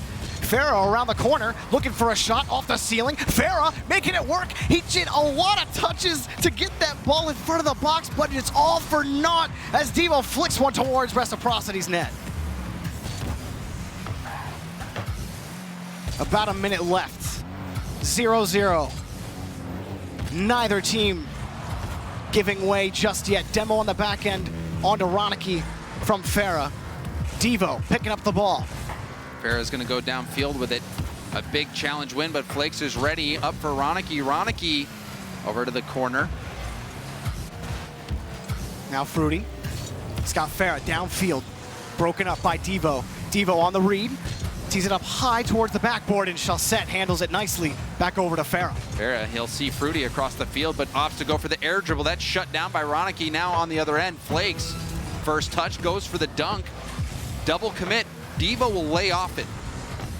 Reciprocity with Chaussette will send it back to the back wall. Here's Devo on the carry. Fruity picks him off the back wall. High bouncer. Flakes will be the first to this. Shot on target. Ronicky had to recover quickly for that jump Flakes coming back, trying to prevent the shot, and he just might have. It looked like it skidded off the top of his car, but back to the other side, time expiring. Does Flakes want one more? Well, his winger's gone. Here's Farah downfield, and he misses. We have overtime in game 4. And this could be it. Barça 1 goal away from taking down Reciprocity. And Ronicky, he's up high. It bounces up to Devo. Devo racing to it, him and Fruity. He beats Fruity out to the ball. Farah will go for the clear. Flakes to the center. Oh, Flakes takes it himself, but it's just set. Now Ronicky forcing the 50. Here's Devo. Devo dumped down into Ronicky, and Barça take the series! An overtime goal 22 seconds in. And Ronicky, he was there for the drop pass from Devo. What a series from Devo in particular. Incredible. Reciprocity, so close, and yet so far. That first game got away from them, and they wish they had that game 2 back where they had missed those 3 shots. This could have been a completely different series. Instead, it's Devo. Devo is to me, Devo is the whole reason Barça have won this series. They didn't win the game where he got 10 saves, but he got a bunch of saves in the other games too. He's a record setter. Unfortunately, I was wrong when I said it was 10. Apparently, he holds the record at 12. Oh, but okay, regardless, Devo. Okay. Devo's got the record. Devo's and like first, saves, second, third. Yeah, he's all of them. He was incredible. You list the top 10 as just Devo all the way down. For Reciprocity, this one has to hurt. This one has to hurt, and this is a slump. You know, this to me, it's a Chaussette slump. In particular, he has just not been the same since the World Championship. We have not seen Chaussette play at the level that he has set for himself and the expectations he set for himself really since Valencia, since he played so incredibly. And even at Beyond the Summit, he was just out of this world. And I gave all the credit to Devo, but I also have to shout out Flakes and Ronicky in that series. Ronicky is actually the guy on the follow-up clear after a lot of Devo's crazy saves, and had he not made those, it would have been a goal anyway. All around. And then Flakes on those demos early on that led to crucial goals for Barça. And that flick was something else. That Proteus flick was nasty. Well, we'll hear from Ronicky after the break, so don't go anywhere. You're going to want to hear that. We got 2 more matches left to go. We'll be back after the break.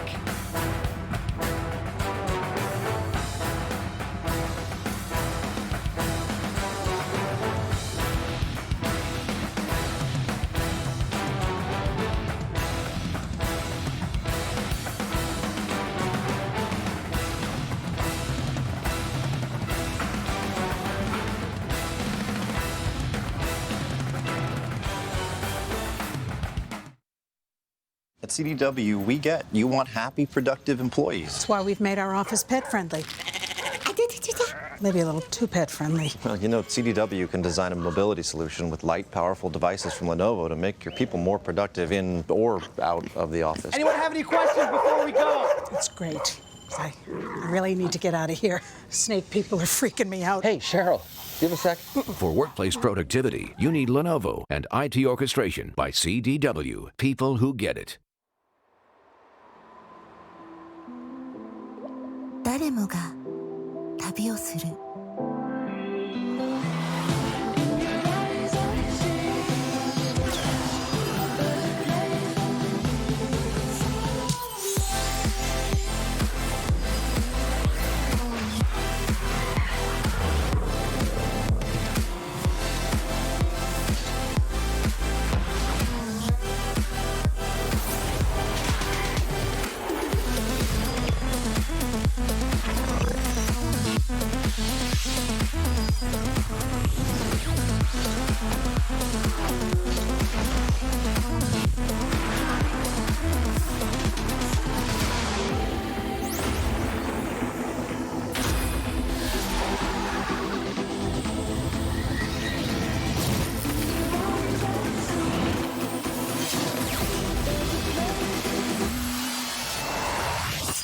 ここまで来た。あな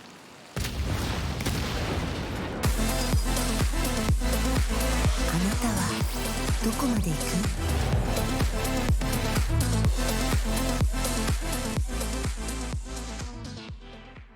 We're over, yeah, I need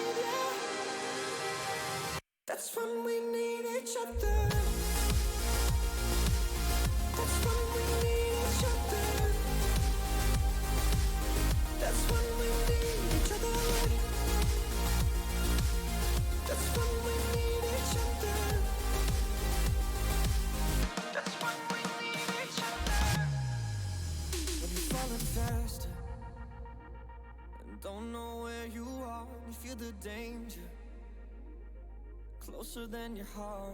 When the weight is getting heavy and the future is unsteady, close your eyes, close your eyes.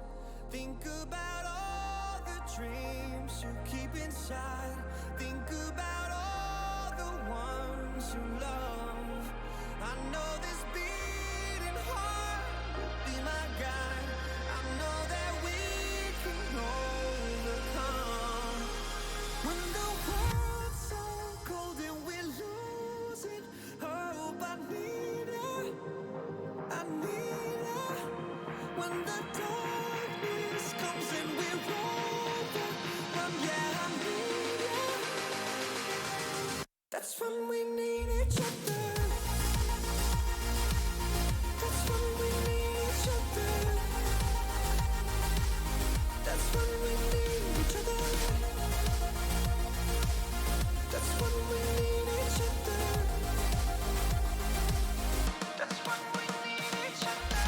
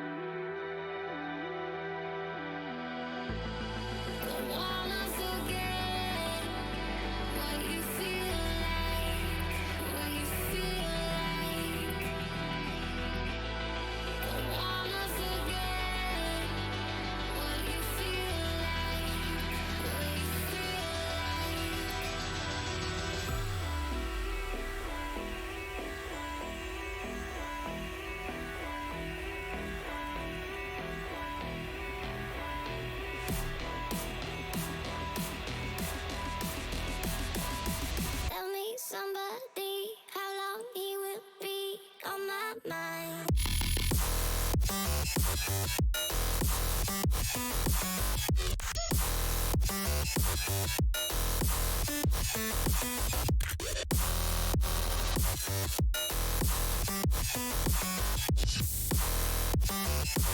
He will be on my mind.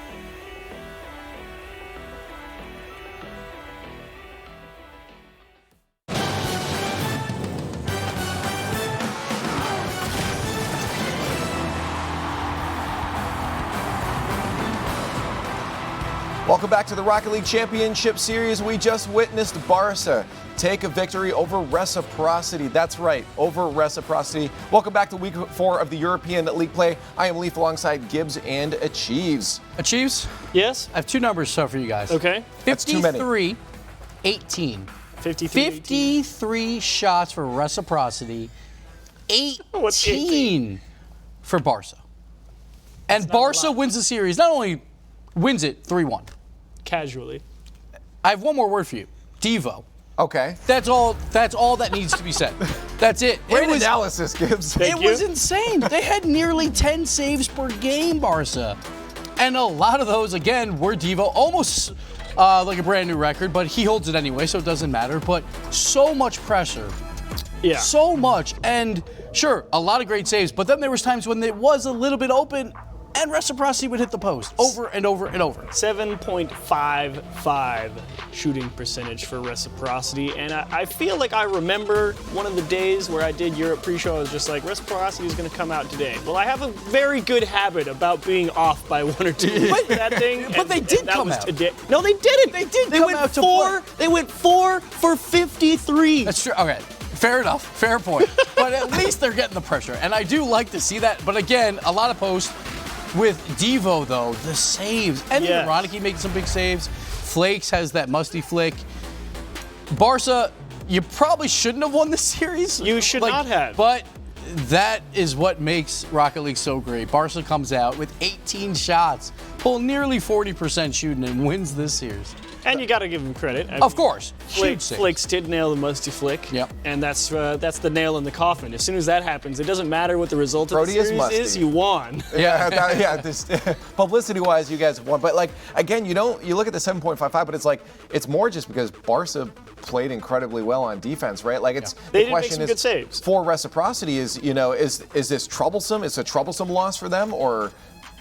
When you shoot 8%, it's a combination. They make good it's always saves a combination. and you're missing. Yes, you were definitely hitting the middle of the net a lot as well. So Barca made some easier saves, but a lot of posts and a lot of shots in the middle of the net. They need to correct that. A lot of posts. Anyways, to talk about their match on the line right now is Roniki. Hey, congratulations on the win over Reciprocity. Thank you, Lawler. Wow. Different hair color even. We miss him. I'm sorry. Fair enough. Thank you, Leafex. Now, I just looking at that match, what did you expect from Reciprocity coming into this? Did you expect it to be a bit closer, or did you kind of know this would be the storyline? I mean, like, I felt like we just did like the most extreme defensive workshop map ever like created. I mean, we definitely didn't play like we wanted to play. We couldn't push up at all in def or in offense, but we got the win. That's what's important. And you also got a lot of saves. Was that scary? Like, were you guys shaking the whole time, just being on the goal line? Dude, like, we had no boost. We had we always got demoed. We couldn't do anything. We were shaking so hard. Like, I could barely like stand up in my after like the game. I was completely out of it. I'm still out of it. I'm sick as well. So my brain is completely off. Hey, that's fair. My brain's always that way, so you can have at least one day. You guys, next week, you have to play Dignitas. Dignitas looking like one of the strongest teams in the region. How are you expecting that match to go? Dignitas is going to be, for sure, a hard fight, but hopefully we can keep up our game and take another win. And now, we got to talk about it too. Flake's cars, they're inspiring everyone. Are they starting to inspire you guys? Is there ever a chance we'll get to see a full non-Octane or Fennec team? I mean, I have considered changing car for a series, but I don't trust myself in it, so I'll just let Flakes do it. It's just Flakes is good enough to do that. Anyways, thanks for chatting, Roniki, and good luck in your matches going forward. Yeah, thank you for having me. Yeah, so the car shape does matter. He can't trust himself. That's fair. I know Gibbs does. I'm still so dumbfounded by that series. That has to be a record of like shot differential and winning that series. Wins. And even Roniki's like, yeah, we were shaking that whole time. We were not safe at all throughout that series, but that's a huge win. Now they're 3-1 versus 2-2. It's great. Now with that many matches out of the way, we have to check in with our Player of the Day nominees. Gibbs, who's on the board now? Devo, for sure. That was a lot of saves. All we have to write is save, because that's literally all that game was just Devo making miracle saves. You got to put Freaky. You have to put Freaky up there as well, the unselfish plays, and obviously Flame up there from the Veloce 2-0 and Alpha as well. Yeah, freaky. I mean, so the fact that we got 2 Veloce players up there too is just showing how well they're solidifying themselves in the European scene right now. The good 2-0 today, and both of those players put up a very quality performance. Yeah. So well done, Veloce. You come out with a big 2-0, and you're sitting near the top of the standings. So they'll probably come at us on Twitter and next week when none of us predict him to win and just tell us stop doubting us, and we'll be like, well, okay, fine. We're starting to believe. We all thought they would go 2-0 on the desk, so it worked out. Let's move on to our second to last match. It's going to be TSM versus Monaco. And in my mind, I've been calling this one the calm before the storm. Just from what we've seen before from these teams, some changes need to happen. Both these teams looking for their first win. Someone gets to walk away with that win today, but neither one is in a good position in league play. Very important series for both teams. Very important for Ignite, though, as well, because he got kicked from TSM. There was some bad blood there. Like, even Remco last season, when TSM did not make playoffs, was like, we kicked the wrong person. It should have been me. Ignite, he battled back. He made it back to the RLCS. Yeah. And that was after no team would even give him a tryout as well. So not only TSM, but everyone. But now that we look at it, both these teams are not looking good. They're both winless, 0-3 and 0-4. Must win for both teams. Jeeves. You have to. I'm saying the Chiefs. Nailed it. Who's gonna take this though? Like, because we already watched Monaco play today, and it didn't look that good. No, it did not. It was a little bit rough. So what changes are they going to have to make to take this against TSM? Well, I berated their shot accuracy before their series earlier, and in the Vitality series, they really didn't even get much of a chance to go ahead and do that. It was a lot of having to play some defense and just being out-pressured and out-maneuvered in the corners. Yeah. And so if you're playing against a team like TSM, which plays very similarly to Veloce in terms of the sit-on-defense, counter-attacking style, you're going to have someone, make the outplay. And I just don't know if Monaco, Tigre was having an off week or in terms of shooting earlier. Ignite had that one good shot. They had one good shot. That was great. They outspeeded the defense, but TSM's just going to sit here and turtle up, and instead of Monaco being on defense all game, they're going to be on offense and still getting nothing done because their shooting accuracy is terrible. And that's the one problem. Monaco last season throughout the rival series, #1 defense. Right now they're dead last. Yeah. But they're going up against the worst offense in the league in TSM, so something has to break. Like either the defense crumbles, or the defense plays better for Monaco, or the offense from TSM just doesn't show up. TSM versus Monaco. It's about to happen right now. Get online on Twitter at Esports, #RLCS9. You know what to do. Let us know who you think's going to take this one, but someone is going to get their first win. Is on the line, like the desk said, here for TSM and AS Monaco, and both of these teams desperate for it, but we can only hand out one here, Turtle. And the desk touched on it a little bit for TSM. What does this team need to do coming into this series? Because it has been a grueling start to the season, and it hasn't looked good. They've been slow in the midfield. The boost game has never been in their favor, and it's just been a struggle to put shots on target. Right. I mean, for TSM, it has been rough. And I look back to the first week where we saw them. I keep referencing this week because this is by far the best TSM we've ever seen, in my opinion, because Magnus was being the amazing passer he is. Remco was shooting like an absolute legend and a veteran. And Metzenaris was doing his usual crazy backboard reads where he'd go for solo plays, get a backboard double touch, and open up space himself. So if you're TSM, you need to be able to connect all those missing pieces and find that link, because in every weekend we only see one player specifically show up and nobody else decides to match them. And Monaco have played earlier today, but it was a loss. Do you feel like, especially against Vitality, do you feel like that helps them at least having the warm-up, or do you think that the loss actually helps them going into TSM? I would say mentally, because it's Vitality, that's not a huge hit to morale for Monaco. I would be happy to have that warm-up going up against TSM now, because this is such an important match, like the desk talked about, for both rosters. And you certainly don't want to fall into that 10th place spot. Yeah. Coming into this week, Monaco was sitting into it. Let's see who could come out with the first win here as Remco and Metzenaris start things off for TSM. And one of the biggest things for TSM have been the boost game. They've been slow to break out from their own end, and it's because they haven't been able to collect enough boosts. Metzenaris both of the players actually that struggled to collect boost to go through. But here's Remco to break down the defense by himself, and TSM on the board. And a good sign when Remco is showing up, because he is typically known to be a little bit more quiet on the offensive side. But here he gets a solid dunk in the corner, forces it and squeezes it right through the defense to get an early goal. They're up 1-0.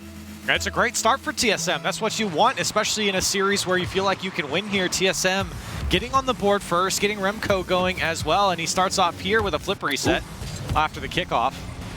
And I feel like this is a battle of passers as well. We look at both teams. We've got Magnus, who is insane at getting the ball into the midfield, setting up his teammates, and Tigre as well. That's both of their roles, just being the assist man, the support player to encourage and set up everybody else on the roster. And while there has been passing for both sides, it does come down to the shooting as well. And Magnus and Metzenars come in at 13 and 15% respectively. They've had a couple rough games in the shooting department. They start off here clean though, getting their first goal at the hands of Remco, and a lot of defense being played here for Monaco at the moment. Trying to find a way out. That TSM offense trying to lock them down. Ignite to break out, but it was only by himself, and Remco lots of space to work with here, looking for a second touch off the back wall, but no help as Extra to pop this one away. Remco been consistent in the air so far in game one here. Lots of space to move with. He's been air dribbling on the OG breakout. So nice to see him rocking that again. Lots of car switches up we've seen this season. And Remco, I mean, he looks like he's feeling confident. His positioning is definitely more forward, and I'm happy to see it for TSM. Especially in the last two games, counting the one here as we see halfway through, he has looked more and more comfortable. Right. And that bodes well for TSM, already proving to get their first goal. Here's a passing play between Magnus and Remco. It goes off the back wall. And a follow-up from Metzenaris, and it does go in. The stop couldn't come through from Ignite, and a 2-0 lead for TSM. Three-man passing play. And I love Magnus there. He actually tries to give it back to Remco. Remco dished it out. Magnus going for the give and go. And that's a beautiful play to set up an even better opportunity for Metza. Creates more space, and the crash can come through on the net. And watching that one live, I thought maybe Ignite got just enough on it to push it wide. TSM find their second goal, and for AS Monaco, they have just been experiencing quite a bit of pressure here. They get their first chance. That's a dangerous ball. It comes out to Tigre, looking for a second touch, but he gets away from him. Relying on Extra to come through. The ball gets out, and TSM push downfield, and a missed touch. Magnus doesn't get it as well, and Remco puts it on target. Ignite forced to save it on the goal line. And a double commit comes out for AS Monaco. Dangerous ball here. Magnus tries to do it all by himself off the post. Follow-up not there as Remco too far back. Didn't want to get involved and overcommit.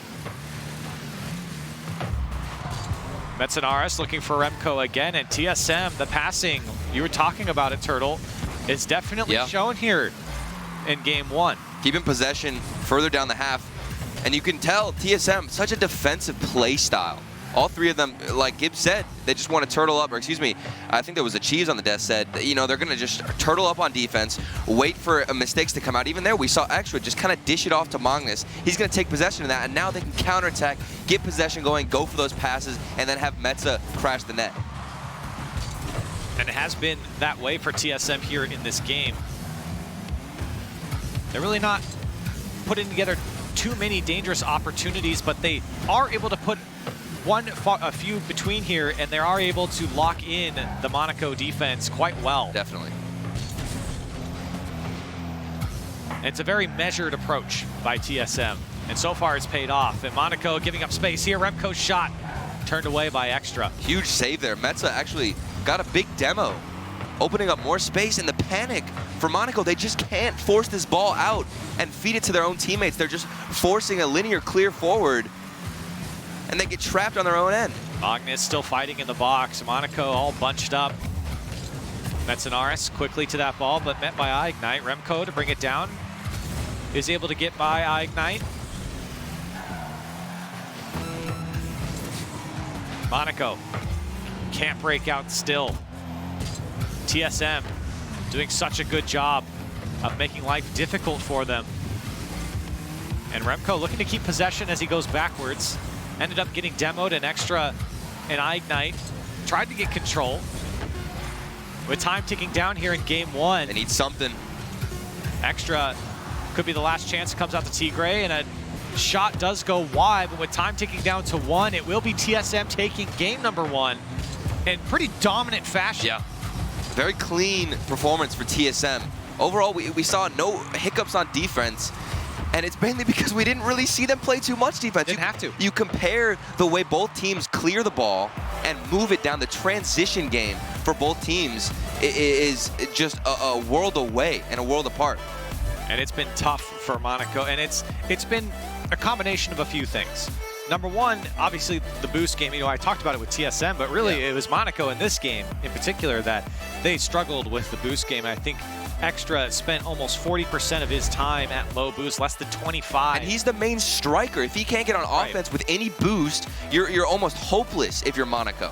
And secondly, it was poor touches just coming out. It was really just a clear that the initial defender tried to follow up on that they couldn't get back to, that they kind of fell into that TSM trap. TSM, they play pretty far back. Magnus, they just wait for the clear. They sit and wait for the clear, and Monaco kept falling into it over and over again.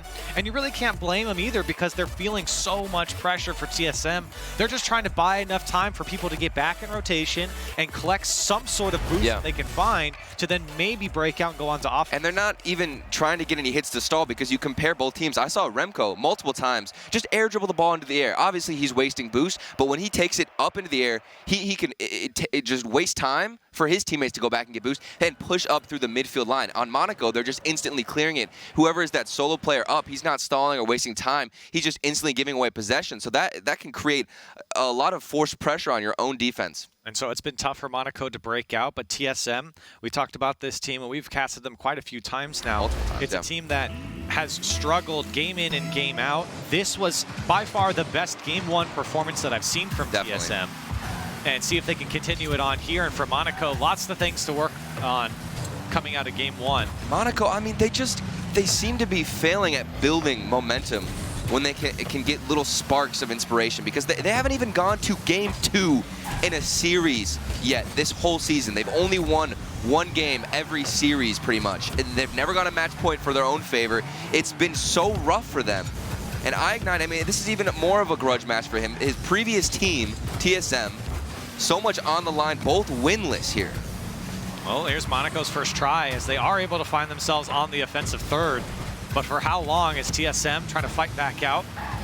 Great pass from Ignite over to Extra. That shot was on target. Tigray there to help out. As Monaco looking to be a bit dangerous here in Game 2. Second touch from Ignite, tried to force it through the defense of TSM, but they pick it up. Good dunk from Tigray looking for the bump and the demo on Remco, and now needs some help as Magnus was able to get to it with no boost. Metsinaris has to take it himself. Tigray fighting in the midfield. Remco just barely gets to the ball before Extra, and Ignite gets over one. Metsinaris there to keep TSM in the attack. Big clear here from Tigray to relieve that pressure. And now looking to play their TSM response.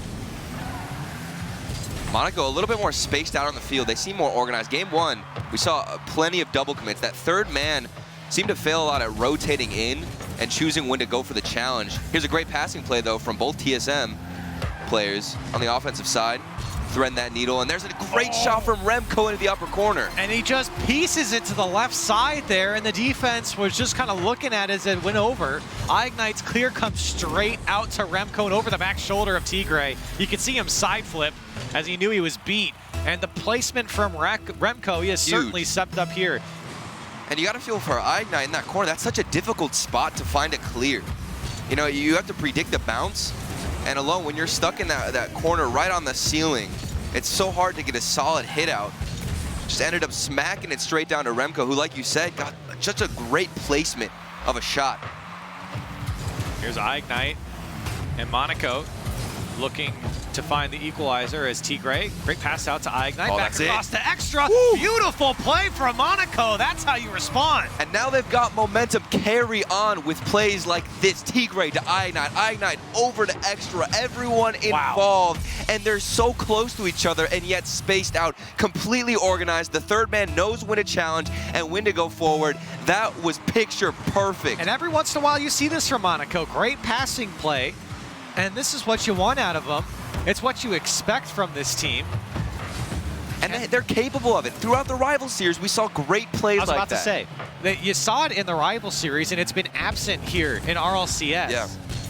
And sure, they've probably done something like that in previous games, but now how do you piece that together consistently in a series and maybe come out with a win? Stay confident and build that momentum. And they are finding themselves at least spending more time on the TSM side now. Metzenaris had to give it up to Ignite. Extra to follow this one up for Monaco. Ignite was looking for Tigray, but it was too far. Metzenaris, second touch. Oh, I love the patience from Tigray as well. Noticing all the space, a good flick out as well. And Extra was there. Not a lot of boost for Ignite. Or excuse me, Tigray. But look at the passing play again. Tigray puts it away.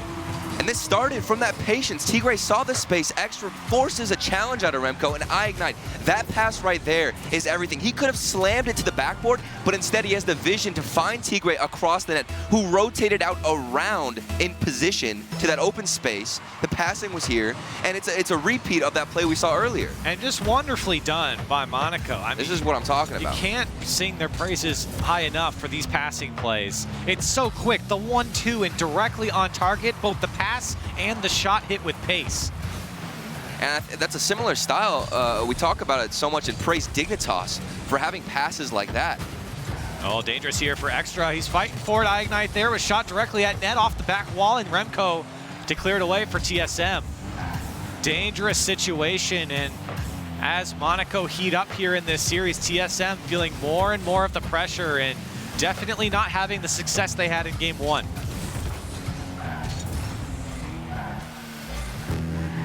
And it really is on TSM now. How do they adapt? AS Monaco looking more and more threatening. And they've gotten confidence. You can see with their positioning. They're going forward, approaching these challenges a bit differently. Remco, his air dribbles there are failing because you can see Monaco doesn't want to challenge that. Just they're going to wait and do the same tactic that TSM was pulling on them last game. This ball in the midfield, and Good Monaco speed. all over it. So it comes off the back wall. Metzenaris taking his time, judging his options. He had Remco, but Extra was there to carve it out.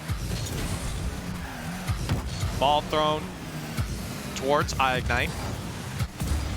20 seconds, TSM, they need something. They just need one, and this could be it. Remco, though, his touch goes straight to Tigray. Lots of boost to work with. Tried to pop it up and chase after it, but Magnus there to slow it down. Still on the TSM side with 10 seconds left. And they might get one more good look here if Remco can get a hold of it. Metzenaris, it's up to him. And a big clear from Ignite. TSM's got to go the length of the field. Magnus picks it up and immediately shut down by Ignite. Tigray and Remco there. Metzenaris, can he keep it up for TSM? He can. He's got Remco to help him out. Oh, TSM moving downfield, it does drop. And AS Monaco get on the board in fashion here for the series. Both goals Monaco got this game were such quality level passing plays, excuse me. They were so high class, and it wasn't just capitalizing on mistakes. In order to get these passing plays, you have to rotate out perfectly as that aggressor coming out, and even Tigray earlier, because we saw him control the ball, and then the way he rotated back around. Here's the first passing play we saw from them. Everything about this play is just so good. Beautiful. It's the pass, it's a cross, it's the triangle that they form, and then it's the placement on the shot. TSM were in shambles on defense, and Monaco knew it, and they took advantage of it. That is a picture-perfect passing play there. Definitely. For this team, and that's what we need more of from. And you love to see Extra stay in that aggressive position, because Ignite, I feel like, you know, a couple seasons ago, he might have just gone instantly for that shot. Knowing he's one of the strikers, he would have just tried to redirect, because it's so much easier to receive one pass right away and go for the shot instantly. But as we see a lot of these RLCS teams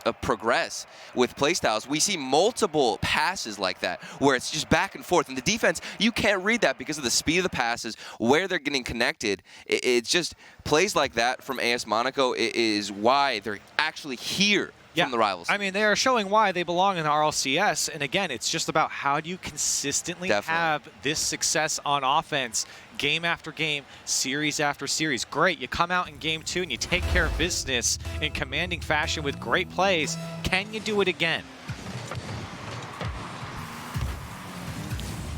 And for TSM, now is where you start to think about what can we do as a team to take down this offense. And right now, Extra giving everyone the head fake. And TSM looking for the first go-ahead goal. Remco.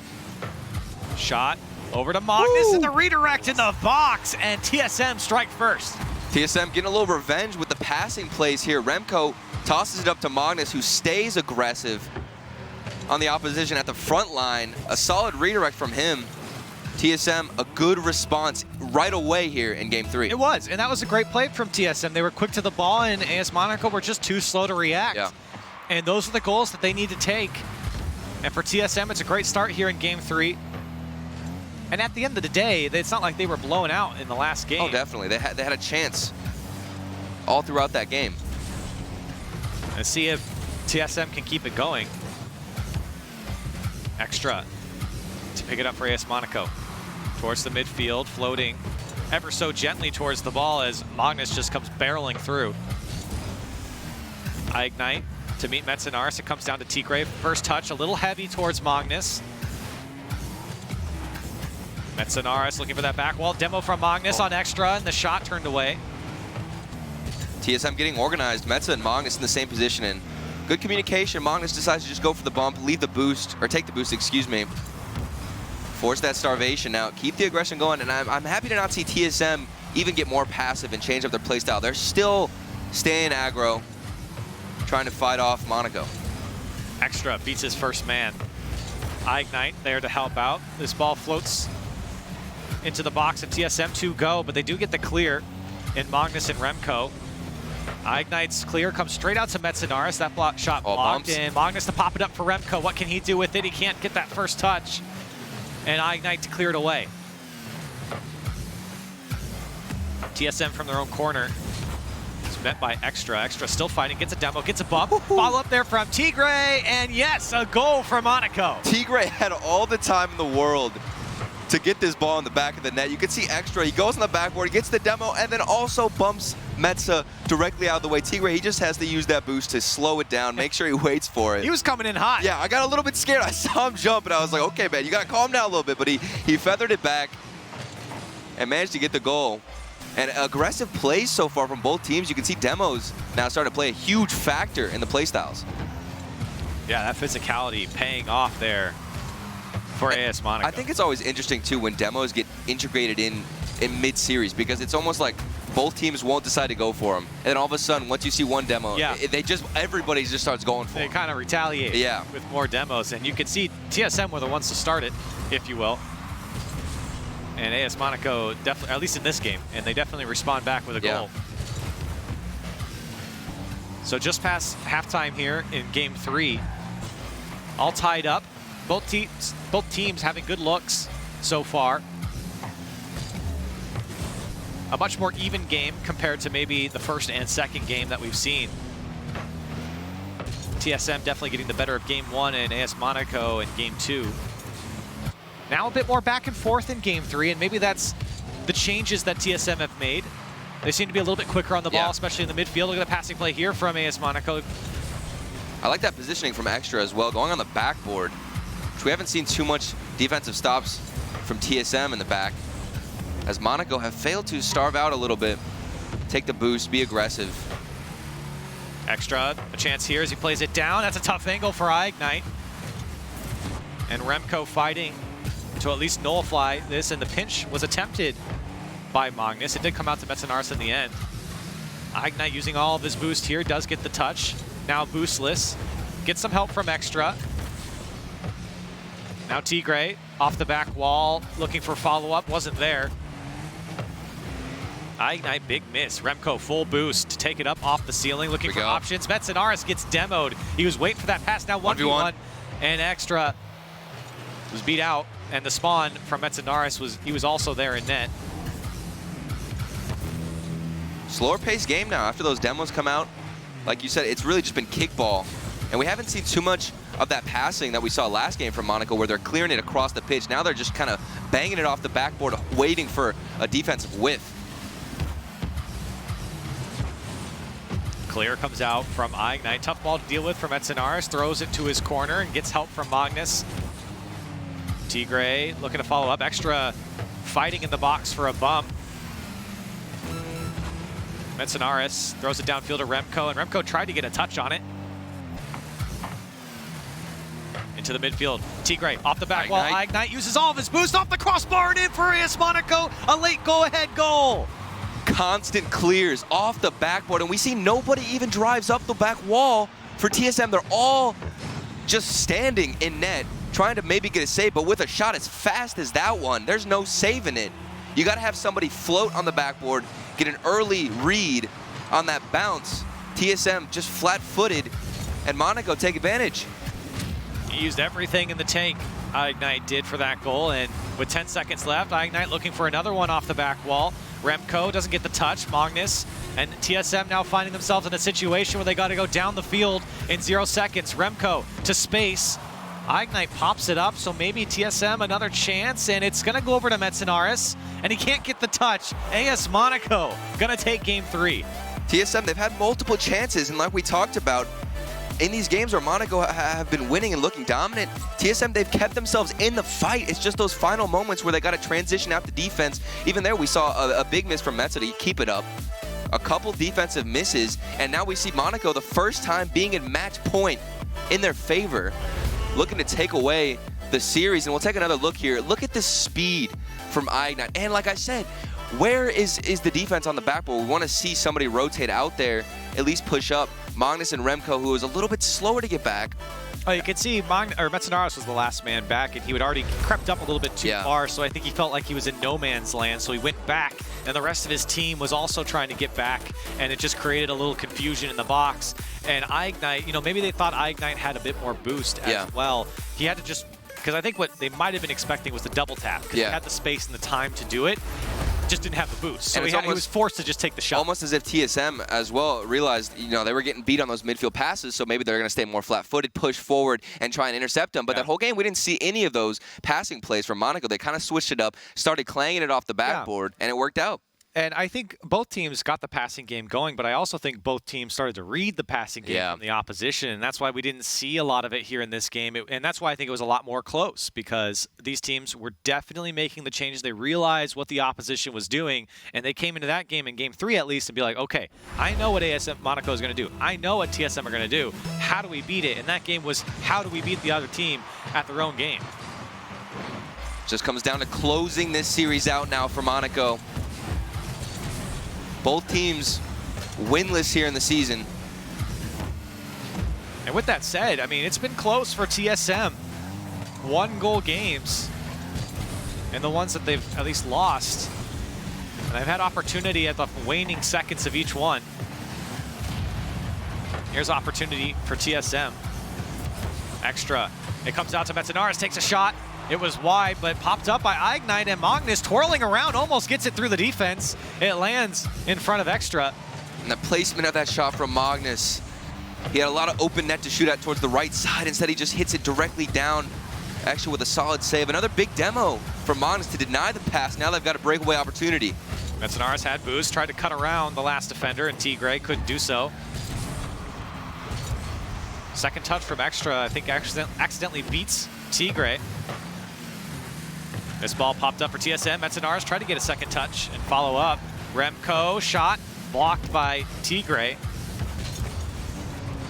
That pressure from TSM, it's showing up once again, and here's Metzinaris. It comes out to Remco. Does he have the placement? He does, to the left side, and TSM take the lead. Tigre got a nice touch, but we'd expect a better flip clear. He mistimed it just a little bit. Didn't get any power on that clear. Extra flies across. That was close. It almost looked like it came off Extra. And TSM, again, will score the first goal. And their first goal has always looked pretty strong. They get some pressure. They get some passing going. Got some physical plays in there as well. Yeah. How do you keep it up through a series, through this game at least? Because now it's backs against the wall. You have to win this.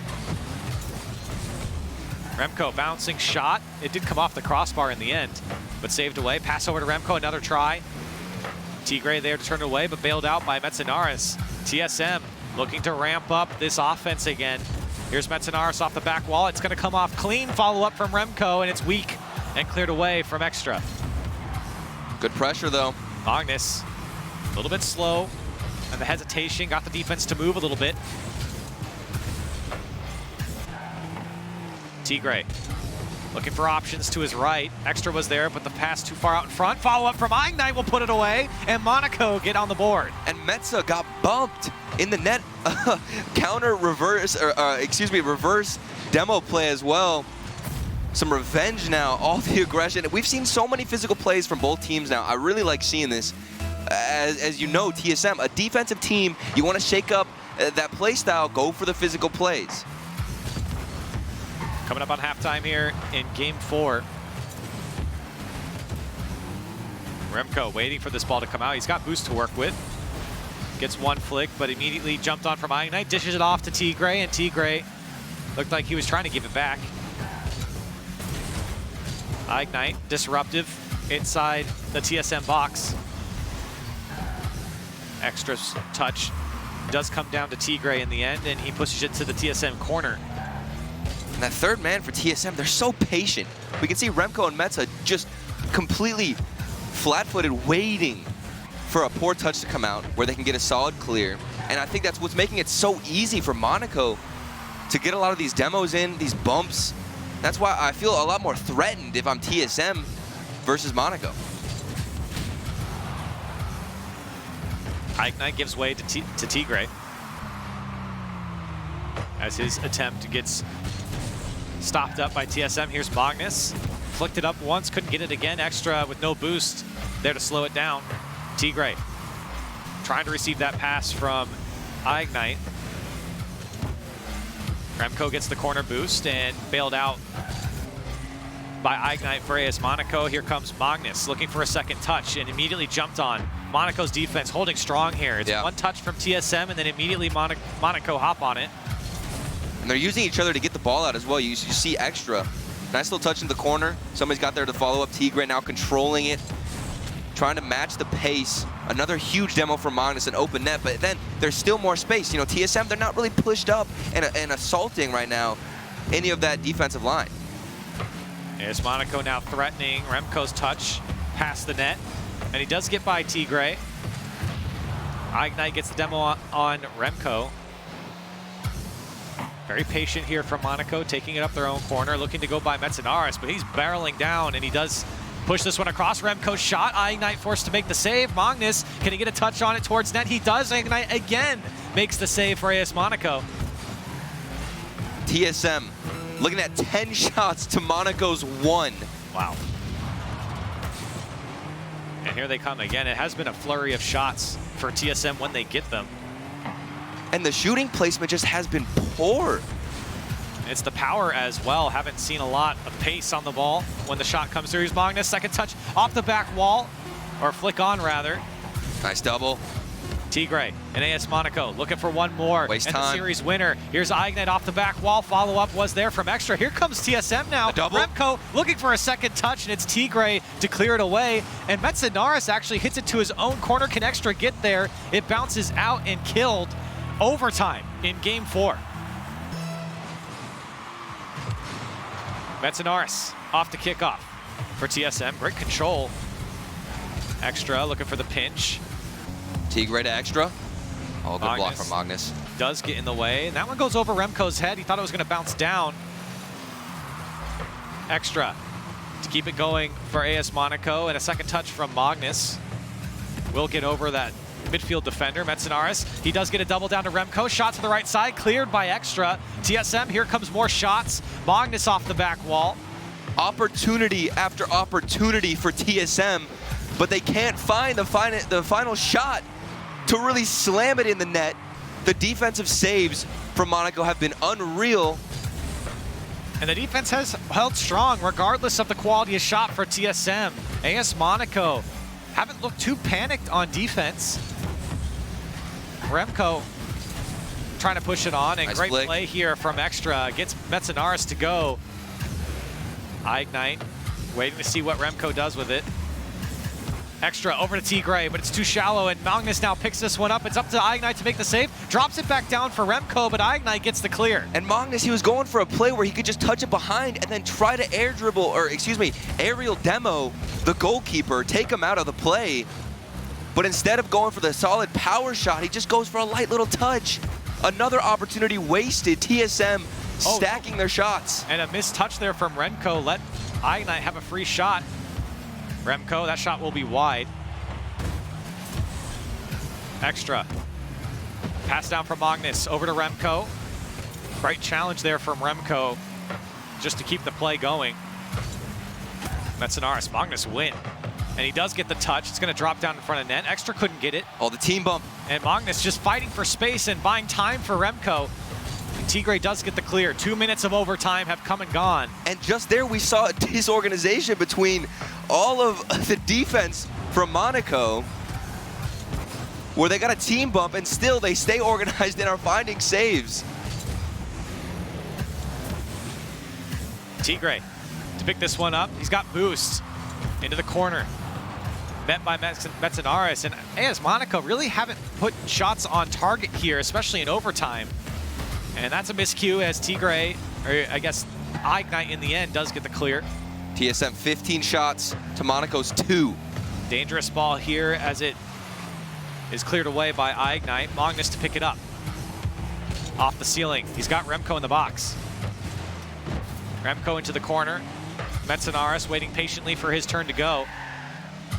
And it's now as he picks it up, pass one, nice flick up and over the back wall. The touch does come through from Tigray. Shot from Magnus is weak. It's going to bounce high, but disarray in the box for AS Monaco. Can TSM, is this their time to strike? And it goes for Metsinaris. And after 3 minutes, TSM finally break them down. I don't know how much longer I could take of all of these shots going on net. TSM have had chance after chance to put one in, and we've just seen a defensive statement out of Monaco, but finally the pressure forces a mistake. Tigray, I thought he was going to run away. He got a solid save out there, but thankfully the shot was put on target. 16 shots for TSM. My goodness. 12 saves for AS Monaco. And the weird thing is that there were so many shots for TSM.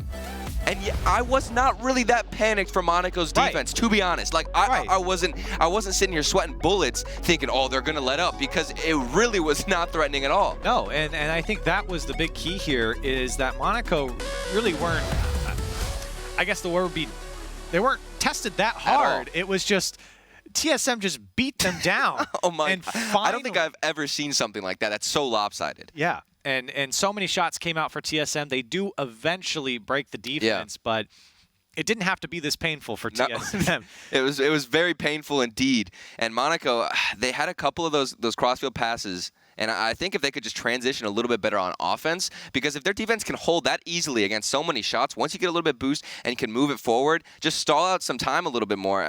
Go for those challenges in the 50-50s and just give your team some time to relax on defense. Tigray was making some good saves as well. Well, I think for AS Monaco, though, for this game in particular, the defense was holding strong. They were able to stop a lot of advances from TSM, but they weren't able to formulate a strong attack in the final third. The midfield was okay from AS Monaco. It wasn't bad, it wasn't great, but when they got into the final third, you saw the ideas were there. They wanted to pass across maybe from the sidewall back into the midfield, but it was a little bit off, or a player wasn't there, you know, it was a low boost, out of position, whatever it may be. And that was really the big miscue for Monaco, because they had a lot of chances to put the attack on. It just never came because they couldn't do it, and then they go back on defense. Yeah. And TSM hit a whole bunch of weak shots at him. It was also getting really scrappy in here. We saw multiple demos back and forth between teams, and it felt almost like they were fighting for space.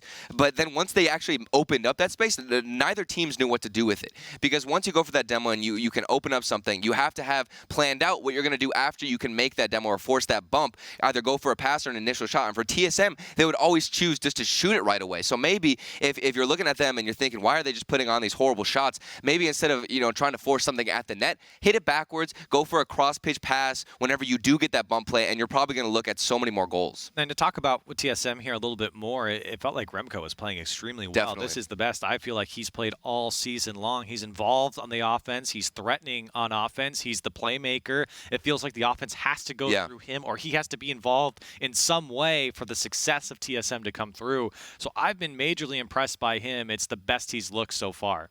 And he's probably doing the best in terms of being aggressive. I think I've seen him go up in the air. Like I've said, it's those air dribbles where he can waste a little bit of time, and I feel like that's what's letting TSM kind of fall into this defensive style where they can push back even farther. And it's interesting to see, because even for TSM, I look at them as a roster, and I don't see one particular player right now who's like, oh, this is the shooter. This is the guy who's going to be aggressive, who's going to force himself up. So for Remco, maybe he's trying to fill those roles and those shoes that we even saw in week 1 against Dignitas. He was on point, and I've been waiting this whole time to see him shoot like he did that week. Yeah, and we are resolving a bit of a connection issue here for one of our players, so we'll let you know when we get back into it here in just a second. In the meantime, like you've been talking about, and as we've seen throughout this series, it has felt a little back and forth. It got more even through games 3 and 4 here, but now, as we talk about it for TSM, they were able to battle back. For Monaco, what do you think the biggest major change that they have to make here in this series to be successful? I'm looking at Monaco to pass again better than they have been focusing on, because they get those clears out, and I feel like they don't have any midfield presence whatsoever. Whenever they can find some kind of clear, Tigre can get those saves.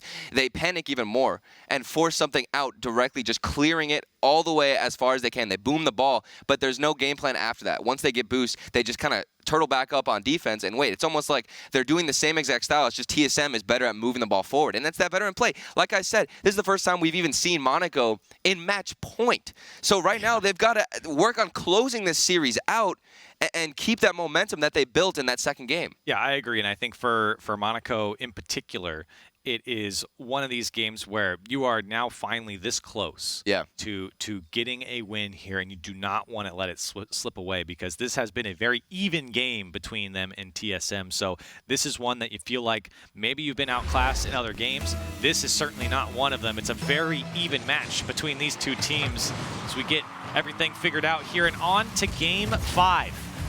TSM and AS Monaco. One of them's got to go home with a win. So we get things kicked off. AS Monaco looking for their first offensive try, but it's TSM who will force Extra to take that one off his goal line. Monaco looking to pick up the pace, especially on offense. A great dunk there by Tigre. Metzenaars has to stretch out, does get the touch. Remco opts not to go as he was beat by Ignite. Tigre, shot down, turned away by Metzenaars. Oh, here's good passing again. They had the idea, but we saw the backflip from Extra. But I'm happy to see the ideas there, the passing coming out more, and better midfield presence. A nice demo from Tigre, getting aggressive and really pushing to the front line. But while he does that, Remco took the ball down the field by himself. Great bit of work there from Remco. While his team was biting the dust in the backfield, he was off to the races. And he gets a pass from Ignite on the goal line. So smart from Remco to be there, and he puts it away for TSM. A rough touch here from the defensive side of Monaco. Ignite, he missed time to slip. We saw this earlier as well with Tigre, where he didn't get the flip timing right. It makes you just hit the ball so softly with the front of your car or wherever you do, as long as you can't get that timing. And he just clears it directly to Remco, and another goal for him as he gets a kickoff one. TSM, they're happy to get one here. And what can you say? It's a kickoff goal here for TSM. Extra went for a boost, and it died. You saw how fast he turned. Yeah, and Remco immediately on it. And placement to the left side as well is important, as that player who goes for boost on AS Monaco side can get to that ball if he sees that play develop. So that left side certainly makes it so that he can't. Great start for TSM. Ignite tried to get Magnus to think about it a little bit. Extra. Monaco trying to get that passing game going. Ignite, that one's going to be above the net. And Remco to clear it away. Tigre to keep it on for AS Monaco. Extra hunting in the backfield, waiting for this clear to come through. It's Ignite from the other side who will get the touch. Now Extra goes, but it's weak to the TSM corner. Extra played it over to Tigray, and it's going to be a fight here in the box. Metsinaris in the end just to clear it away. Magnus does get over Extra. Tigray taking his time. Look at the patience and gets Remco to go. The pass over the back wall. Magnus does get the touch and Remco to help him out. And it's plays like that where maybe you could have passed it back to Tigray if you're Ignite. The give and go that we saw earlier, instead of just going for that instant shot, look for a better pass, look to give it back to your teammate and throw the defense of TSM off. Ignite fighting for this one out of his own corner, but with no boost, gives way for Extra. Remco has a bit of space, tried to pop it up and chase after it, but it was straight to Ignite. Extra does get the clear, but only for a second. Metsinaris. Lots of shots coming through from TSM. And you can hear a lot of what a saves going on in the background. Shot after shot, save after save for AS Monaco. And just look at the boost control with Remco being aggressive, spending almost 50% of the game with more than 70 boost in the tank. That frontline aggressor for TSM, another shot. Dangerous for Remco. Can he put it away all by himself? He hit the crossbar and the post. And a missed opportunity for TSM as the defense was a bit scrambled. Here's Remco again. Another one. A great 50 here to just nullify the clear. In the end, you can't get by two of them. Remco almost evolving into Fireburner at this point with these 50s. Remco. He's been the star in this series for TSM, and he's carrying this one to the back wall. And look at how much time he just stalled. He got over two defenders. Now with that huge win, he can continue the pressure, waste so much time. They've got a secure goal, two-goal lead, excuse me.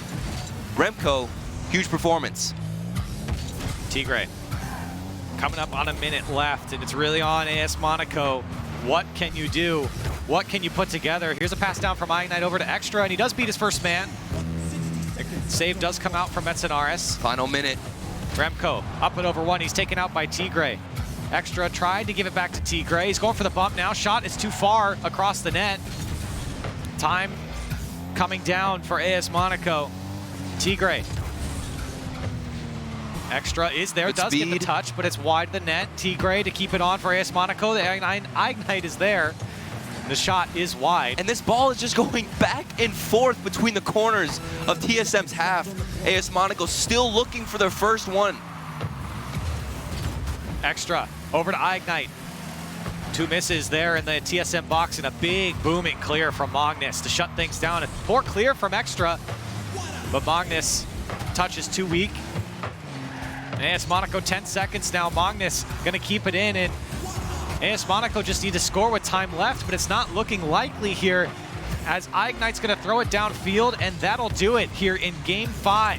TSM able to get their first win, and it was not easy over AS Monaco, but in the end, they come out with it. A huge win for TSM. It was a struggle as well. We saw it in Game 4, TSM. So many shots against Monaco. And the thing that I really appreciate about this win for TSM is their tenacious quality to just keep putting shots on net and don't get too desperate to get out of position. That third man never fully extended too far forward, even with how many shots they got. Yeah, I mean, they had, what, 10 shots on TSM side and 9 saves on the Monaco side. And as this series went on, especially in the back end of it, 4 and 5, it felt like AS Monaco was just playing a lot more defense. Yeah. It's just that TSM were just putting shot after shot. They're not all good shots. But it doesn't matter if you can hold up on the defensive side. So that really speaks to the defensive quality and play style of what TSM is trying to do, because they might not have the best shooting. They might not have that #1 star striker. But if they can hold up on defense, eventually a mistake will come if you can starve out your opponent. Well, it took a grueling 5 games for TSM to take down AS Monaco, but they survive and they get their first win on the board. We got another match coming up. It's going to be Dignitas taking on Mouse. You don't want to miss it.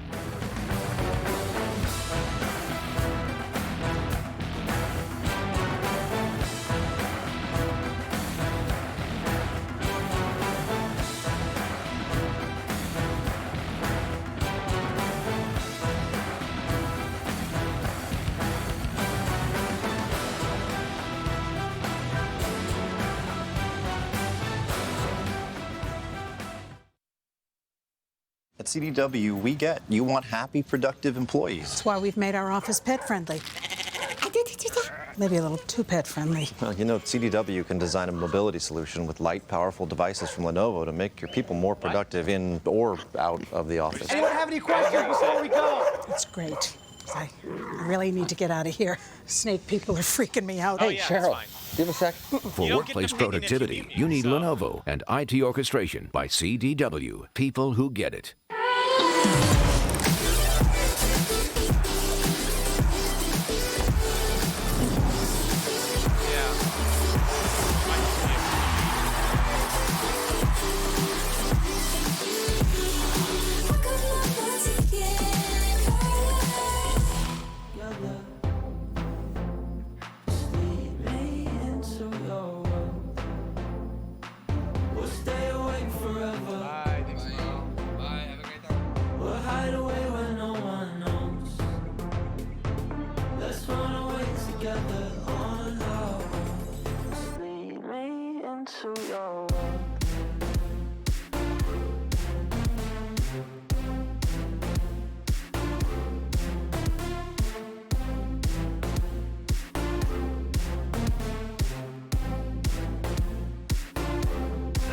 Waiting for no one.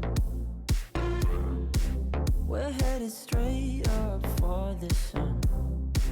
They'll never notice. We'll take these cities on our own. And all I know is that we lost time. If we stay right here, we could free ourselves inside. We'll stay awake forever. We'll hide away where no one knows. Let's run away together. Just lead me into your world. We'll stay awake forever. We'll hide away where no one knows. Let's run away together on our own. Into your world.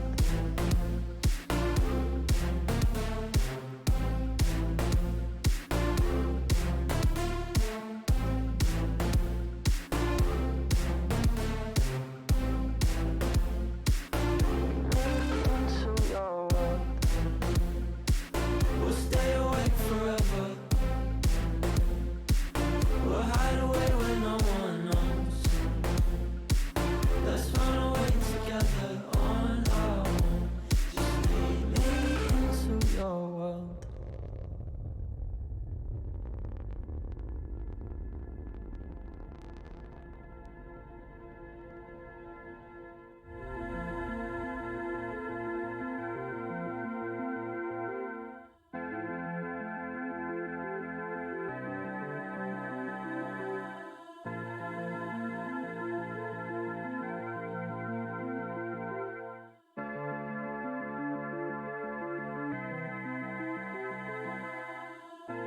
Oh, I dream just to be where you are. In a world I can see where you are. Though you are meant to be.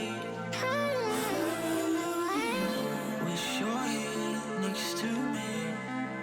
Where you are.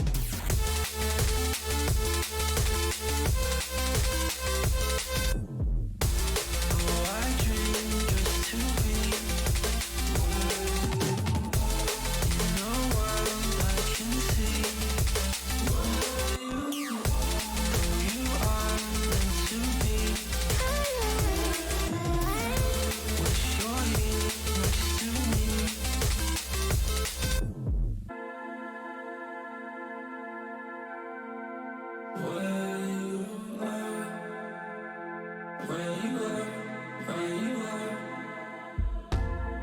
I dream just to be where you are. In a world I can see where you are. Though you are meant to be. Wish you're here next to me.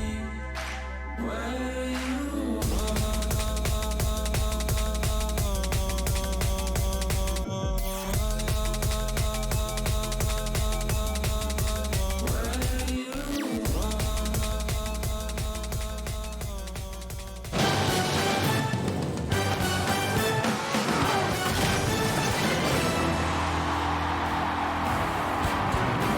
In the battle for their first victory, TSM is the one to come out victorious over Monaco, putting themselves at 1-3. Welcome back to the RLCS. This is week 4 of the European League play. I'm Leaf alongside Gibbs and Jorby. And honestly, we talked about that. We expected that to go to Game 5. Both these teams had 0 wins before. TSM now at least has 1 on the board, but they still have a long battle ahead of them. But TSM, they controlled the field for the first time this season. That's what I want to see. A lot of shots per game for them.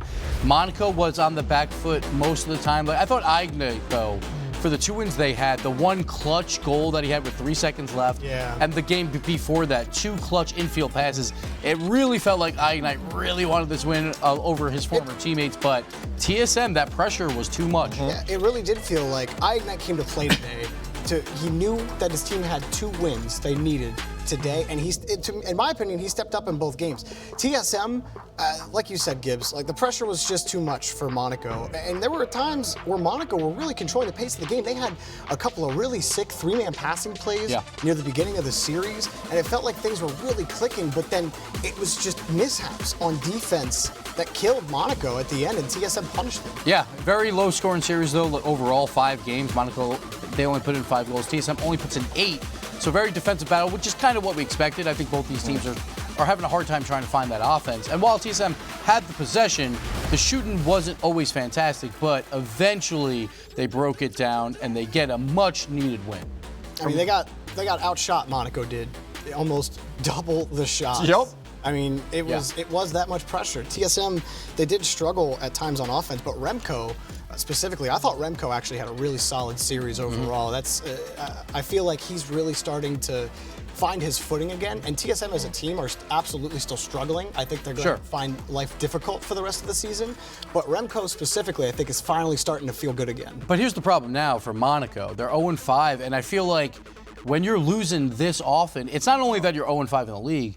Now every week when you're going into scrims, morale's going to be down. You're probably not going to care as much. It's going to be so hard to bounce back from that 0-5 start because you feel like you're the worst team in the RLCS. It's like, so why does it matter anymore? So they have to find a way. They need some leadership there to pick it up for scrims and practice incredibly hard because they're still alive. They still have 4 more series. We're halfway through the season. This is not the time to get morale down. Of course. If you're 0-5, this is the perfect time to get it turned around and try to run the rest of the table and make it into the playoffs. Your season is not over and not by even a playoffs. stretch. Because if you come in 10th, you're going to the rival series. Yeah. That's more important, I think, at this point for Monaco than playoffs. Well, we have one last match to get to, and it is our match of the day, Dignitas versus Mousesports. Dignitas, the only undefeated team left in Europe.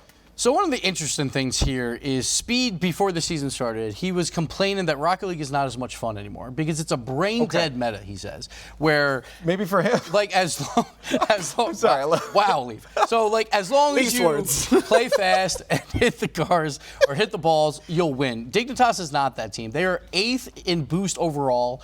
They are just so calculated with their position. And for this season, too, for Yukio, he's really turned it around, too. I feel like his position has been so much better. His shooting has been excellent. His shooting is better. And that's why Dignitas is now one of the best in the world, because last season, like even when he was shooting poorly, they found a way to win. Look at that, 10% more now shooting percentage. He's even boosted a little bit more. Like, I think he's a little bit more confident. It's not much, but I'm going to say, like, he's just got an extra pep in his step there. But Yukio plus Violent Panda, they barely boost because they just position so incredibly well that they don't need to boost to get to the places that they need to be. Mousesports, they're not going to find long passing lanes against Dignitas, and that is where I think they are going to struggle. Dignitas are so good at controlling the pitch, not only in the boost game, but also passing lanes, cutting off angles, and then just passing plays. Like, this is the best passing team in the RLCS. Yep. They will pass too many times to score a goal, and they're gonna keep you guessing on defense. And from what we've seen from Mousesports on defense, they are panicky when they are under extended pressure. I know Mousesports are 2-1, but last week they did not look good, and it needs to be better. You have to be able to control the ball against Dignitas, or they are going to do exactly what they've done to every other team they've played so far. But the problem is the teams that Dignitas have played are not very good. They've played TSM, they've played Monaco, they've played Team Singularity. 3 teams that now have only 2 wins, and one of them was because TSM played Monaco. So Dignitas, we praise them right now for being 3-0, but they haven't been tested yet. So this is their first real test. Yeah. I don't think it's going to be easy, but I'm still on the Mouse side. Let me know what you guys think. Are you with me? Are you with them? On Twitter, at @RLEsports, hashtag RLCS9. But it is now time for our match of the day, so let's get to it.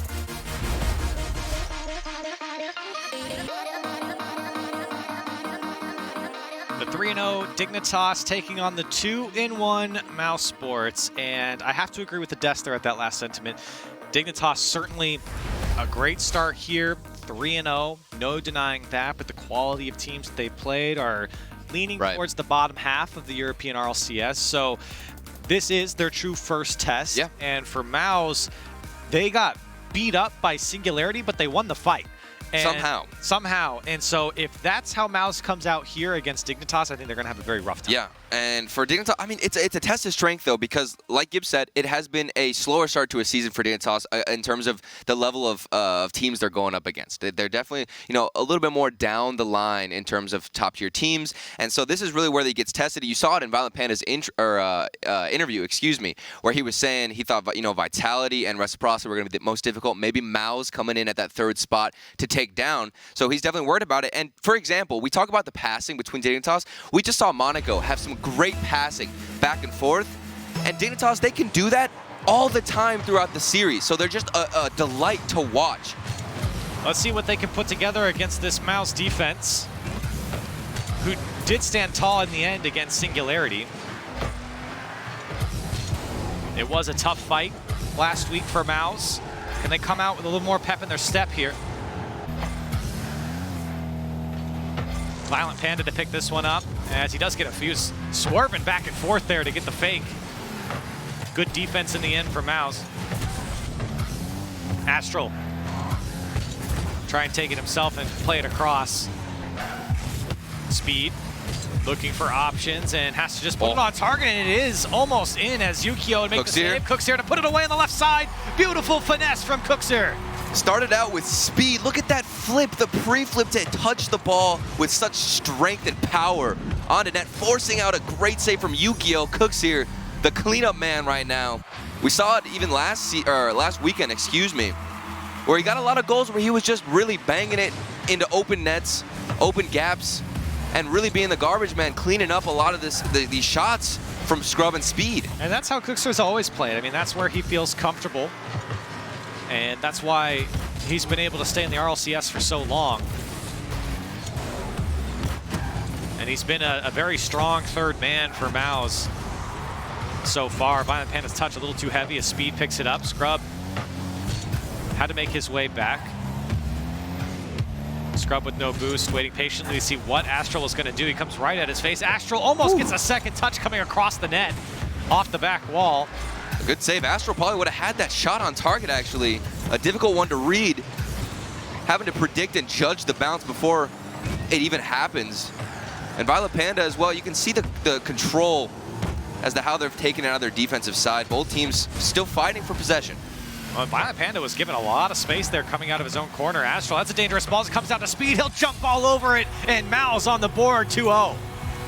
I like the idea that Astral's going for here, but the execution was not there. He had to get a solid touch for Violent Panda to follow it up and get the team clear. Not the best setup, and Speed's there to capitalize. quick to the ball, he is, and Mouse, great start here in game 1. Dignitas need to find one. Yukio does play it down to Astral, shot off the post, and another shot comes through from Violet Panda, but no threat as Speed clears it away. Scrub takes the boost away from Yukio, and Yukio realizes he has to give it up. Speed met by Astral. Astral does get a second touch. Scary in the box for Mouse. Violent Panda looking for Yukio, does dish it off. Yukio left side, turned away by Scrub Killer. And you can see the threatening passing plays from Dignitas start to develop as game 1 progresses. Lots of infield passing where they'll get a demo as well. And the teamwork is always so spot on, so you start to think what's going to happen when they can pull it on target, but Cookster gets a solid 50 in front of the goal line. Wow. Still pressure for Mouse. And Scrub trying to push this one across. He was lightly trying to find the gap. In the end, Dignitas able to break out, looking for Astral now to play it off the back wall. Cookser loses that challenge to Yukio. Scrub plays it over to Cookser, and he does break out. Astral there to keep the attack on for Dignitas. Speed given a bit of space, but he couldn't catch up to it. Here's Yukio using all of his boost for that back wall to try and come down. Violet Panda's there, shot too high. Astral's turn to go, right side, turned away by Scrub Killer. Starting to get flashbacks from last season during league play where Dignitas had those setups, but the finishing shot could not come out. Here's Speed for Mouse. These teams trading blows on each side of the field, and Speed almost comes off the crossbar and puts it away, but Cookster's shot also turned away by Yukio. A quick flurry of dangerous chances there for Mouse. Dignitas with 1 minute and 20 seconds left. Looking to find their first goal. Violent Panda gets the push onto Speed, pass out to Astral, puts it away as Cookster just a bit too slow on the challenge. I love the control from Yukio in this corner right here. He takes his time, finds Astral in the middle. He knows he's already going there for the team play. It's positioning like that from Yukio where you can see he already has the pass envisioned in his brain. He knows where he's going for. Astral's directly in position, and they get a solid setup. They still got a minute though. They're trailing by 1. Astral with the flip reset, does get it off the ball. Dignitas give themselves a chance to get back into it. Violent Panda couldn't find anyone. Astral, great passing. But Violent Panda pays the price. Dignitas, time is not on their side here in game 1. Astral, that ball given up straight to Cooks here.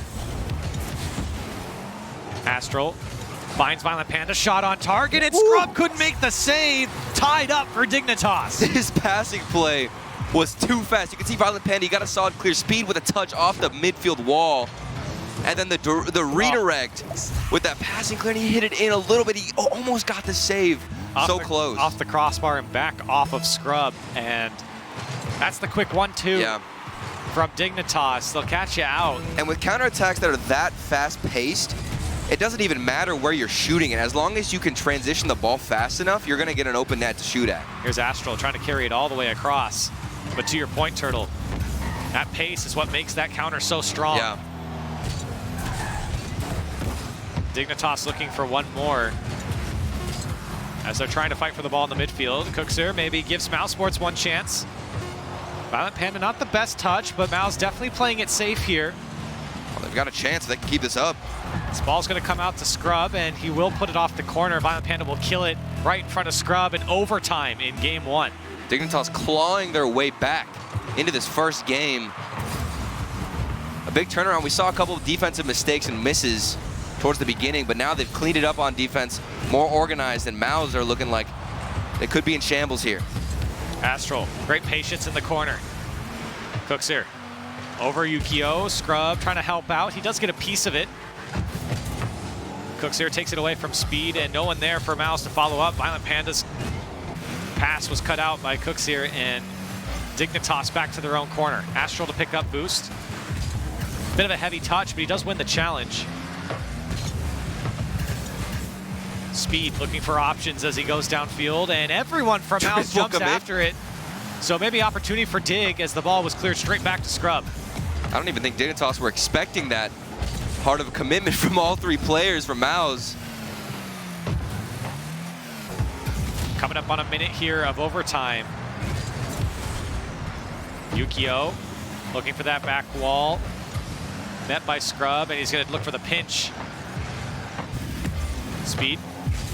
Backs up Astral. Second touch off the back wall. Maybe didn't want to drop it down. Great play here from Astral, but just a bit too far. As Violent Panda couldn't get up over it. And Astral on that play actually managed to land under the ball on the backboard. Beautiful setup. Another one here from Astral to Panda. He missed the net, but the setup was there. And you're seeing that passing coming through, and a great cut here from Astral. Flip reset over the defense, gets the bump, and Scrub Killer on the line. Gets the clear. Speed. Tried to keep it going for Mouse, but immediately thrown downfield from Astral.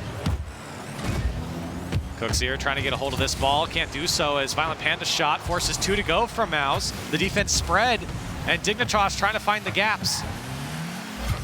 Astral gives it up, but the shot straight back into Astral. And Violent Panda has Yukio in front. Going for the demo. Him as a blocker, and he pushes it towards the net. Tough save from Scrub Killer off the crossbar and away. 2 minutes of overtime. And sparks have been flying for both teams. And this is just in game 1, Corelli. Speed trying to set up Cooks here. Yukio now from his corner, things slowing down. As Violent Panda and Dignitas forced to play some defense here. Scrub with full boost, immediately picks it up. Into the air dribble, looking for the back wall.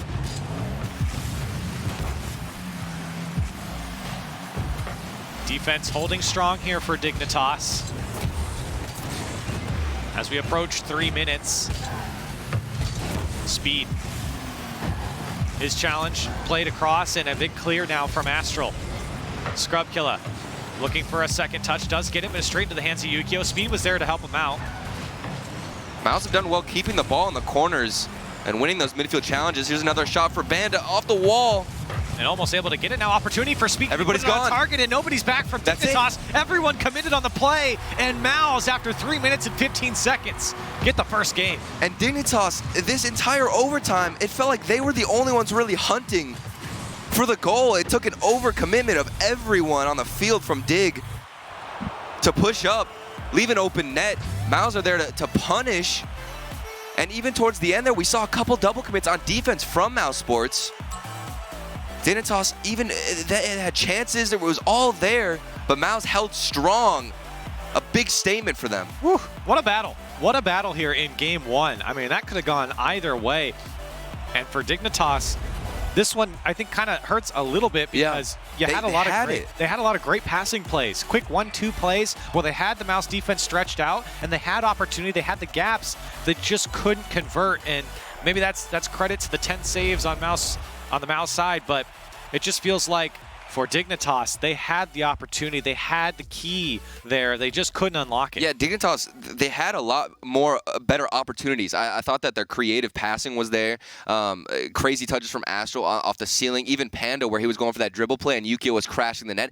Setups like that were perfect, but when it came down to being in position to punish Mouse whenever they would double commit, because we did see a couple of double commits from Cooksier and Scrub, and vice versa with Cooksier and Speed, but yet Dignitas weren't in position to really capitalize. There was even a triple commit from everyone on Mouse. You'd expect a goal to happen there for Dignitas, but they weren't there. And I think immediately after they did that, they realized 2 players went back as one flew across. So for Mouse, I look, a great win here. That again, I truly believe that was a massive battle. Huge. In game 1, and I think that's going to set the tone for Mouse as they go into game 2. I don't think there's too much to worry about on the Dignitas side. It was not a bad showing by any means. We can just pick up that shooting accuracy a little bit. I think we'll have Dignitas taking the lead much easier. So we get things kicked off in game 2 after almost 8.5 minutes of gameplay in game 1. As things get reset. Yukio and Dignitas looking for their way out, but the bump comes through and Cooksier puts the shot on target, but saved away by Astral. Now Mouse knocking on the door here. Cooksier gonna beat out Yukio, drops it on target, but Astral There to clear it away. Pressure from Mouse. Great shot there from Scrub, and a follow-up from Speed left side. And Dignitas defense can't hang on. A flurry of shots earns Mouse a goal. Mouse just embarrassing the defensive line from Dignitas, forcing so much extended saves out where you're coming across the net. That third man had to get a touch. So many shots already. We got 5 for Mouse to Dignitas 0. They've just been on the offensive side this entire game. We've only had 45 seconds, and Dignitas haven't even made it to the Mouse side. And Mouse, great start here in game 2. There was a team bump that kind of started that miscommunication from Dignitas. Looking a little shaky. Cooks here, full boost there, and he's done a great job of conserving his boost as he works through. You can see him using just little taps of boost as he moves down the field. Scrub to keep the play on for Mouse as they go into the Dignitas corner. Yukio didn't get the flick he wanted, and he went straight into Speed. Speed trying to get in the face of Violent Panda. Cooksier comes through on the left side. Yukio forced to make a tough save. Scrub killer. Now Speed. Mouse looking to break down. Here's a gap, but Astral does get back to it. Well, he's got space. Violent Panda's touch. He immediately jumped on from Scrub. Scrub still fighting. Up to Cooksier now. 19 boost to get back to it. Can't do so. A lot of time spent here on the Dignitas side.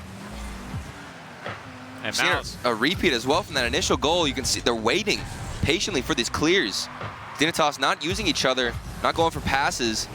That's a mistake that happened earlier in the first game where they tried to use each other, go for a pass, and was intercepted by Mouse. So maybe they're a little bit scared, going for boomers instead. Yeah, Mouse have done a great job. Maybe a little confidence lost here from Dignitas on the passing. They just want to survive the storm at the moment. Yeah. Until they get past half field. Violent Panda was trying to dish it off to Yukio. Scrub Killer off the ceiling, gets a flip back.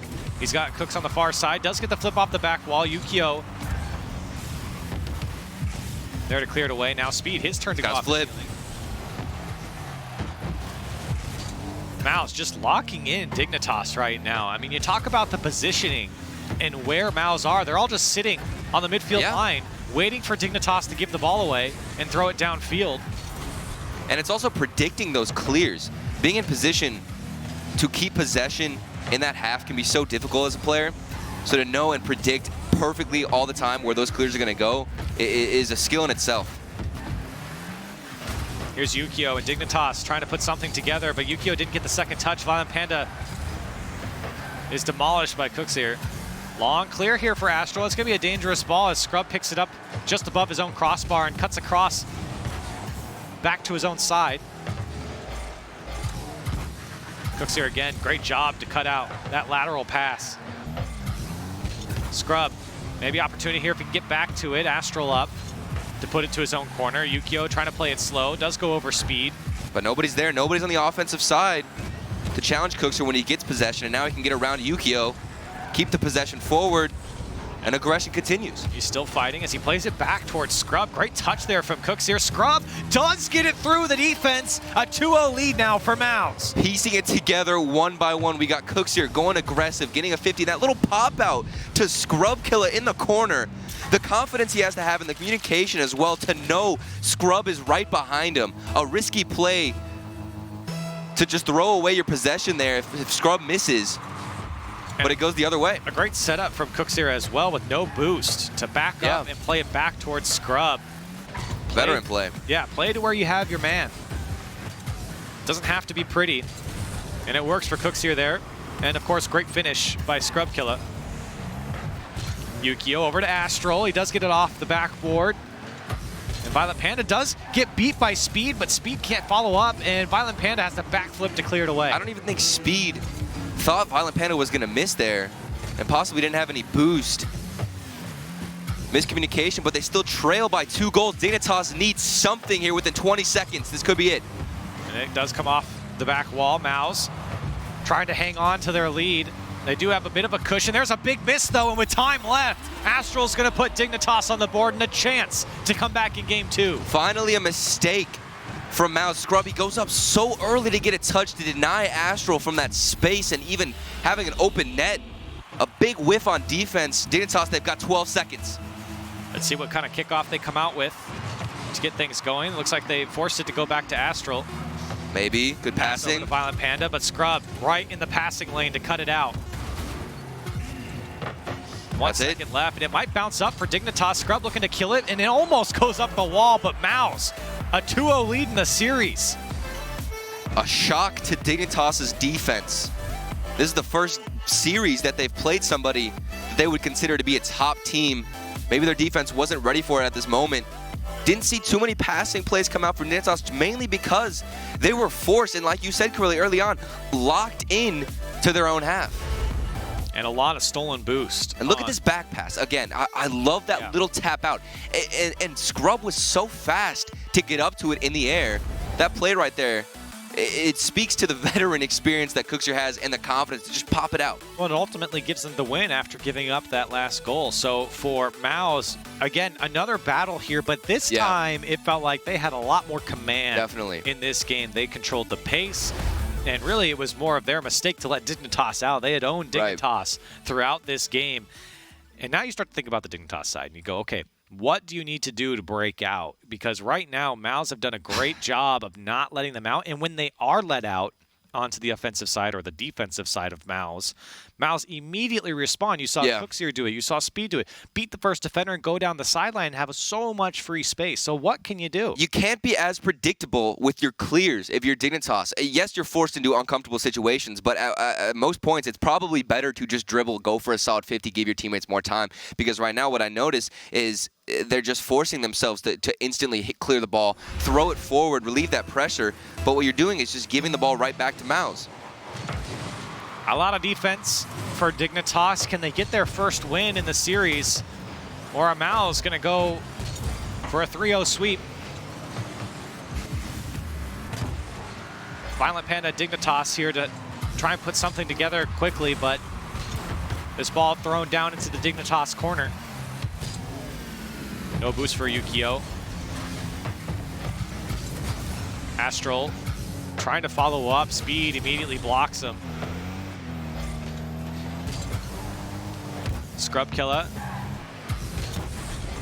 Astral. There we go. Over to Yukio, back to Astral, over to Violent Panda. It pops it up and slows down the play. Violent Panda's going to get his own touch. The passing play was there from Dignitas, but didn't come out to be threatening in the end. Here's Speed to his own corner. How does he get out of this one? It's met by Violent Panda. Scrub. Astral's going to go off the ceiling, can get a second touch. He does, but not on target. It was too sharp. And Mao's able to break out. Astral, he's had a couple of chances off the backboard. His recoveries have been unreal so far this game and this series alone. Trying to open up space for his teammates. And now they're being a little bit more aggressive, having better speed in the midfield, winning some challenges, and not just instantly clearing it to the opposition. Big clear here for Violent Panda. Scrub, great response over the first defender. Can he keep it going? You can see the way he challenged that one to push it into the wall. Astral. He's got full boost. Tried to get past Cooks here. He's going to dish it off to Speed. Yukio, great flick. But easily dealt with by Scrub. Cooks here. Try to get a touch. Tough challenge there for Scrub Killer. Comes out to Speed and doesn't get the touchdown and across. Scrub came flying in to bail him out, and another one, but it goes over Cooksier's head. Mouse slowly getting into position to lock in this Dignitas defense. You can see them start to build that formation again where they can force the ball into the corners, start receiving some clears. Yukio now a solid dribble off the backboard. Cooksier's there to defend. Great challenge by him to keep it going. Still scoreless, coming up on halftime here in Game 3. Astral doing what he can to stay with that ball, but he uses all of his boost.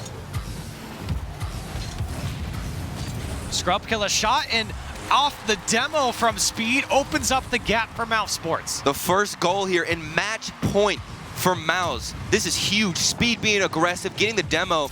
We could even see him possibly hunt down Violent Panda if he wasn't rotating the way he was. And open net's left wide directly there for Dig to just leave, and nobody is ready. The defense in shambles still. Mouse, like you said, it is really a locked-in game for them.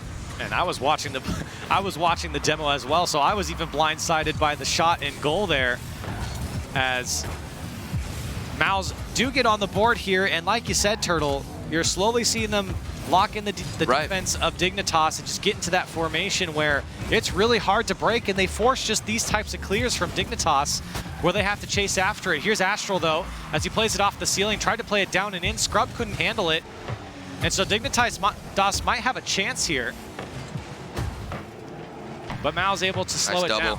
I mean, we're seeing a synergized Mousesports right now. It feels like they have so much confidence within each other to land every 50-50. Scrub off the ceiling. Gets a good shot on net. And like I said before, they're playing with confidence in each other, knowing they're going to win 50s, knowing they have the solid touch there. There's no hesitation and no doubt between any of these players. And it's definitely looked a lot better for Mouse. Maybe even one of the best series we've seen from them. Cooks here, looking for that back wall. It's going to be tough for Astral, and he does get the read in the end. Scrub, 38 boost. Gets by one, looking to land on it. Violent Panda read that one all the way. Dignitas still held scoreless here. Violent Panda to pick it up. Options to his right. He had Astral, but Speed immediately challenges him as soon as he started to think about it. It was too predictable. Speed, he saw the pass. He's judging how to approach the ball based off of the teammates of Dignitas. And when you know that a team wants to pass as much as Dignitas, it's quite easy to see where they want to go, like you said, based off of their attackers. There's a great pass over for Astral, and the 1-2 play downfield get Dignitas on the board. But sometimes, even if you see the opponents and where they're going to be positioned, passing plays that are this good are nearly impossible to stop. Dignitas, they get a solid one here. 25 seconds left. They found themselves back into the series. It's the quick give and go that's so strong. And for Dignitas, a much-needed goal here. Can they find the lead? Looking to be back on attack, but Mouse trying to find their way. Maybe one more try here for Violent Panda. Gets over Cooks here. Yukio looking for the back wall and cleared away by Scrub Killer. Violent Panda is going to keep it up. He will. It's going to be high of the net. Speed forced to keep it up. Yukio can't get the touch, and another overtime here. Dignitas seem to be coming alive late here in game 3. The question is, are we going to see Mouse start to lock them in more? Are they going to be able to break out of their half with better clears and solid vision and hopefully less predictable passes? Violent Panda for Dignitas. Fighting in the corner. Yukio there to help him out. It's up to Astral. The shot is saved away by Scrub Killer. Still dangerous. Dignitas still fighting for another chance. Violent Panda. Yukio's there. Tough play for Dignitas. Astral over to Violent Panda, and a weak shot is wide. Mouse weathering the storm, and they do break out as they beat the first defender. Scrub and Speed trying to put this one away. It's stopped up by Violent Panda. You have to be cautious with Speed, always hunting in the backfield. We saw it earlier, a great demo play from him. Might get another one here. Violent Panda, a nice air dribble, just giving away possession though. Weak shot on target, thrown away by Scrub Killer over to Speed. Gets a touch off the back wall. Scrub's there, shot on target, but turned away by Violent Panda. Here comes Yukio, met by Speed. Things heating up in overtime. How do these teams adapt? Yukio had no options downfield, and Mao's going to take their time with it. Great read here from Astral, but he gives it down to Cooks here. Yukio to bring it down, and it goes behind him and trying to wrap around. Lets Violent Panda in the end take it away. Mouse just always seemed to get a piece of the ball, though, when Dig tried to break out. Oh, but we're seeing aggressive plays, 2 demos in the past 40 seconds. They want to shake this defensive line and the rotation of Mouse. Great block here from Astral. Dig trying not to let Mouse out. Scrub Killer over to his left side. Yukio pass across over to Violent Panda off the back wall. Astral coming from the midfield. Violent Panda's there. Can he get over it? And he didn't get a touch in the end. It's getting a little bit risky though. With all of those passes, over-aggression is possible. Even in the first game, there was a wide open net in the overtime. Are we going to see the same repeated mistake here? Shot was on target and turned away by Violent Panda, and a good beat here from Speed. Can he put away the series? And Yukio bails out Dignitas. Here's Astral. Can he do it himself? He's got Cooks here in front of him. Good challenge to keep the ball in for Dignitas. Lets Violent Panda come through. Double commit. Everyone from Mouse in front of this. Speed. Astral gives it over to Violent Panda. Shot to the right side, and it goes in for Dignitas. Finally get a play to drop. Panda coming into this series top 4 for goals per game. They've been working on their shooting, and he puts it on display here, the upper right corner. A beautiful shot here, and they fought their way back into this game. 25 seconds left was when they got their first goal. It was looking shaky, but Dignitas somehow managed to get back into the series. And you could tell going into overtime that Dignitas really started to turn it around. You felt like they had more of a chance than ever in this game to finally find the back of the net, and they do so in overtime. And I mean, I have been waiting for the shooting to get a little bit better, for them to ramp it up. I thought they should have won the first game, in my opinion. Dignitas, if their shooting was just a little bit better, they had better passing plays. The defense was a little bit off, but if their shooting was on point, I think they definitely would have taken it away. So here, Violent Panda putting up huge numbers. 4 saves, 3 shots, 1 goal. Great performance from him, and he's the leader that they're going to need if they want to continue to go forward in the series. Absolutely, and he always seemed to be in the mix. Yeah. Whether it was the defensive side of things or in the midfield, it felt like he was the gatekeeper for Dignitas to move down and make something happen. And I like what I like what I saw for everything from Dignitas here. Everyone was contributing in their own way. It just felt like there was a few times where it just felt like they just didn't have enough of an attack to put it away, or it was just one missing touch, or one too many passes, or it was too shallow of a pass that Mouse could read, too predictable. You've been harping on that, right? And that's really been the difference for Dignitas. Because Mouse, if you're going into this game as a Mousesports player, you know they're going to go for these passes. So why not position yourself, try and find that interception play where you can see where the opponents are, put yourself in the middle. And maybe if you're Dignitas, you can recognize that and go for a little bit more solo plays to open up your passes, change your approach to it. So we go into a game 4. Can Dignitas keep the momentum going, or at least keep the types of attacks that we saw in the last game? Mao's still doing a great job of locking in Dignitas. Mouse was looking for, Speed was looking for someone on the right side there, couldn't get it. Astral tried to flip and chase that one, and Violent Panda shot turned away by Scrub Killer. Here's Astral. Off the ceiling. Looking for the ceiling, does get a flip over one. Still with it, here is Astral. My a touch God. almost past the last defender. Violent Panda's shots off the crossbar. Panic inside the box. Yukio's gonna force it through, but a big save from Scrub Killer. I don't know how he did it, but he keeps this game tied. How did that ball not find the back of the net? Floating on the goal line for multiple seconds. Astral, an insane mechanical performance from him off the backboard. He controlled it multiple times, carried it across, and still Dignitas end up scoreless. They stay tied. A great attack, but maybe even better defense from Mouse. Yukio tried to get that second touch. Defense struggling with this one from Mouse. Astral dangerous, uncontested off the back wall. Gonna drop it in. Scrub was trying to go off the ceiling and couldn't get there, and Astral puts it away for Dig. He's warmed up now. He knows how to find these shots off the backboard. Look at how direct he can get it. Just slams it down. He's so high up above the goal.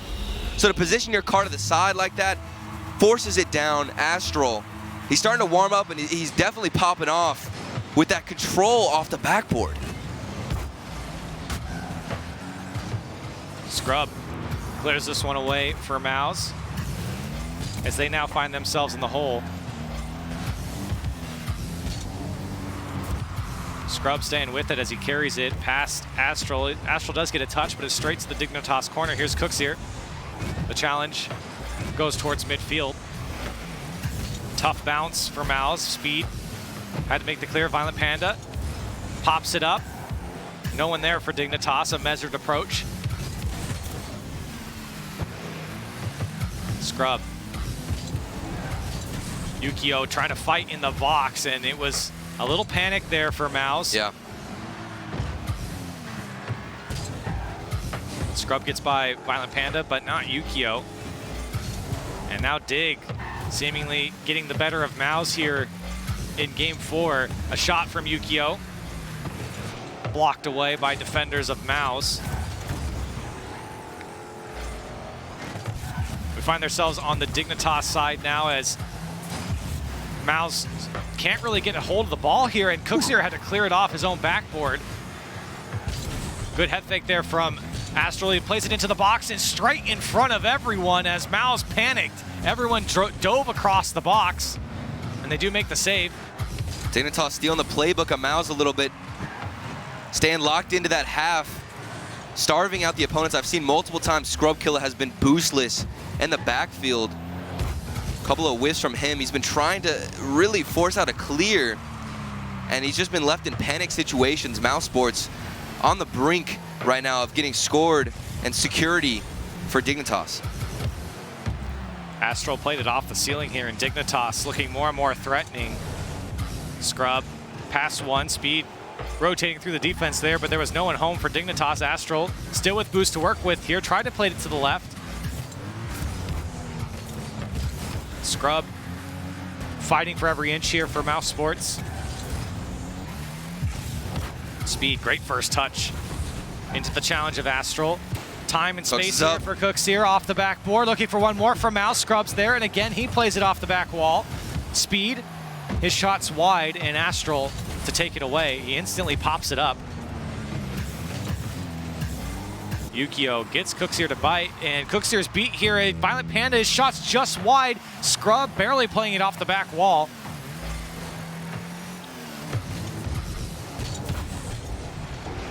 Time ticking down. Dignitas trying to force the reverse sweep at this point and hanging on by 1 goal. And they've done it before. I mean, think to last season.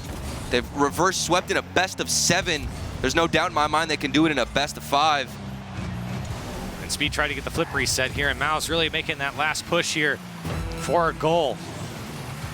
They've got a hold of the Dignitas offense now in this game. And it's a flip. We've got Mouse with 1 shot to Dignitas' 8. Speed, pass over to Scrub, picks it up, had boost to work with. Speed tried to punch out of the way. Scrub's shot goes off the crossbar. Cooksier's trying to fight through everyone. So close for Mouse, yet so far the pass from Speed not over to his man, and Violent Panda looking to run out the clock here.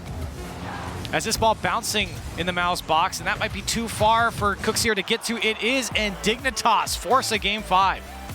And you could see Violent Panda towards the end there, he actually started to read those passes the same way Mouse was doing it to Dig, cutting off any form of connection between Mousesports, trying to force some kind of goal, get that last second adjustment. Dignitas too strong. Their defense was standing tall this game. And Astral, I've been amazed with his performance, the way he's able to carry it and control it throughout all these double touches. We'll take another look here at this crazy opportunity for Dig where this didn't go in. Scrub getting that save. Oh my. How close is that? Can you get any closer to a goal? Oh my goodness. That is ridiculous. And Scrub just barely getting there. That ball was an inch. And that started from Astral controlling it off the corner. He recovered on the backboard, got another pop out, and Mouse's defense was just, what do we do? What do we do about this? You just throw everybody at the ball. They got lucky enough for Scrub to just have that flip to get it out. Oh my goodness. If Mouse were able to carry out a win in that game with that save, would have been crazy. And now, at the end of the day, you make the great saves, but Dignitas do come out with the win. You're into game 5 now, facing really a reverse sweep by Dignitas at this point. Dignitas have really woken up, and Mouse don't have the same control that they did. They're not putting on as many dangerous, threatening shots as they did before, and really they're actually feeling a lot more of the pressure from Dignitas now. So what, if you're Mouse, what are the changes that you need to make, or what has changed here in this series for them? I think it's a mix of the shooting being a little bit adjusted from Dig and their approach to how they're going up on defense, or on offense, excuse me. I don't see Dignitas constantly looking for passes as much as they have before. They'll have a lot of give and goes here and there, but I think they're really throwing Astro up on the offensive side, forcing him to go for opportunities where he can create space for his teammates, as well as Yukio doing that. And then even Panda in that game, we saw him in a couple of games, the first one that they got to win it, where he actually had a great shot out from the midfield. They've been shooting a lot earlier than normal. I feel like they don't carry the ball as forward. They'll just put one on net and force uncomfortable situations onto Mouse. And for Dignitas now, I think that the passing, like you said, has been really coming alive. Yeah. I think that their defense is cleaned up a lot more. You can see the physical plays attempted by a Mouse. I saw Speed a few times really trying to rotate through the Dignitas defense and get a bump or a demo, but Dignitas are doing a much better job of breaking up from their own end and then everyone pushing up the field to then have the offensive tries. And I think it really was a shock. I mean, this is the first, like we talked about earlier, the first real test for Dignitas and their defense against a team that has a stronger offensive power and a veteran, experienced team who's been in the RLCS for so long. You know, I mean, Mouse, they got the lottery win, the lottery pickup of Scrub Killer. And I've noticed they've been integrating him perfectly, but things have fallen a little bit short here these past 2 games. We're going to take a look at the results so far throughout the day. And it's been a long day. We're here at game number 6, but you can see up on the board that the Veloce got us started off against Team Singularity. Team Singularity was a team that really gave Mousesports a run for their money last week. They fall 3-0 to Veloce, and we've seen AS Monaco twice there against Vitality and then there against TSM in 5 games. And then Veloce again took the field against Endpoint, and then a thrilling Barça and Team Reciprocity game as well. Yeah, and that was a huge upset. Reciprocity have been looking on a downwards trend these past few weekends, as well as Veloce. They've been just improving so much. So all the series we've seen today have been fantastic. And I actually wanted to compare the passing that we did see from AS Monaco, just to give you a comparison.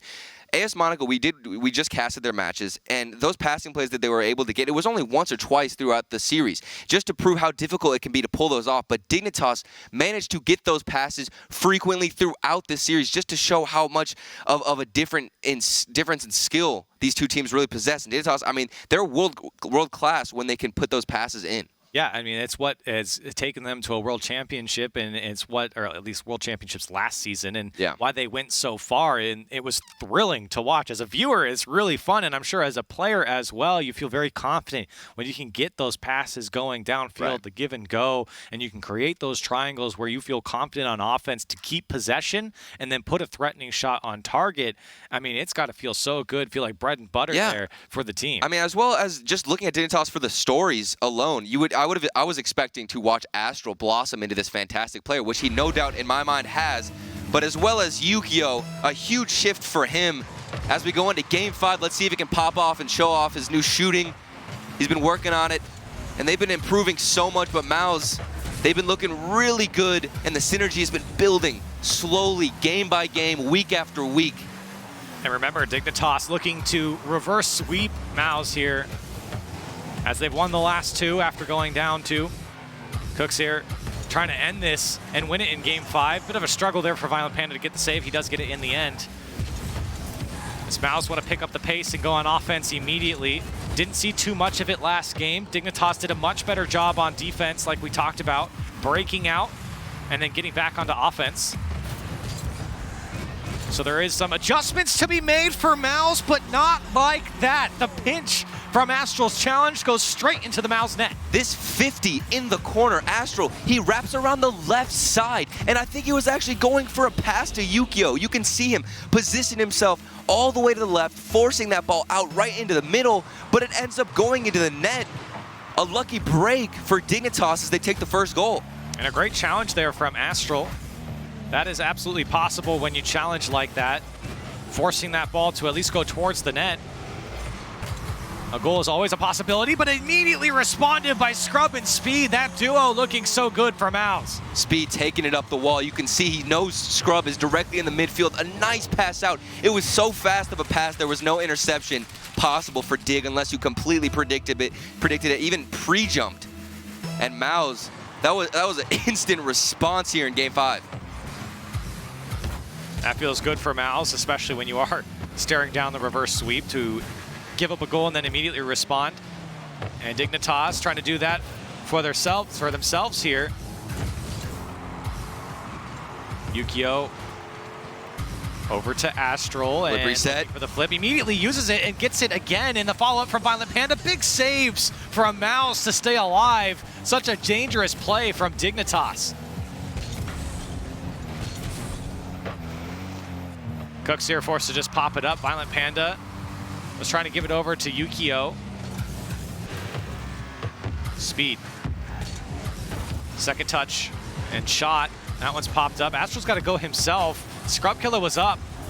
And the block, Astral. Astral, the one-man army on defense. He doesn't need any teammates to stop 3 or 4 shots on the net. He saw that ball pop up and he said, oh, no one else going to go for it? Sure, Yeah. I'll go back after it. And you need that type of initiative sometimes. And showing why is you're able to get 1, 2, 3 blocks to slow down an offense. Speed dunked by Yukio here and pushed away. Yukio really bullying the Mouse team in their own box. Here's Speed. He has Scrub to his right as he rotates back. Cooks here behind him. Astral the long clear. Scrub can't get it, and I think Violent Panda thought he was. That was a dangerous ball, but Dignitas really just assumed he had it. Yeah, and at that point, I mean, you can't feel frustrated. It's better to assume somebody's going to get a solid hit there, and that's an unfortunate bounce. Cooks had a chance on net in the corner. Couldn't find it on target. Still tied up here, 2 minutes left. Yukio over to Astral. Met by Speed. Speed gets a second touch. Scrub looking to control this one. Has Cooks there to clean up on whatever happens here. It plays out towards Speed, and Speed doesn't get up to it. Now Astral in a dangerous spot. Cooks here forced to make the save. It comes out to Yukio, but Scrub gets a piece of it. Violent Panda lost that challenge hard as it goes back into his corner. Good touch here from Yukio and trying to read where Speed's going to go with it. Astral, tough challenge, chasing after it. Violent Panda calls him off and he can't get the touch. Violent Panda a little bit eager to jump there. I don't think he should have gone for it. Forcing Astral to go back, and now they're both out of position. Mousesports now have a chance to get possession here as Speed and Scrub are doing a little bit of their duo in the corner. Oh man, Speed doing so well from the corner and then kicking it back out. Cooks here, right side shot off the crossbar and off the post. Speed's there, but cleared away by Yukio. And another chance for Cooks here in the corner. That was his second opportunity for an open shot on target. 1 minute remaining. Another overtime looming.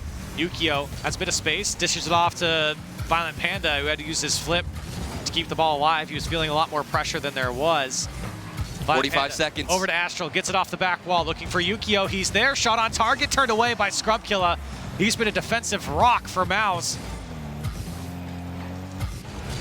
Cooks here, gets a challenge out to Speedy, rips a shot.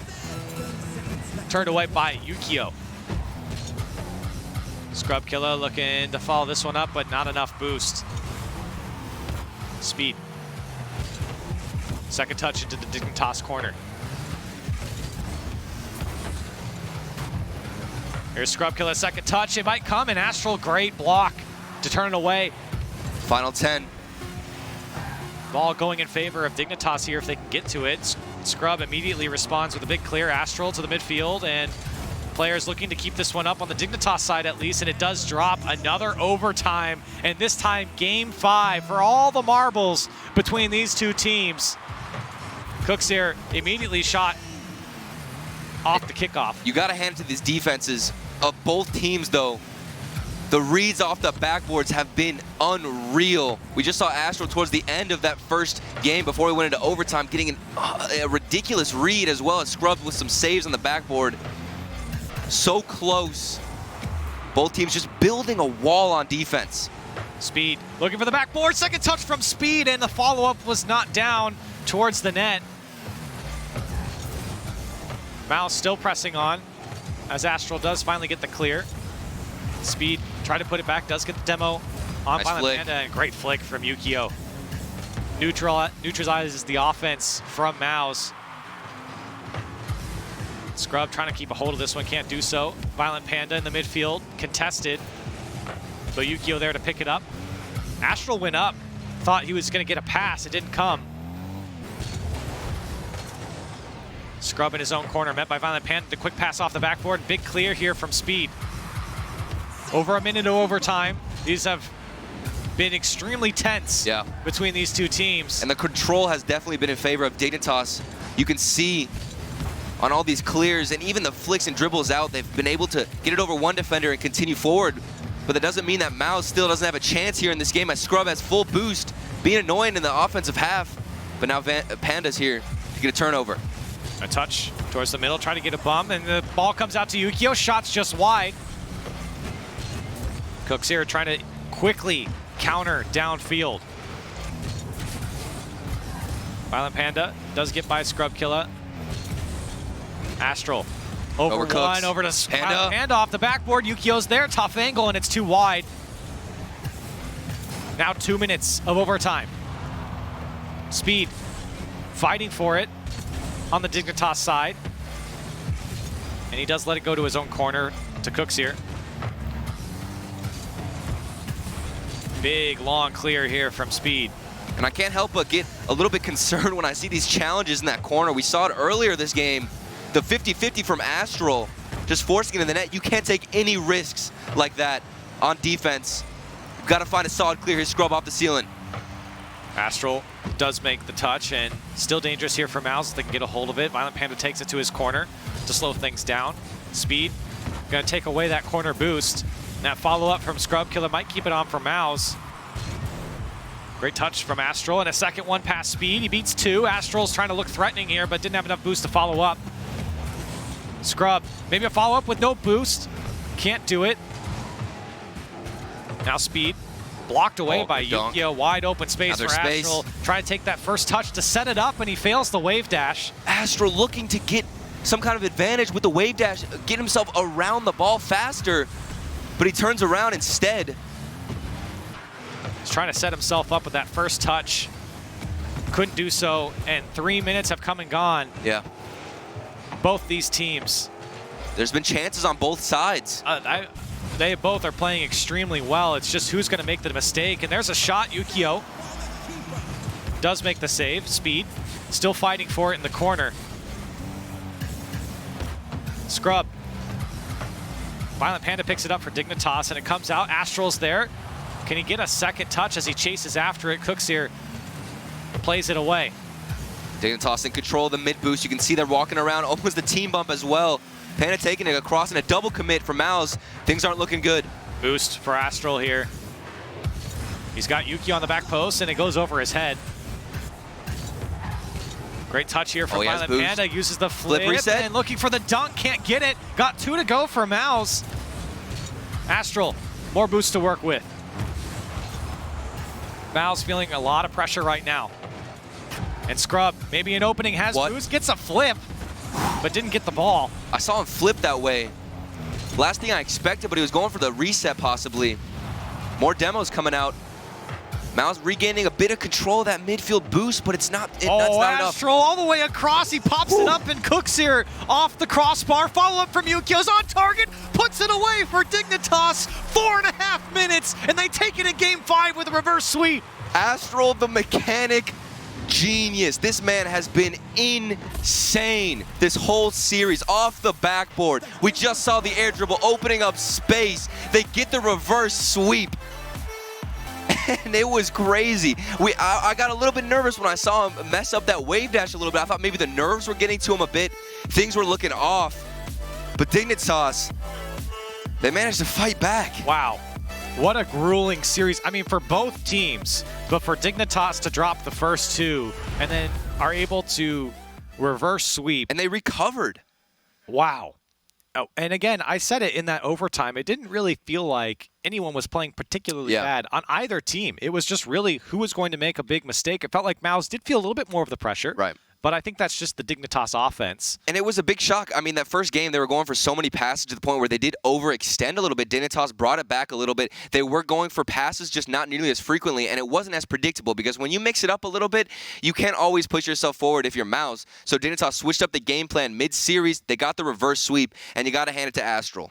Yeah, I mean, it's a great way to set up a play like that. Astral did a great job on the air dribble, and he was looking for a lot of space by himself. There was a few times I kept saying he had boost to work with because we know what he can do with the ball. And when he had space, he was trying to take advantage, and we saw the failed wave dash here, trying to set himself up finally was able to get it coming out from the defensive side and to set up his team was so strong for Dignitas. He's such a weapon for them, and that's ultimately the difference maker here in an overtime in Game 5. And I did get a little bit scared too. Mouse, their defense was so strong at the beginning, but things slipped up. I saw Scrub on the defensive side, just a couple of misses. He was starved to boost a lot. I actually ended up noticing. And towards that, at the end of that overtime, you could see Dignitas, they were running the midfield boost completely, had control of that field, and that's what helped them to keep pressure and keep possession for Astral to eventually pop off like that. And just the last point here on Mouse, a tough series here where I felt like they actually played quite well. I don't think they played poorly at all. But Mouse, in the end, went up the 2 games, looked pretty good, but I think it was just Dignitas playing better and better. And as the series went on, they were slowly able to break down the Mouse offense. Yeah, you had to close out that series when you were given the chance, because once Dignitas started to warm up a little bit more, get that offense going, and really working like a well-oiled machine with the defense, it was scary, because Dignitas, as they continue now, that was their first real test, quote unquote, going up against a top tier team. So now I'm excited to see how they can continue this play style and push it even further. Yeah, it's a good point. It was a win over a very strong Mouse team here in Dignitas. And I think we've said our part here, and we're going to throw it back to the desk and see what they have to say about it. A very strong opponent indeed, but Dignitas will remain victorious and undefeated in European League play up to week 4. I'm sad over here. Mouse and Dig, both on the up and up. Absolutely. Here. That was that's fair. High quality series. 100%. But it was never a question. Me and Jordy picked Dignitas. It was never a question. What do you mean it was never? It was a Game 5 overtime. Like this is why we don't show you the script. What? Yeah. This is why you don't show. Oh, you guys cheated. Well, it's not that we cheat. It's just that, we like this dynamic with you, Leaf. So you like me being wrong? You picked us because you're I'm getting framed here. It's rigged. This is not. But you have to talk about Astral throughout that. 5 both goals. teams played fantastic. The final play too. The final aerial dribble. He gets no credit on that goal because there was 2 more plays after that. But he was the difference maker for Dignitas in the series versus Mousesports. Astral straight up was born to play Rocket League. This guy is one of the best players in the world. Whenever he gets the ball, you heard Corelli say it. When he has boost and he has the ball, this dude's possibility, it's limitless what he can do. And Dignitas, I mean, I'm going to give all the credit to Mousesports in this series. They look the best that we've seen them this season. If this is the Mousesports we get for the rest of the season, the rest of the league needs to watch out. That's what we said, and even Gibbs was on the side. If they can click when speed gets that speed going on, when he gets moving, that team can just do some real damage on offense. Go ahead, Gibbs. So there were so many high-quality shots, I think, by both teams where just desperation saves coming out, but high-quality saves. I think there was a few times by Mousesports where they would double commit, but there was so much respect because they were playing so well that Dignitas couldn't capitalize on it. And, I mean, in addition to speed with Mouse, to me it was Cooks. Cooks played a lot differently. He came into today, he spends the most time in the defensive half of the field. Yeah. This time he was helping pushes in the offensive half of the field. He was spending more time on offense. The rotation was tighter from Mouse. And so Cooks, I think, was a big reason why Mouse were able to stay in this, is because he was more integral and not fully relying on himself to just play defense. He played offense as well, and it worked out. I think these stats just show perfectly how hand in hand these two teams went so and how close that series was. I was pacing back and forth here during that whole overtime. Yeah.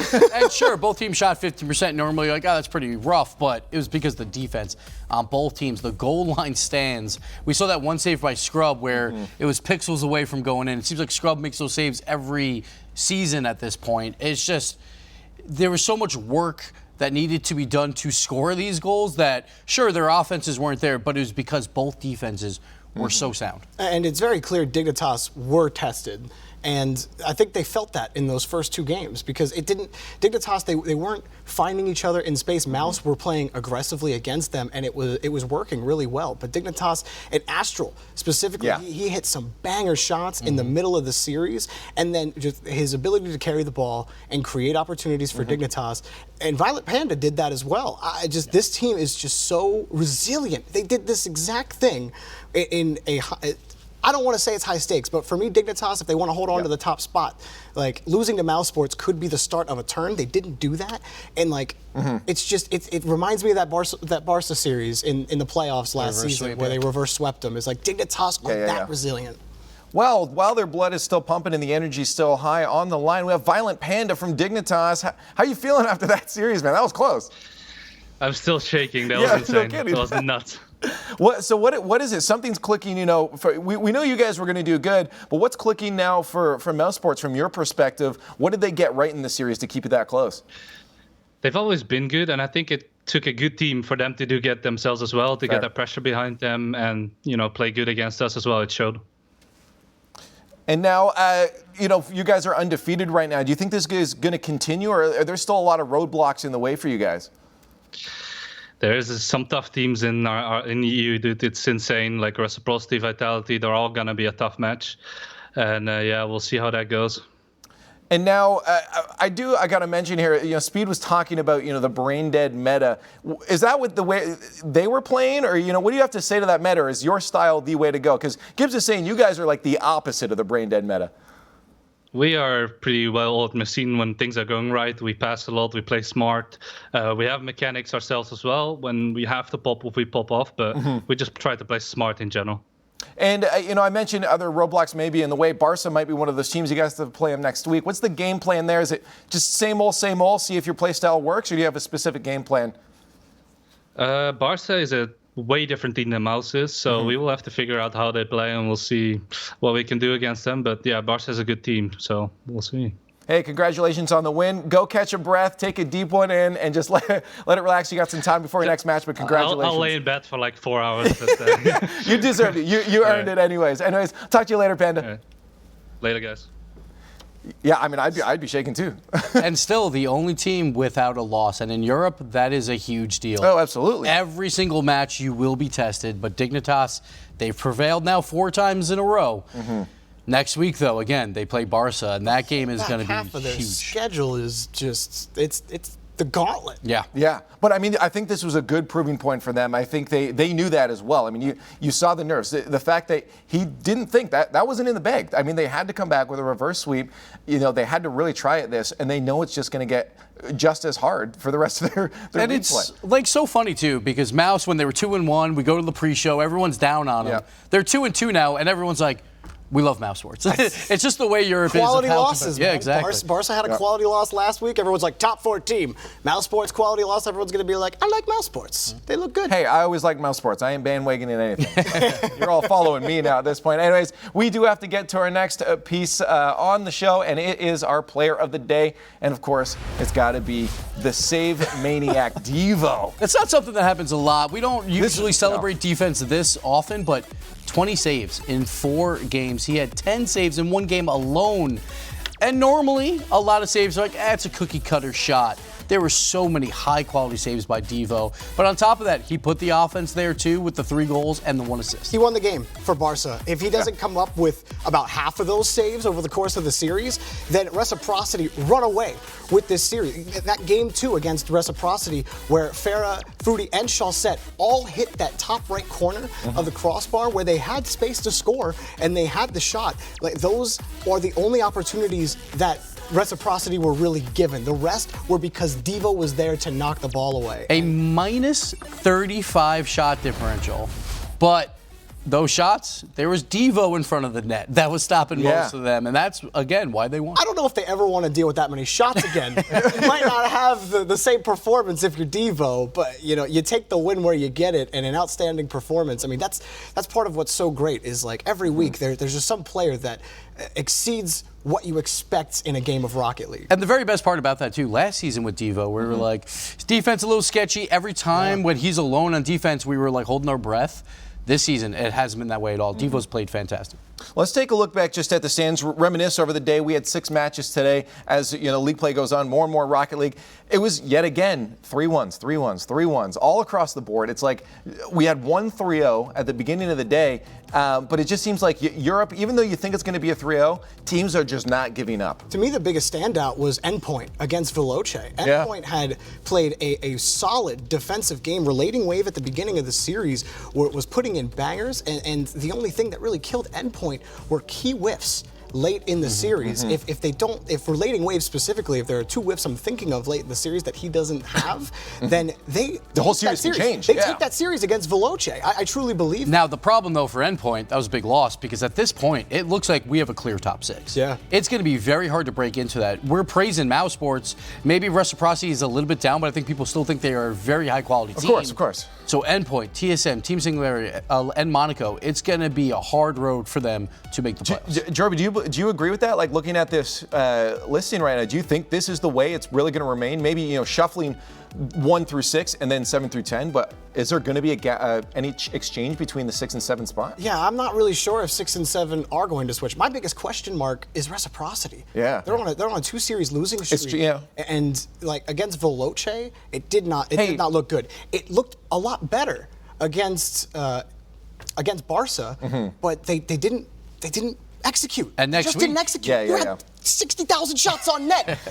You have to score more, man. And next week they play Endpoint. So like if there is going to be one of those top 6 teams to fall out, that series Endpoint has to win. I'll get to that schedule in a sec, but any final thoughts now? We're getting to week 4. We're getting deep into league play, and Europe, yet again, is giving us some good matches like that last one. Yeah, that last match was a joy to watch, and I expect more to come as we get later on to the season where every match can be so important. Not only top 6, top 2 for Europe, because we look at these top 6 teams. You don't want to play any of these teams in playoffs, so that top 2 race is going to be so much fun to watch. I am excited for one match right now that's in my head, and that's Dignitas versus Vitality, a repeat. Granted, in league down play, the road, not at Worlds, but I am so excited to see how Alpha might keep Vitality over Dignitas, because those 2 teams look like the 2 powerhouses of Europe right now. Well, there's a lot of good teams in Europe, so let's take a look at the schedule for next week. Week number 5 for Europe. Honestly, I could pick a few of these as our match of the week, but of course it's going to be likely our Barça Dignitas, but I mean, you look at Reciprocity, Renault, Vitality, that top 6 is looking absolutely strong. So make sure you tune in for that next week on Sunday, but Monday 9th, we also have a doubleheader, Europe and North America. Lots and lots of Rocket League. Make sure you guys get onto rlesports.gg, head over to the rewards page because we have double painted fan rewards. You do not want to miss that, but I'll see you guys next week. Later.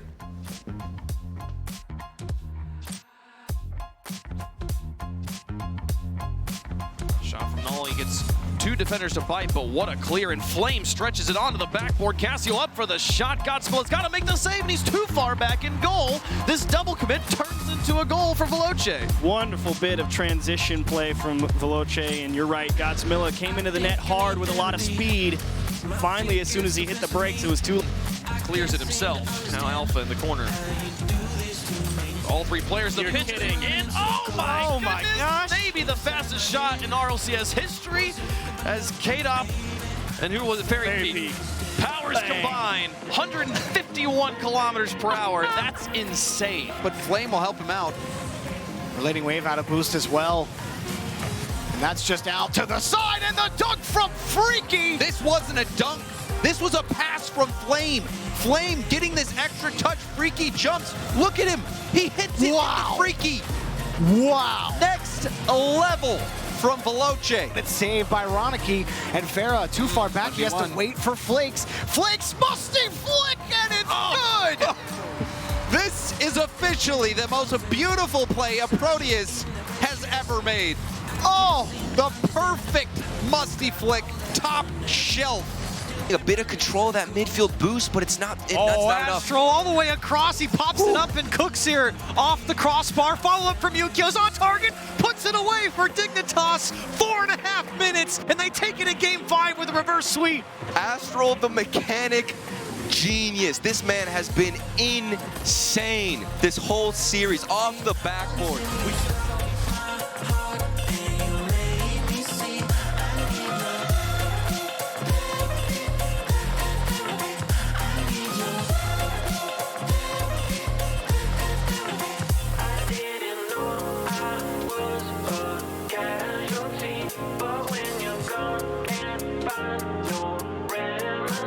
I